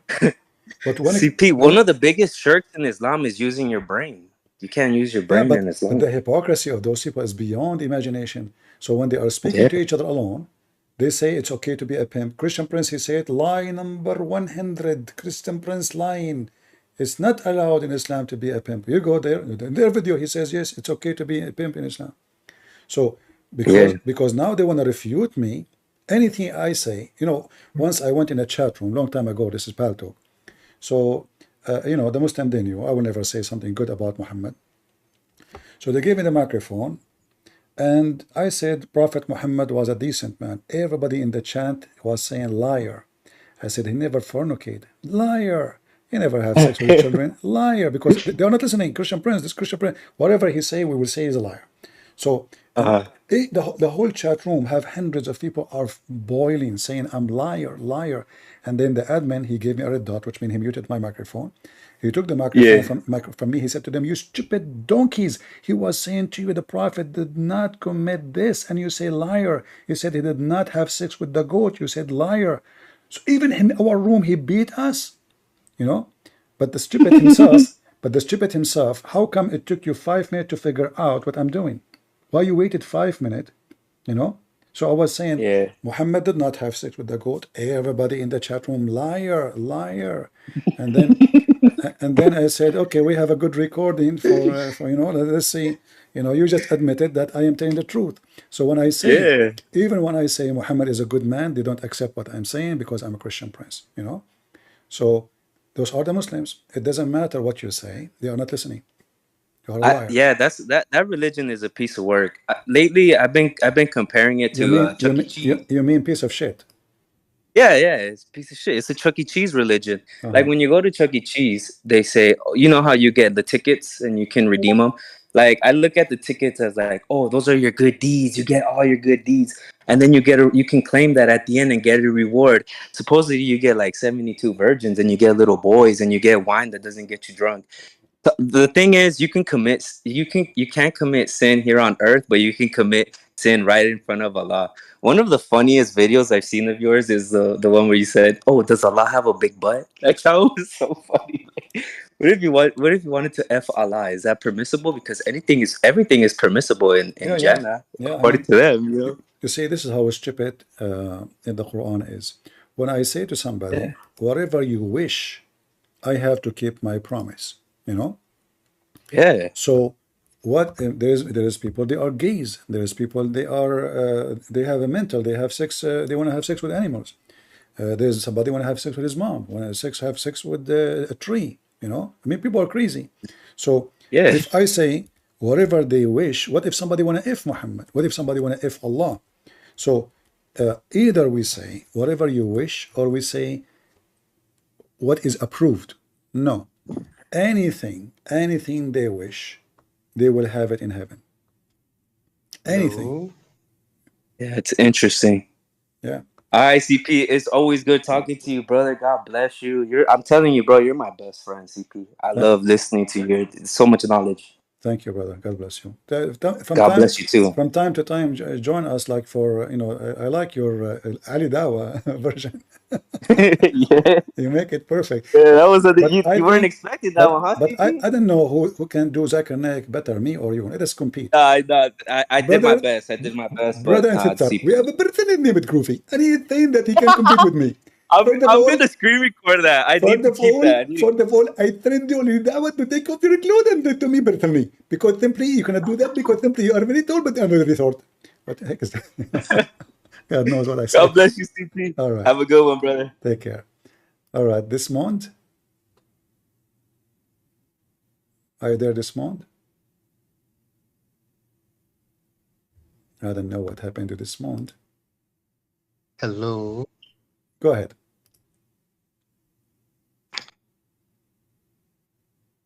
Hello. I hear you. Yeah, good morning. Good morning.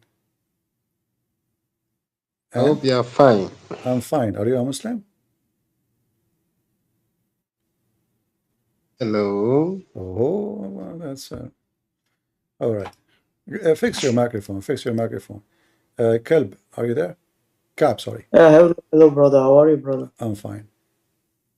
Brother, to be honest, some of us know these guys who were at the stage with you, on the stage with you, and especially the one who was talking faster like Roadrunner. Let me tell you something. He was in the VC yesterday or 2 days ago, and he, for example, is someone who rejects anything as possible as he can. And the only one thing, what he didn't say is that he is Allah himself. I mean, we showed them a lot of proofs. He claimed that At-Tabari is da'if, although I busted him. I showed him the book Majmu al-Fatwa from Ibn Taymiyyah, his own scholar, who said that At-Tabari is the greatest tafsir. He lied about Misyar. I showed him another source. I mean, they're only throwing Arabic words to act smart, or I don't know, but they are not honest. Yeah, and that's a huge the problem. easiest way for them to deny, to get away from it, they deny it, you know. So you show them from their books, then suddenly their books is not valid. And now they ask you, they put a burden on you to prove their book. You know, you have to prove their book. Not it's not like usually the Muslim, he should give me his book to prove me wrong. No, the Muslim, he asks the Christian to prove that his book is right. And really, stupidity is amazing, brother. I mean, if you show them a Sahih Hadith or a Tafsir book, why should we even supposed to prove the chain of the narrations? Let's say, for the sake of the argument, the sources or these sources are da'if or not authentic. Why do scholars use those sources? Why they don't remove it? If it's not good, like imagine we have a medicine, it's expired, and we put it in the shelf. Right? Well, we have it in the shelf. You know, it's bad. It's, you know, so either it's bad. The second you put it in the shelf, that means it's good. Yeah. Anyway, thank you, brother. Really? We have amazing. Yeah, we have a Muslim. His name is Laith. Thank you, Karak. Thank you, Karak. Hey, Laith, are you there?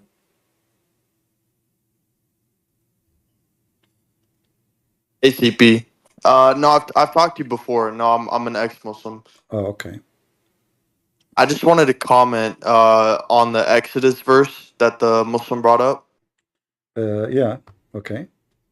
So basically, he said that verse was talking about God allowing 2 wives. But if you literally just read a couple verses back, it makes it very clear that God is talking about if a man has a female servant that he marries, if he wants to divorce her. He have to set her free if he could not. Yeah. Yeah, and then literally says in that verse, it says, and give her her marital rights. So how could you give a woman marital rights if she's still your wife? That doesn't make sense. Yeah. Anyway, it's funny how they lie and they think that they can get away with it, but yeah, crazy. we know Muslims, but anyway, like even if let us say for the sake of argument, the Jews, they practice, and even if let us say God, he said to them, you can have 1,000 wives, but that will not fix the problem Muhammad he have, taking wives who they are married from their husbands just because he have lost, you know. We have lost. Yeah. Those are Muslim women. We are talking about slave, captured by war. No. Right? Exactly, yeah. And in the Bible, when someone do wrong, the God of the Bible condemned the person. When Muhammad he do wrong, the God of the Quran praise him. Yeah, it gives him like permission. No, not only permission. Like here in the story of Zayd and Zainab, Allah saying to him, why you tell the man keep your wife when you want her? Yeah. You know? So instead of Allah rebuking him, saying shame on you to desire a woman she is not yours. This is the 10 commandment. You know, you should not take a woman she is not yours. So this guy is breaking the 10 commandment, yet his God saying to him, why you tell the husband keep your wife for you? So it is wrong to tell the man keep your wife. You should tell the man give me your wife. Exactly. Filthy God, filthy prophet, filthy religion. Yeah, when this is totally against the Bible teaching, instead of being rebuked, because, you know, we believe that every man he commits sin, including me and you. So if I wish a woman she is not mine, she is the wife of somebody else, God should rebuke me for doing that. In the Quran, as we see here in the story of Zayd, Allah is saying to him, why you say Why you say to the man, keep your wife for you, when Allah told you that this is yours, take her, you know?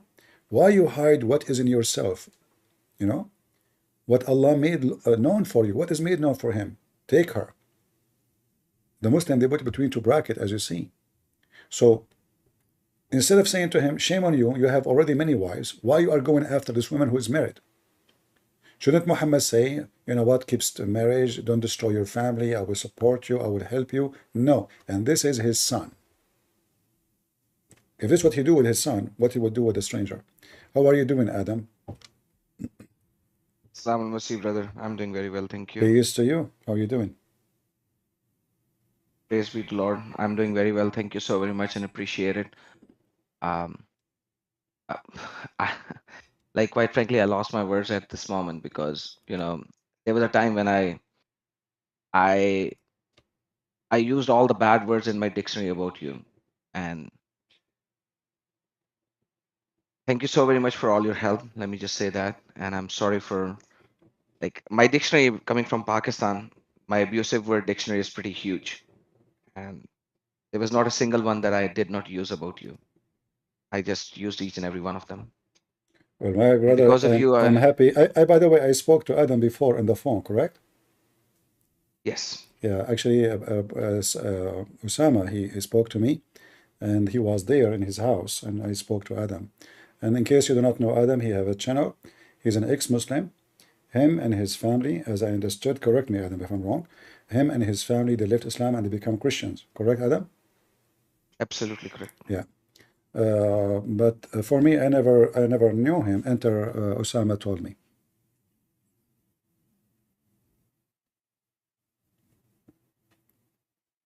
In case you do not know his channel, maybe Adam, you can post something in the chat so people they can subscribe to your channel too. Yes, that's literally Adam Seeker for the English viewers. My Urdu channel is Adam Seeker Urdu. But for the English speaker, that's Adam Seeker. I just posted it in the chat. All right. In Discord. I sent you a message if possible.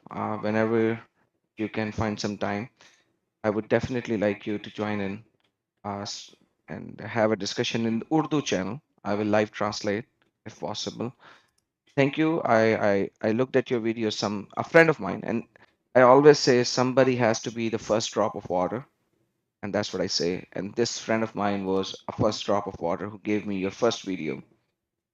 And I wanted so badly to disprove you and prove you wrong that I started to study. And 3 years later, I left Islam. So what happened? Somebody, he gave you my video and then you start watching because you want to refute me. Yes. And then it took you 3 years after, and you decide to leave Islam, right? Absolutely. What about your family? Oh, it took me another year to work with them. All right. Okay. That's a long story in itself because, as soon as you leave Islam, your wife doesn't remain your wife. Yeah. And that brings to a secondary problem because, let's say that I went through a miserable condition and I didn't even accept Christ back at that time. I was an agnostic. So, and then once I accepted Christ, which was like another 6-7 months later, things went into more dilemma because my wife clearly stated to me, now you're an agnostic. I don't approve of you, but I still accept you, but never be a Christian because that's the limit, because then you'll be crossing the limit. So you can be a bad Muslim, rejecting Allah, but you can never be a Christian. That's where things went absolutely south, where we became like literally brother and sister, in other words, who were always fighting, kind of a thing in the. So yeah, it was. It's a story of a lifetime. I don't think I will ever have this story again in my life, but yes. How is your Urdu channel is doing? Urdu channel is pretty decent. Yeah, I have like over 250, 240 something subscribers, and I go live every Saturday. Usually the live viewership is around 4 to 5,000, and I do different discussions in Urdu and Hindi and Punjabi, 3 different languages over there in my channel. And yes, God is good. I have 7 acts of Pakistani law upon me, which includes 495, 295 C, B, 420, and so on. There are 3 protests that happen in Islamabad, Gujarat, and Sialkot against me, against my channel. But you know, Adam, you should think about it in a positive way. If you go right now to Pakistan, you will find 1 million people waiting for you. Yeah. See? Kill me. Yeah, I mean, it doesn't matter whether you're famous or not. You go to Pakistan, you will find all the Abdul in Pakistan. They are having a big sign, Adam Seeker. Who's Adam Seeker? Come here, Adam Seeker. You know, like, and the limousine, they have limousine and they have sharp knives, and you know. Yeah, they like in the news channel, they showed my monogram and my channel name. They had big banners when they were protesting against me. They had big banners on their hands. I'll send you the videos. I showed them on my Urdu channel as well. All right. And they like this blasphemer against Muhammad, like blasphemy. Yeah, there was a time when I used to call blasphemy against Muhammad as well. Yes, but like we claim blasphemy against a man, Muhammad, instead of Yeah, God. So he's their it's God. very different. He is God for them, yeah. You know, actually, the first time I received a complaint from YouTube, it says a government entity report an illegal issue to us, and therefore, after blah blah blah blah, like, you know, we decide to ban your video from this location, Pakistan. You know. Yeah. So imagine 300. Yeah. The government. 309 videos of mine are blocked in Pakistan. All my videos, my channel is blocked, you know. You won the trophy, brother. God is good. But imagine a country, they have nukes, they are worried about a video, and it says it's a threat for safety and security, you know, of the nation, of the country. So a guy in YouTube is making a threat, is a threat by speaking about Muhammad to a nation have nukes. Look like I'm more dangerous than India to Pakistan. You know. Absolutely. They don't want, like, last time they filed a petition in the Supreme Court of Pakistan where they claimed that I have led over 1 million Muslims astray. Like this is the statement. This is like I'm trying to translate the Urdu into English. As I remember, I saw a video, I think it's posted by you, about Muslims are writing the name of the Prophet on their penis. Yes, ex-Muslims. That was hilarious, you know. The sheikhs in the TV, they are crying. They're crying, yes. You know. They were crying. The Prophet. Yes. They are writing the name of the Prophet on their penises and their private part. And you know, and here. And that was in Ramadan, by the way. How they knew? How the sheikh he knew this unless he is watching porn? I have no idea. Seriously, how I will know what somebody writing in his penis unless I am seeing his penis? And how a sheikh he see those things? Where you saw them? In Andrew Tate website? You know? How you see it? You know, like, I mean, how they notice that those guys having the name of Muhammad on their penis? Same time, doesn't make any different if it's in their penis or in their, you know. Brother, like, imagine when I did my live stream on this in my English channel, YouTube blocked this video as hate speech. So I had a strike and I had to take a course on YouTube for hate speech. So they blocked this whole live stream where I showed all that and talked about it because it is supposedly hate speech. I don't know how it is hate speech when they are crying and I'm telling them why they're crying. It's unbelievable. But you know, I have to agree. It's not nice that ex-Muslims, they are writing the name of Muhammad in their penis. I mean, come on, you know. Brother, my penis is too holy and too pure for Muhammad's name. Why they want to damage their penis? I mean, okay, hold on. So imagine you are ex-Muslim. Let us say now you became an atheist, and now you wanna, you know, you wanna fornicate or you get married. So now you take off your clothes, and your wife, she is waiting for you, and what she see? Muhammad. That is not good. That's horrible. So I just think that they wanted to, To they insult? want to play with the emotions, and that's what they were doing at Yeah, that yeah, time. yeah. No, they to collect donation, like Ali Dawah when after he debated David Wood, right away and less than 20 minutes after. At that time it was like the end of the night, and he went, yeah, brothers and sisters, people are leaving Islam. Please donate for us 100,000. So they want to take the benefit of the debate, like the debate is finished, and the Muslims they thought, oh, we have victory over those Christians. As David Wood, he could not answer anything, but we know that every answer they gave, it was like Mimi Hijab. He said, not a single Jew believed that God have a son, and then the Quran says that the Jews they say Allah have a son. His name is Uzayr. But anyway, they make mockery, but right away they start to make advertising for donation, because the whole point is to make money. You're so right. You're Yeah. so right. And they also wants to play with the emotions, brother. Like that debate with David Wood and Mimi Hijab, and that's what I call him. It's all about emotions. David Wood do not play with emotions, and they always play with emotions. And like I always say, you don't have to win by the arguments with Muslims. You have to win by their emotions as well. It needs to look like that you have to win in both manner when you are talking with them. And by the way, you do an awesome job anyways. And sometimes some people come and say you are a Christian Prince student or Christian Prince 2 or something like that. And I was like, you do realize that's an honor for me. So you are not shaming me by saying that you are giving me an honor. So, brother, thank you so very much once again. Thank you, Adam. And Thank I you. appreciate what you're doing. All of us, we learn, and we learn from each other. Like in life is a process of learning, and being a student is something never stop. Like me, I learn every day. And the one who he claimed, the Bible even make it clear that the one who think he is wise, he is a fool. The one who claim knowledge, he is a fool. So we learn every day. The process of learning should was my video. I was holding a camcorder in my hand, recording my screen, and then in order to load the video in the computer, not in the internet, it take a couple of hours. And then after that, to load it in the internet, even if it's 5 minutes, it take a day or two. So I remember I used to go to work, I come back, still the video is not loaded.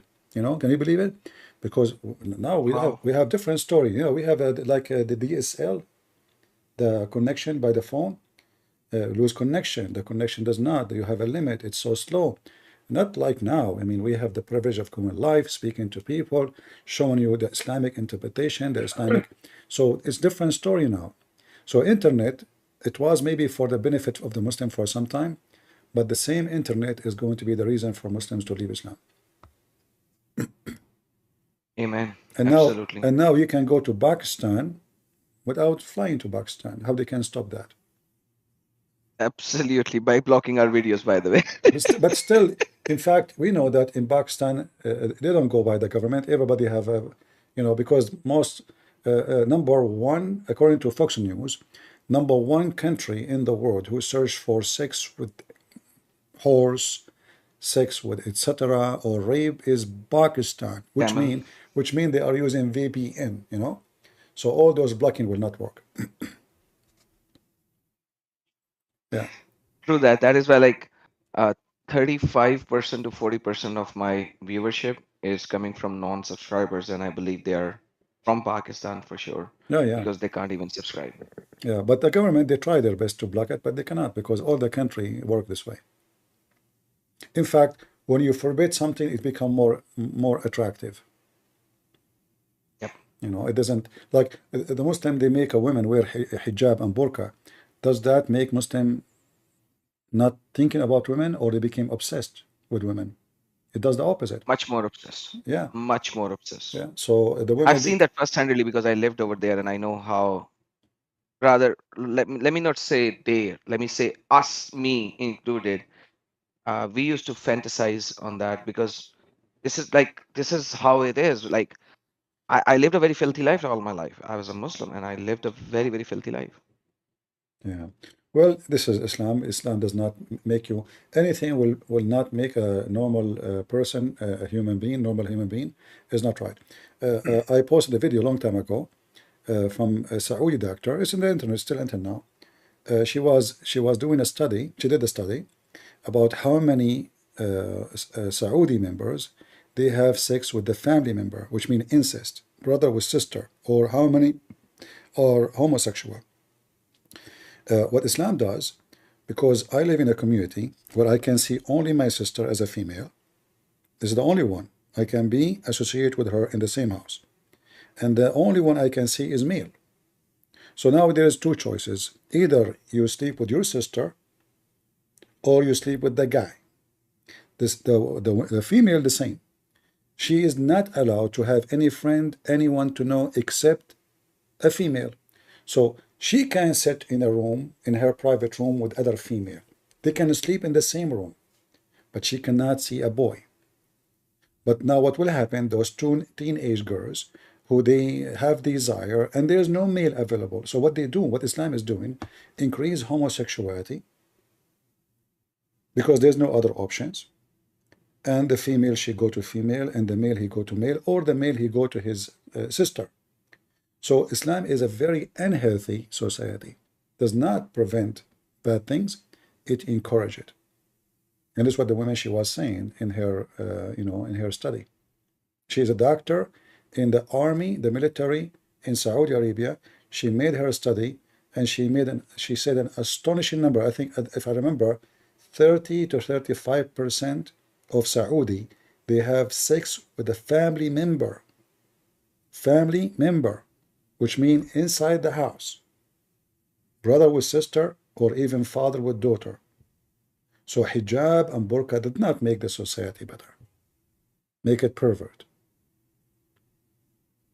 Well, now you're talking about in-house. I will say every madrasa in Pakistan, the imams, the Maulvis, did us this filthy act, so and so that my parents, because we were blessed enough with some money, so my parents had to bring the imam in our house so that he could teach the Quran in the house in front of their eyes, because the link. Every single madrasa.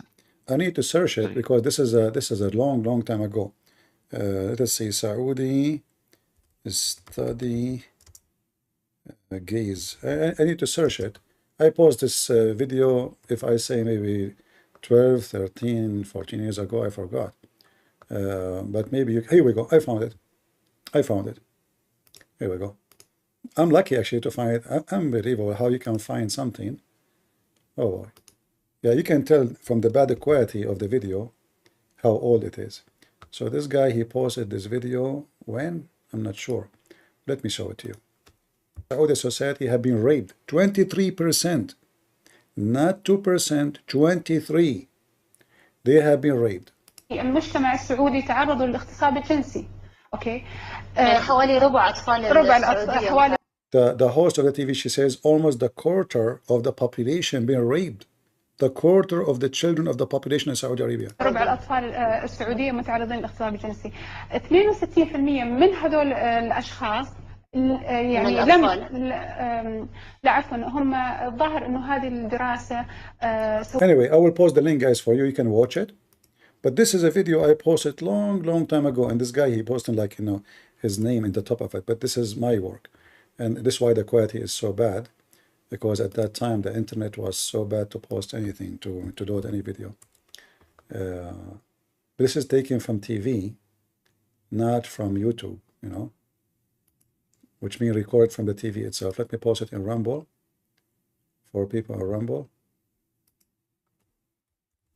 All right, you can save it. But this is telling you how corrupt the society, and this is the most religious society between Muslims in the world. Saudi Arabia. I remember at that time when this is mentioned, this is when women, they cannot walk in the street alone. There is Saudi Islamic police. There is all the madness.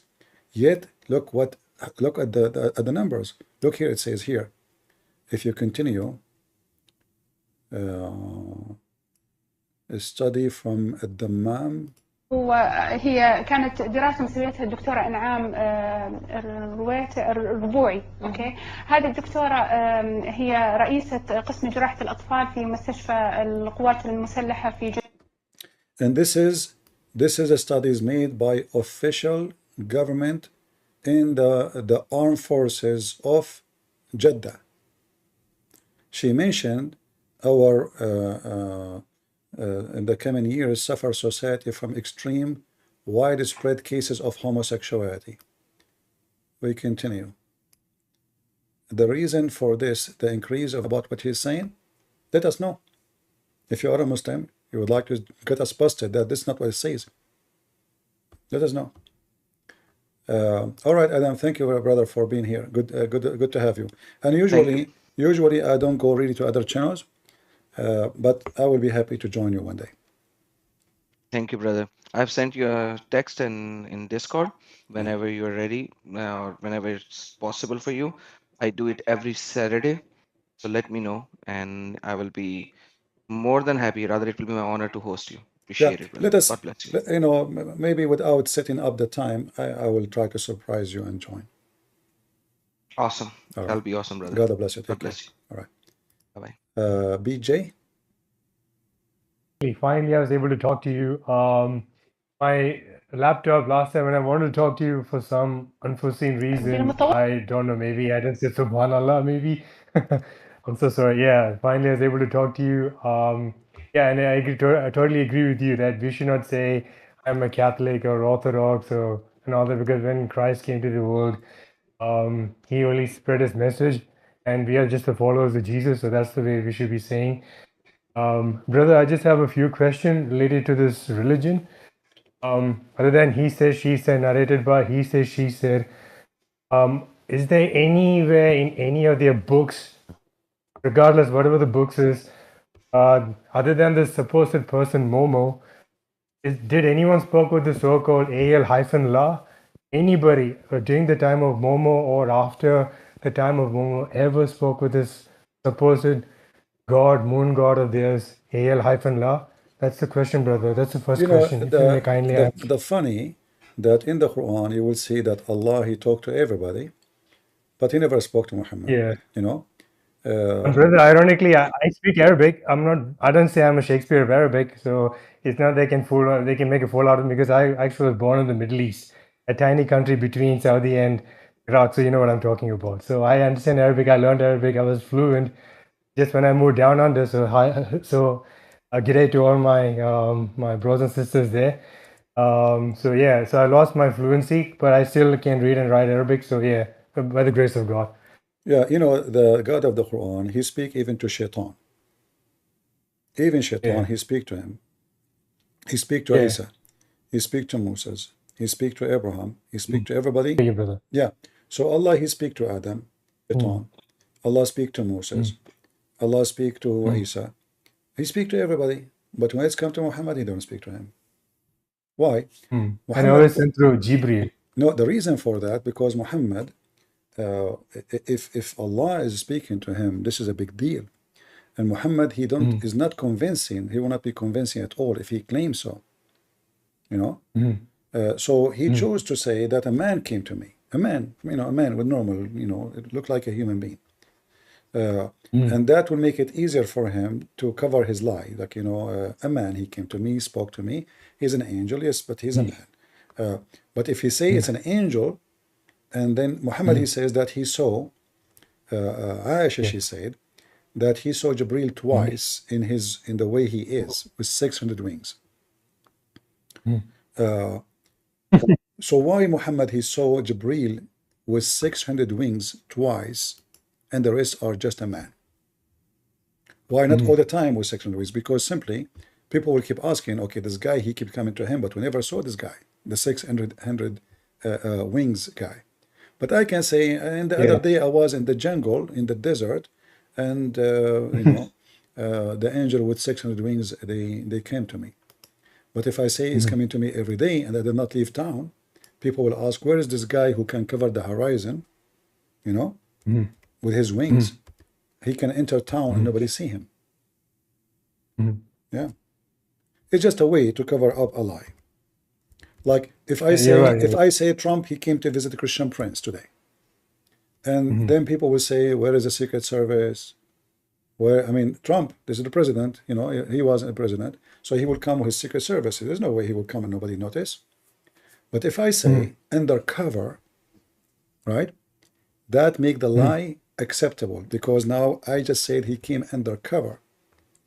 If I say Trump the way he is, he came to me with Secret Service and the cars, then people will say, well, we did not see any, you are lying. But if I say undercover, maybe he came as an ice cream guy, you know. So Muhammad, so Muhammad, he make it undercover in order to cover up his lie. In the case of Jesus, we notice in the Quran, nowhere Allah he said that Allah he sent an angel to Jesus. Why? Why Allah he sent to Muhammad an angel, but he don't send an angel to Jesus? Already Jesus in their religion, well, Isa, I should say, because our Jesus, once they reject the Trinity, means they don't believe in our God anyway. So there's no point of saying they believe in our God, which is total rubbish. Because once they deny the Trinity, irrespective of they deny the Father, the Son, the Holy Spirit, it means they deny our God. So that itself is like that's not even a topic to discuss even in the first place. But again, as you say, brother, it's Isa, you know. So yeah, he himself is very special. The name is wrong. The name is wrong. But here always, if you wanna ask yourself, if Muhammad is more important than Isa, according to Muslims, the one they call him Isa, so how Allah keep talking to Isa, but he don't talk to Muhammad? Why? Yeah, exactly. I talk to the most important. I deny access to the one who is less important. So if I'm a king, the one who can have access to me, obviously he's more important. The one who is denied from having access is the less important. Yeah. So a president, he meet his ministers, but you don't meet the guy who work in, you know, in collecting or engineer anywhere in the world. You have to be someone special. So Allah, he speak to Isa. He mentioned his name. He speak to him, and he ask him a questions, and he have a conversation with Isa, as we see in the Quran. Why Allah don't talk to Muhammad? They have no answer. Yep. And they always try to beat around the bush, and then they either say, oh, it's syllogism or it's a straw man, and they try to cover up the whole inadequacies. He doesn't say anything, and they try to find a way to go around and start shifting the blame onto some imaginary excuses on our religion. So I find that very, and you know what's the worst thing, brother? I mean, you and I, we are Arabic speakers. What I find very funny is people who don't speak Arabic are trying to correct, especially you. I don't even say I'm a native Arabic speaker. I don't say I'm a Shakespeare of Arabic language. But when they're trying to correct you, it's beyond hilarious, and it's very stupid. I mean, I don't understand what's wrong with these people. They can't even utter one word of Arabic. And yeah, it's beyond stupid. The language is just another story, a bad side of Islam, because, you know, the Quran said, Allah Allah never send a messenger to any nation except in the tongue of his people. And the Quran gave a good logic for that, which is weird. Yeah, the tongue of the people. Why? So they might understand. And then the same Quran, the same religion claimed that Muhammad is a messenger for all mankind. So how the Quran is saying that Allah will never, and he had never been sending any messenger except in the language of his people, which means he have to be from the nation, and he have to speak the language of the nation. Why? In order to make the message clear. So who said that? The Quran. So in order to have the message clear, we have to speak the language of the people. Exactly. So how Muhammad is a messenger for people of India? Exactly. It doesn't make any sense. This verse destroy all the logic of Muhammad being international messenger of Allah. Exactly. And they don't even realize why they have to speak in Arabic also, even when they don't understand what the Arabic sentence even. I don't know if you notice what I see on screen. And then Allah, he misled whom he wills. So why you are sending Quran if you are going to mislead anyway? What the heck is that, you know? Exactly. He just said he will send a messenger to make it clear. Okay, so now we make it clear and then we mislead them? Does not make any sense. And our Bible is very clear. The one who misleads obviously is Lucifer, the Satan. So exactly. Yeah. Brother, I have one more question. If you could kindly answer. In their book, the ones who wrote this supposed revelation, the first two who wrote the revelation, one of them became Christian, the other one left the religion. Brother, is that really true? I may have missed it, but I've heard this also from another Christian brother. He's an ex-Muslim. Ahmed, ex-Muslim. I'm sure you're aware of him. He was saying the other day, or a few days back, that there was the first two supposed ex-Muslims. They left the religion. They were actually the writers of the supposed revelation. Is it true, brother, that one of them became Christian and the other one left the religion and he created his own religion? You know, we go by what Muslim says, you know. So as an example, we have the story of Abdullah ibn Sarah, who is the brother of Uthman, you know. He was the scribe of Muhammad, and if you remember the story in the Quran, where he was talking about how Allah created the baby. So Muhammad, according to the Muslim books, not our books, when he was reciting how Allah created the baby in chapter 23, verse 14, he said, Muhammad, he'd read until he arrived here. He says, then he closed the bones with the flesh. Then and then we brought it other creation. Muhammad stopped talking now. The guy, Abdullah, he says, he liked what Muhammad said, so he says, oh, blessed be Allah, the best of the creators. Muhammad said to him, oh, write that there. The guy, he said, write what? He said, right, blessed be Allah, the best of the creators. The guy, he said to him, but Prophet, I'm the one who said that. He said, well, this is how it came to me. So at this moment, the man, he noticed that Muhammad is a fraud. He just copied what he said, you know. He liked it. He found that it fit good in the Quran. He put it in the Quran. And that's why he left Islam. Yeah. And here, by adding this, by the way, Muhammad, he destroyed himself, because we every day we make fun of Islam, saying that Allah the best of the creators. How he is the only creator, but he is the best. Right there. It says very clearly in Arabic. Yeah. I mean, those who can read it. And this is a present. The pagans believe that there's many gods. So now the guy here, he's supposed he's a Muslim, but now he is admiring this God who is the best of other gods. So he converted to Islam, but he still is a pagan because Islam is pagan. And Muhammad, he took it, for he did not find something wrong in it, because still he believed in many gods, obviously. Otherwise, you cannot say Allah is the best of the creators unless there is other creators. Exactly. You're and there right. is, I mean, it doesn't make any sense. There is the story, not only like writers of the Quran, they left Muhammad, even his wife. His wife, Qatila, you know, she left Islam, and the story, she became a Christian. Some story says she just married other guy. But even not only she married someone else, she, in some story they say she married Ikrama ibn Abi Jahl, which means the one Muhammad he speak against in the Quran, the father, you know, his uncle. Yeah. And then it says even that Abu Bakr, when he heard that she married this guy, he wanted to burn them alive. You know? Yeah.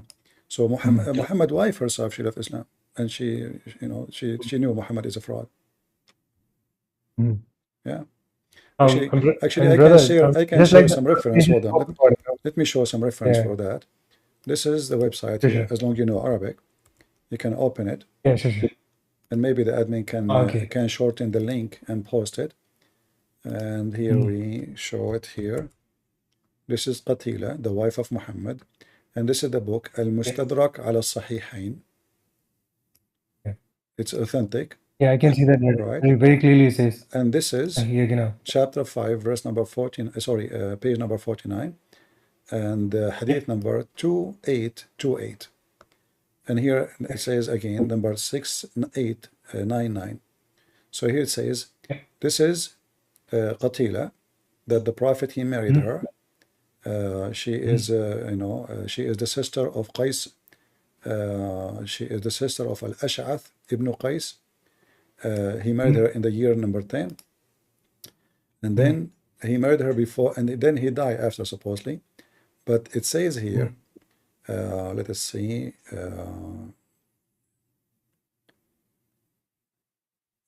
So he married her. Here we go. At the end it says, and some they mention that she became an apostate. At the end. Yeah, it says clearly. Yeah. Oh yeah, I mean there's English anyway. Yeah. Yeah. So you can, this is his wife. She left him. Brother, just and again, I thank you so much for your time, for allowing me to talk to you. I tried many times in the past due to my unforeseen laptop issues, so I wasn't able to talk to you. So I thank you so much for your time, and I just have one last thing to just for my all brothers and sisters in humanity. We just want you to know that nobody hates you. We as Christians, we love you. We just want you to know the real truth about our living triune God, Jesus. And just to make it very simple, don't listen to other people. If you really want to know Arabic, you have to learn Arabic. Otherwise, don't trust blindly the false translation and learn to listen to a brother, Christian Prince. He's saying only from his heart, and he just wanted to know what the living triune God Jesus is. And just to make it very simple, what Trinity is, it's just like we as human, like me as a person. I have a body, I have a mind, and I have a soul. So my body is like, my soul is like, so like, make it very simple. My mind is my ability to think, my consciousness, and my soul is what is inside of me, and my body is my body. So it's still these three. I'm still the same person. So in the same way, just like Father, Son, the Holy Spirit, there's still the three. They're still the same. And yet they're not the Father is not the Son is not the Holy Spirit, the Holy Spirit is not the Father.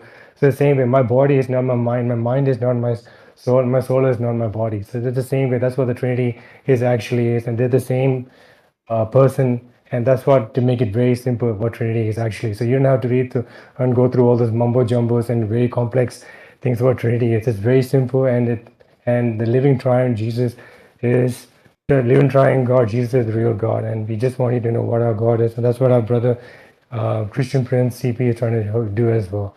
And aside from that, brother, I just want to say, God bless you.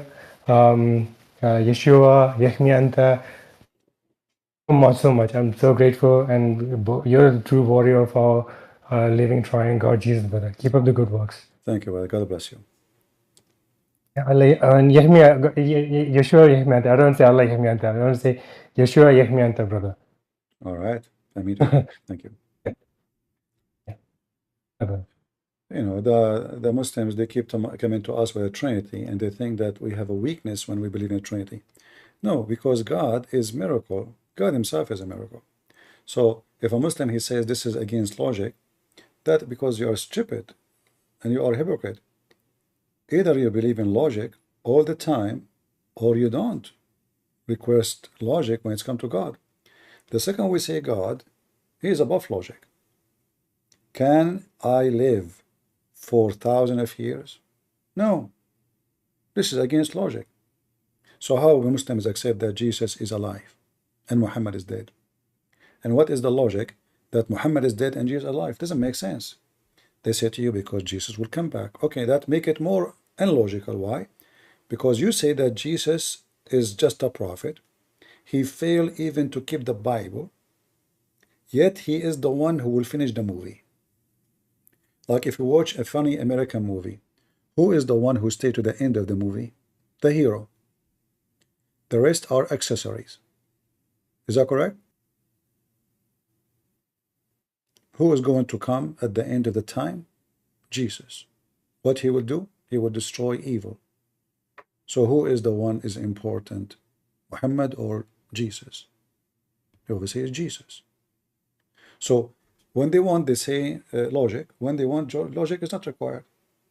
What is the logic that Muhammad is so good in sex, but he is not the one who will finish the evil? What happened to the power of his penis? You know what I mean? What is the logic of saying to me that Muhammad, he can have sex with all his wives in 20 minutes? Is that to prove that he is godly, or to prove that he is pervert? I want to know. Like, when I read that Jesus, he fasted for 40 days. Who can fast 40 days? Nobody. Can you? That prove to us that Jesus have ability, even though he have the flesh of a human being. Nobody can have. Muhammad, he cannot fast, even when he is fasting. According to Aisha, when he is fasting, he is sucking her tongue. Okay, hold on. In Islam, if you suck any liquid into your mouth, you broke your fast. So how a man is sucking the tongue of his wife is fasting?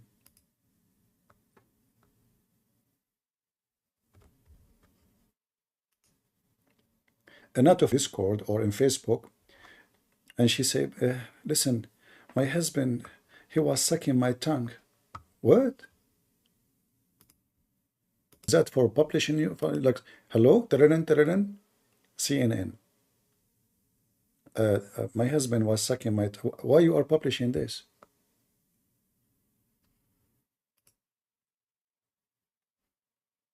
Is that from God?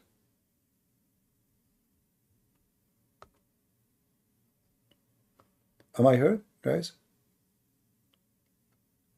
Do you hear me still, or you lost me? We are going to change our internet provider soon. Is acting bad.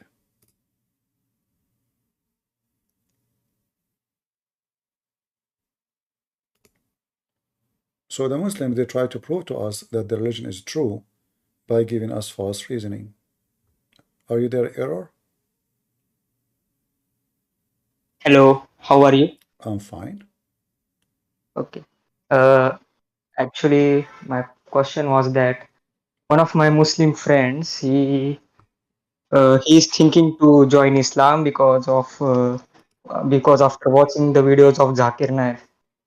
So I want to give him a reference of the hadith where it says that even if you do as per follow the Muslim rules, still you are going to hell because of Allah's decision made by the destination something.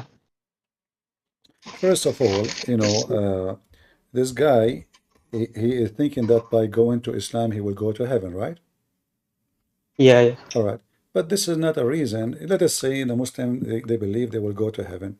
But this is not the reason to accept Islam or not? Because all religion, they say, you will have special treatment from God, you know? So, وَمَا مِنْكُمْ وَإِلَّا وَارِدُهَا إِلَّا وَارِدُهَا. Not even a single one of you, but he is going to enter heaven, to enter hell, sorry. Let us see, hold on.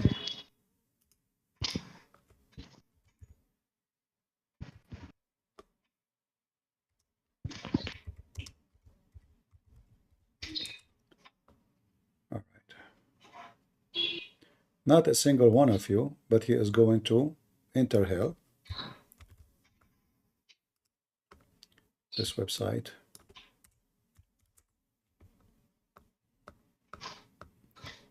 I mean, this website is really weird. In chapter 19, verse number 71, it says, not but a single one of you, and the Muslim here, they translate, it says, will pass over hell. No. Wariduha mean he will enter it. If you change the translation or translator, actually, let us go and see the interpretation just to show you. 1971.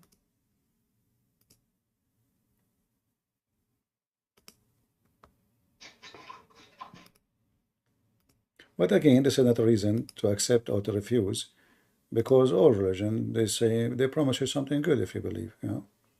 This is stupid reason. Anyway,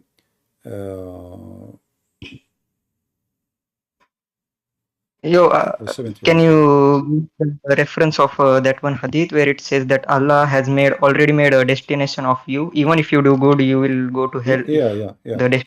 But yeah. Here it says, as an example, in chapter 19, verse number 71, let us see the interpretation for it. I will give you this one, and you can save it. Do you see the screen? It says, there's not one of you, but he shall come to it, that he shall enter hell. Right? Yeah. And this is the tafsir of the Muslims. And this is the link, I just gave it to you.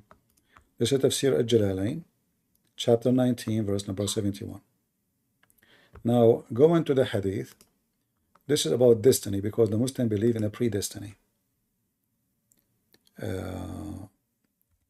Muhammad, he make it clear that 40 years before Allah, he created his Adam, or even any human being, he wrote their destiny about what they will be. Bad, good, believer, disbelievers.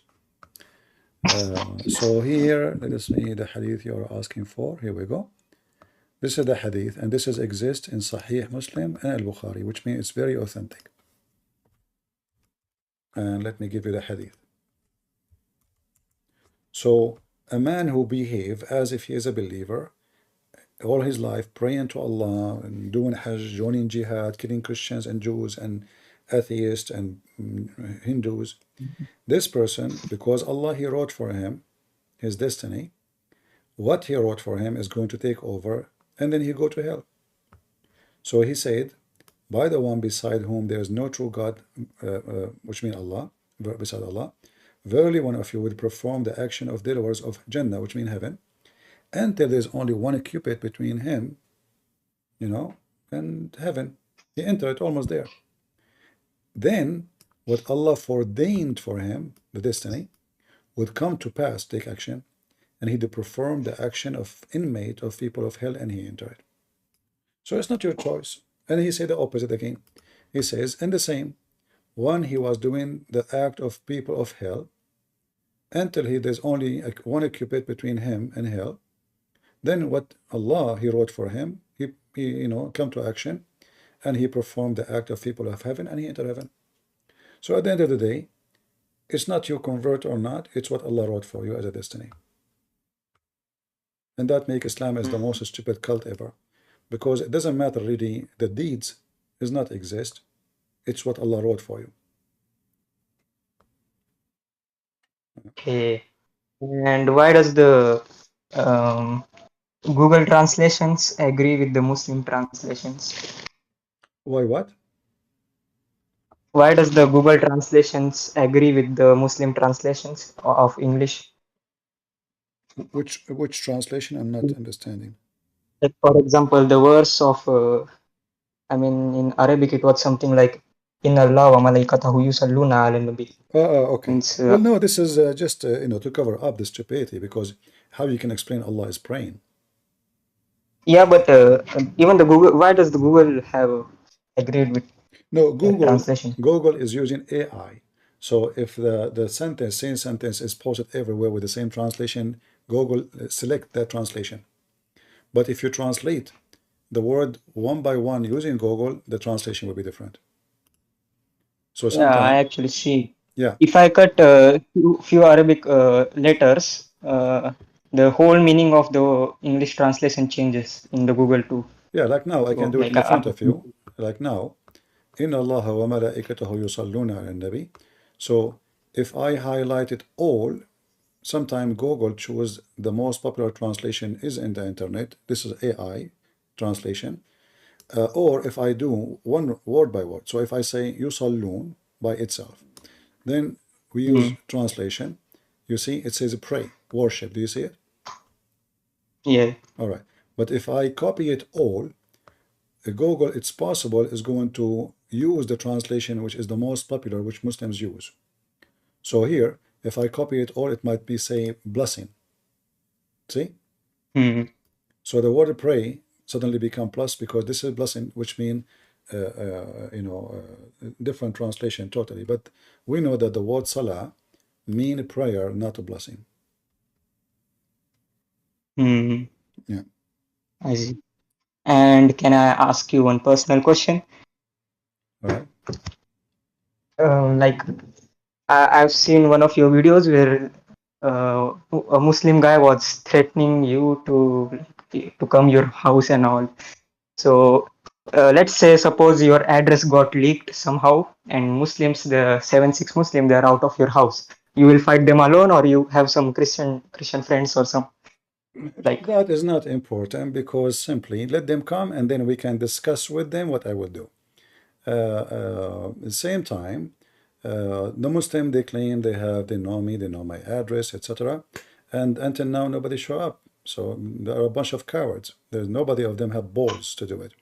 So let them come, and then you will hear about it in the news for sure. A lot of shish kebab will happen. For me, I don't care who when I come. You know, if you want to expose Islam, you should not be afraid. If you are a coward, don't even open your mouth about anything, because there is risk about anything you say. You offend somebody, you make him angry. I have no fear of anyone. Let them come, and who is going to protect me? My Lord is with me, and for sure my guns. Thank you, brother, for being here. Thank you very much. You're welcome. We fear nobody, and nobody can threat us.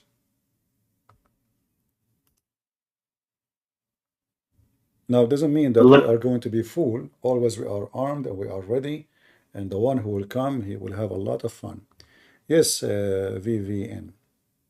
I'm Christian, but I just had a question. I know you've been debating Muslims for a long time. When did they start denying their hadiths and stuff? Has this always been a thing? No, since we start showing them the embarrassment ones, they start denying them. They don't deny them actually in Arabic. Usually they deny them only when they speak in English. So when the Muslims they speak between each other, they don't deny them. But in English, because of it, like if you go in the Saudi airline, they have a brochure. One is saying in the brochure, I don't know how it is now, but I saw the brochure. It says, "Oh Allah, don't make us die in the land of the disbelievers, the kuffar. May Allah curse them." You flip the page in English. "Welcome to Saudi Airline. We hope that you are going to enjoy our service. We hope that you will come back." There's nothing in what is mentioned in Arabic. So the Arabic page is insulting the kuffar. "Please, Allah, don't make us die in the land of the kuffar. Keep us safe." The other one says, "Welcome to Saudi Arabia. Welcome to Saudi Airline. Please let us know if you have any complaint." It's totally different page. But when you read them, when you read the English one and you see Arabic one, you think the Arabic one will be translation for what? For the English one, right? It's going to be the same. It's so different. So the Muslims, when they speak in English, they give you different message. When they speak in Arabic, they have different religion. Like when a Muslim, he go to a black person, what he say to him? "Look what the white man did to him." But he will not say to him that the Prophet, he owned a lot of slaves. Yeah, I've seen that actually. And what's that? I don't even know his name, but I've seen that actually. Yeah, they'll go do dawah on the street. Yeah. But when it's a black guy, it's always about, "Oh yeah, you know that white Jesus they're preaching over there." They always play to their they do that. No, they are businessmen. So if you are white, they will not say to you, "You took the black as a slave." If you are black, they will mention the slavery, because slavery is a bad let us say experience for African in history. So they try to use it to convince them. They try to connect slavery to Jesus. That the Christians, the white Christians, they enslave you, but they forgot that neither Jesus, neither the disciple of Jesus never owned slaves. However, Muhammad, he owned tons. All of them, they have slaves. The Caliphate, they used to have tens of thousands of slaves just for be dancing. So they go to you, they speak about, they don't even mention that the one who captured the slaves are the Arab, white Arab in Africa. The European was buying slaves from the Arab, Morocco, Tunisia, Libya. This is the land of marketing. They go inside Africa, they kidnap them, and then the European businessmen, they come and they buy the slaves, and then they sell them in Europe or in America. But they mention only the European. They will not mention to you that the one who owns slaves is always the Muslims. In fact, until now, no Muslim nation can oppose slavery, because this is against the Quran. Yeah, they cannot. Because we see it out there in Saudi Arabia. I mean, they sell kids, daily. They used to go, like, I don't know if you saw the complaint made by Human Rights. The Emirati, they go to Thailand, they go to Nepal, they bring little kids in the age of 5 years old just to use them for camel race. After they made many organizations, they made a complaint about human trafficking for kids. Now they are using remote control, like a machine. They put it in the top of the camel to make the camel. It's just to keep the camel like running. It push it with the stick. So slavery is part of their religion. Muhammad, he owned thousands of slaves. And then they say to you, if they are speaking to a black person, they say to you, do you know what they did? They sold you as a slave here. Yeah. So they try to connect slavery into Jesus. When Jesus, and the Bible says it clearly, there's no Greek, there's no Hebrew, there's no free, there's no slave, for all is one in Jesus' name. So the Bible is so clear that all of us, we are equal. And Jesus never owned a slave and never says go and buy one. And none of the disciples, they own slaves. Who is going to prevent Jesus? He's short of money. They cannot buy slaves. Why they don't buy slaves? Because simply this is not what Christianity teaches.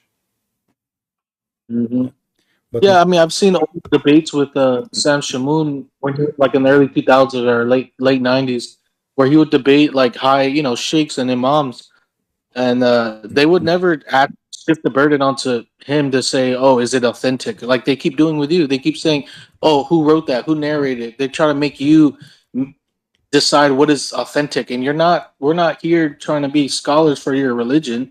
Their religion is saying it's sahih, it is authentic, and that's it. We're holding the religion accountable for what they say is authentic, and they don't see that. They keep trying to dance and deny their own books, and it's crazy. I cannot believe. I don't know how they feel. You see, when you debate a Muslim, you are not debating a Muslim. You are going to play with them. Because simply a debate have to happen only between two honest people, not between liars. So if he is lying, you cannot debate a liar. There's nobody can debate a liar. If we go in the Quran, we will find tons of verses speaking about your right hand possess. Who are they? The slaves captured from war. You can rape them, and then they go and they school people about slavery. Muhammad owned slaves. Muhammad beat slaves. Muhammad raped slaves. Muhammad received gifts like shipping in Amazon, slaves from Egypt.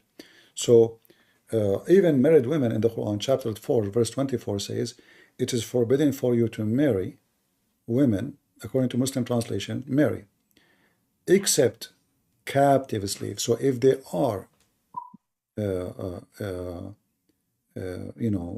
slaves, and not to marry them, by the way, you can rape them here. There's no marry. The word marry is false.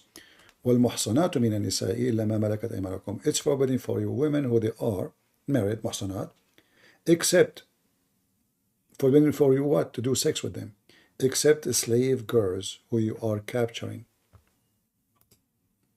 Yeah, so the law only applies to everything else except slaves. So slaves are just open season then. Yeah, that's crazy. In fact, there is a story of Umar al-Khattab when a slave girl, she wear a burqa. Umar, he did beat the women. She wear hijab and burqa. He beat her and he said to her, are you trying to make yourself look like a free woman? So slaves are not even allowed to cover herself. So the reason many people do not know the reason for the burqa. The burqa was a symbolic of who is a free and who is a slave. All right. So when a Muslim man, he see a woman in the street not wearing burqa, it means he can jump on her. She's nobody. She is just a slave. But if she is wearing burqa, that means she is a free woman, regardless if she is married or not.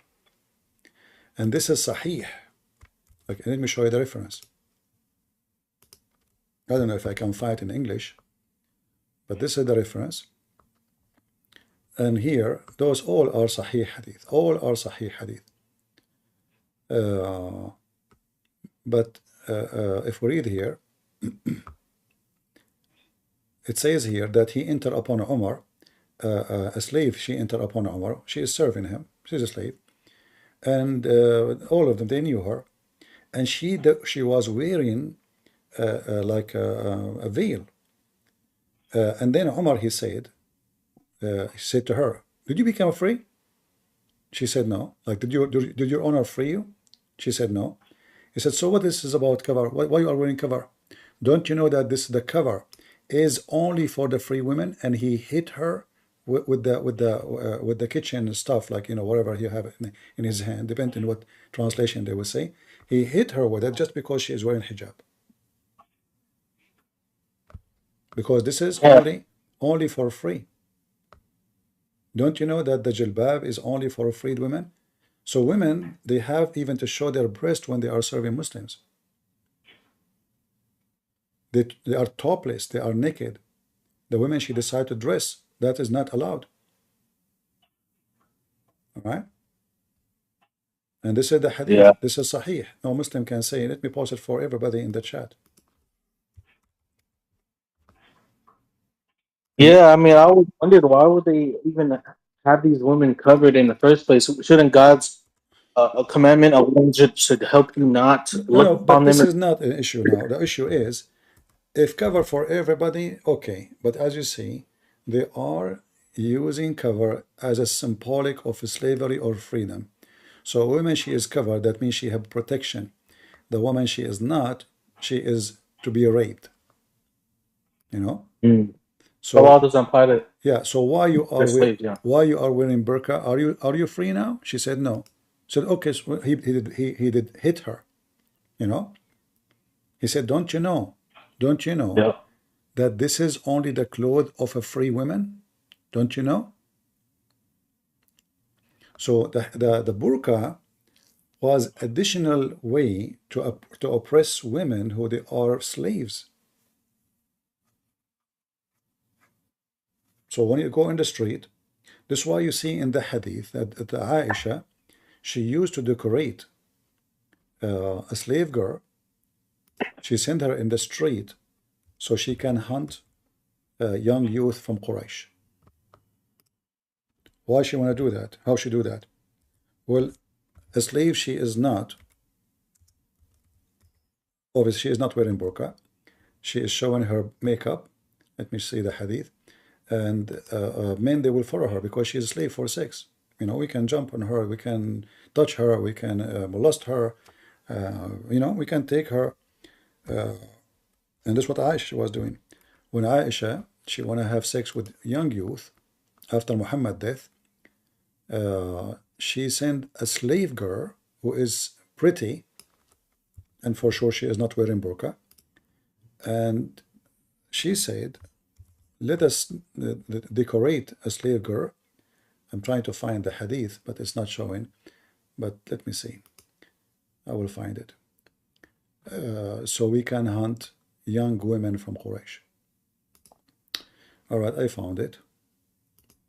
And this is the link again for those who they are looking for it. We will post it in Rumble and YouTube. So burqa, in the old days, it was only for honorable women. Even though women is oppressed with the burqa, but it's a kind of protection too, because if you don't wear it, they will rape you. All right.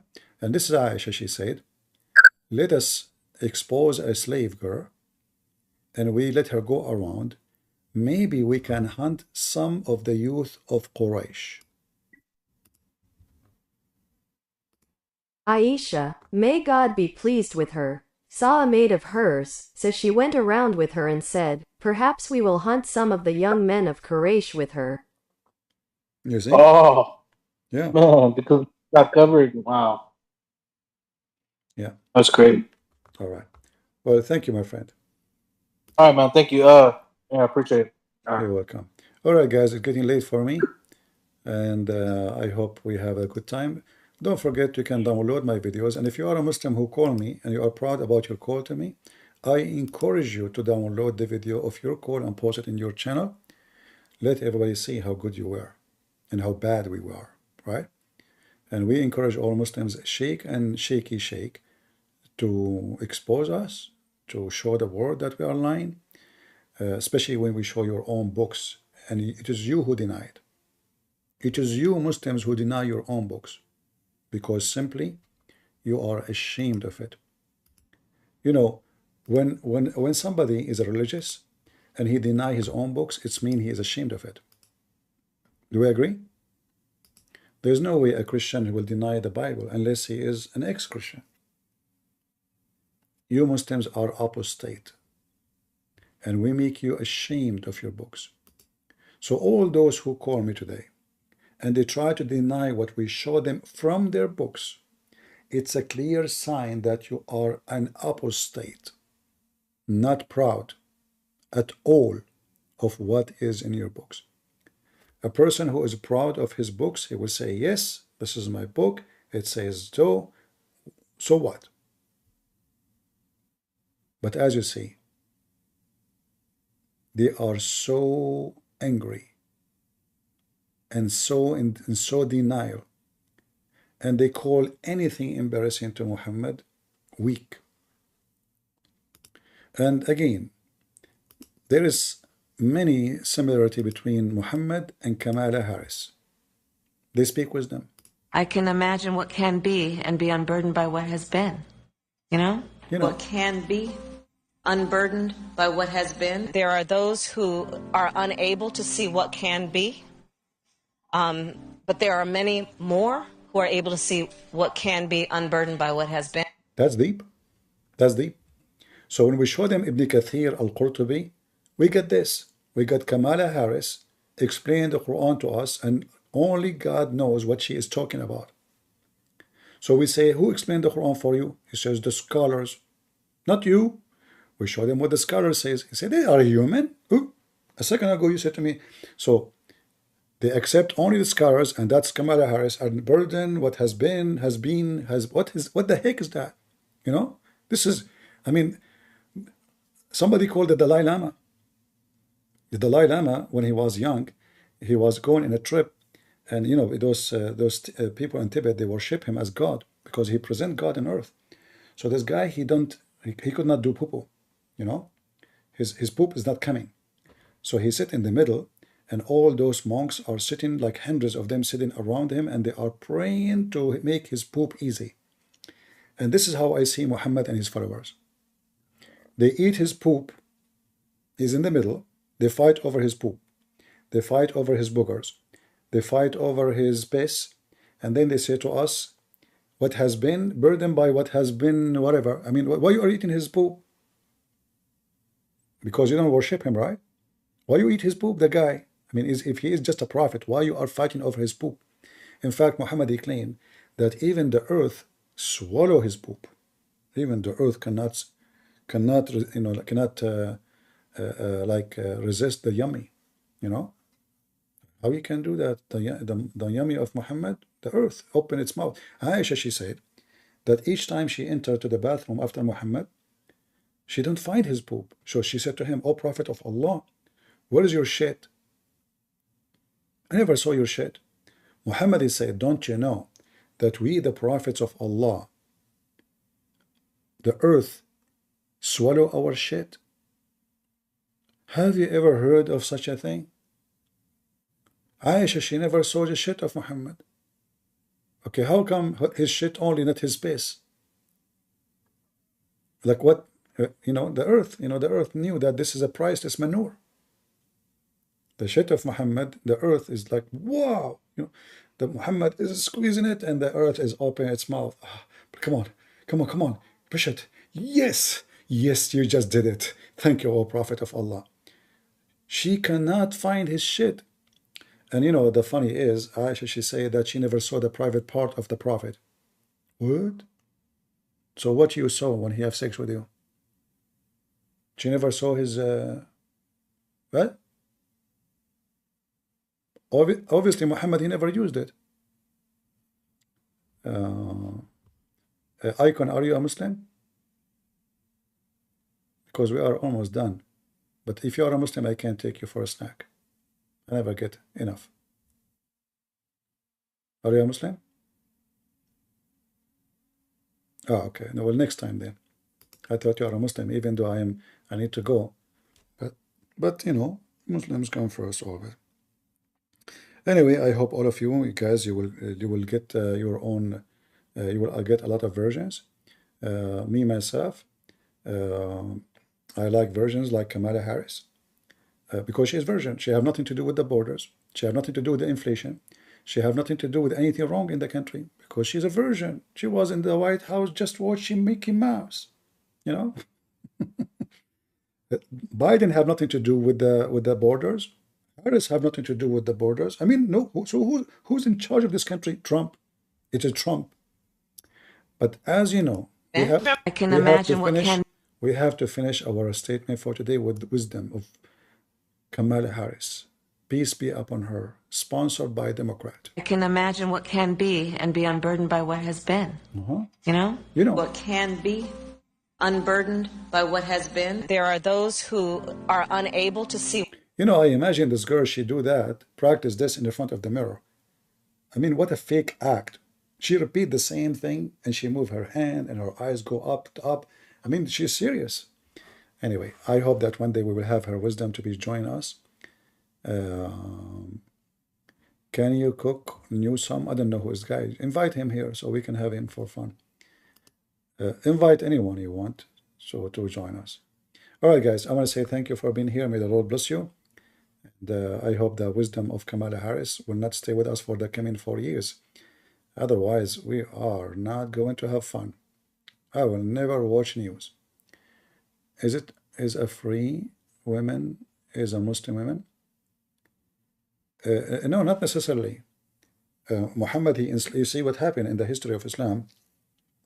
In the beginning, many slaves, they joined Islam because they thought if they join Islam, they can be freed. Then they noticed that the Muslims are not freeing them. In fact, Muhammad, he encouraged them not to do it no more. So if you kiss the black stone or touch it, is better than freeing a slave. So why he will free a slave? The Arab, before Islam, they used to free slaves. When something wrong happened to him, let us say you're an Arab, your son died.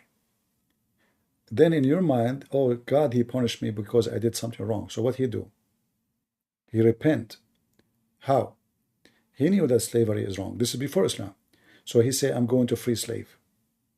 Please Allah, forgive me. So he's a pagan, he worship Allah still. So they used to free slaves. Muhammad, he come with an idea that you do not need to free slaves.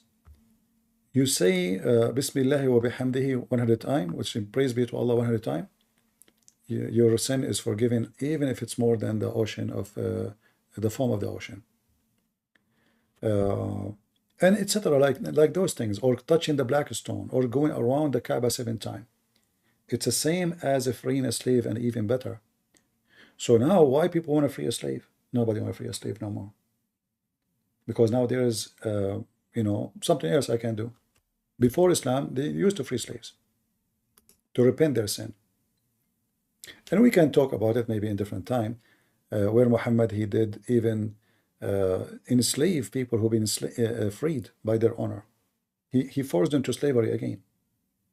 Like there's a story of a Coptic guy, his owner, he freed him, and Muhammad, he made him a slave again. And the poor Coptic guy,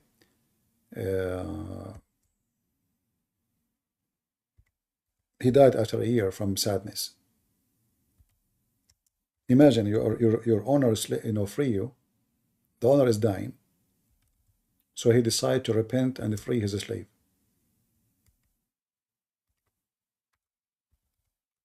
The owner, he died.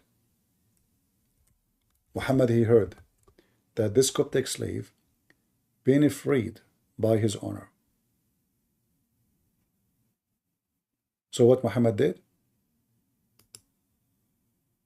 He made him a slave again. That is Muhammad.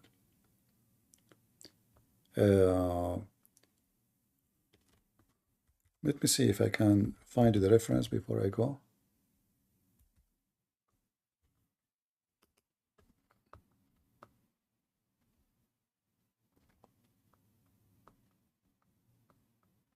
Maybe next time we'll go live. Otherwise, that, you know, each time I say I'm leaving, guys, you know, we another question come, and that will make us go again and again. So I better go, and then we can continue next time we go live. So I want to say thank you all for being here. May the Lord bless you. And always remember that Muhammad is the best example of evil.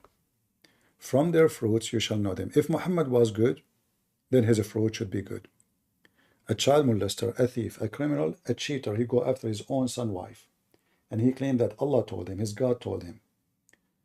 He cannot be not only a prophet, he is not to be trusted to be a postman, because a postman shall be trustworthy.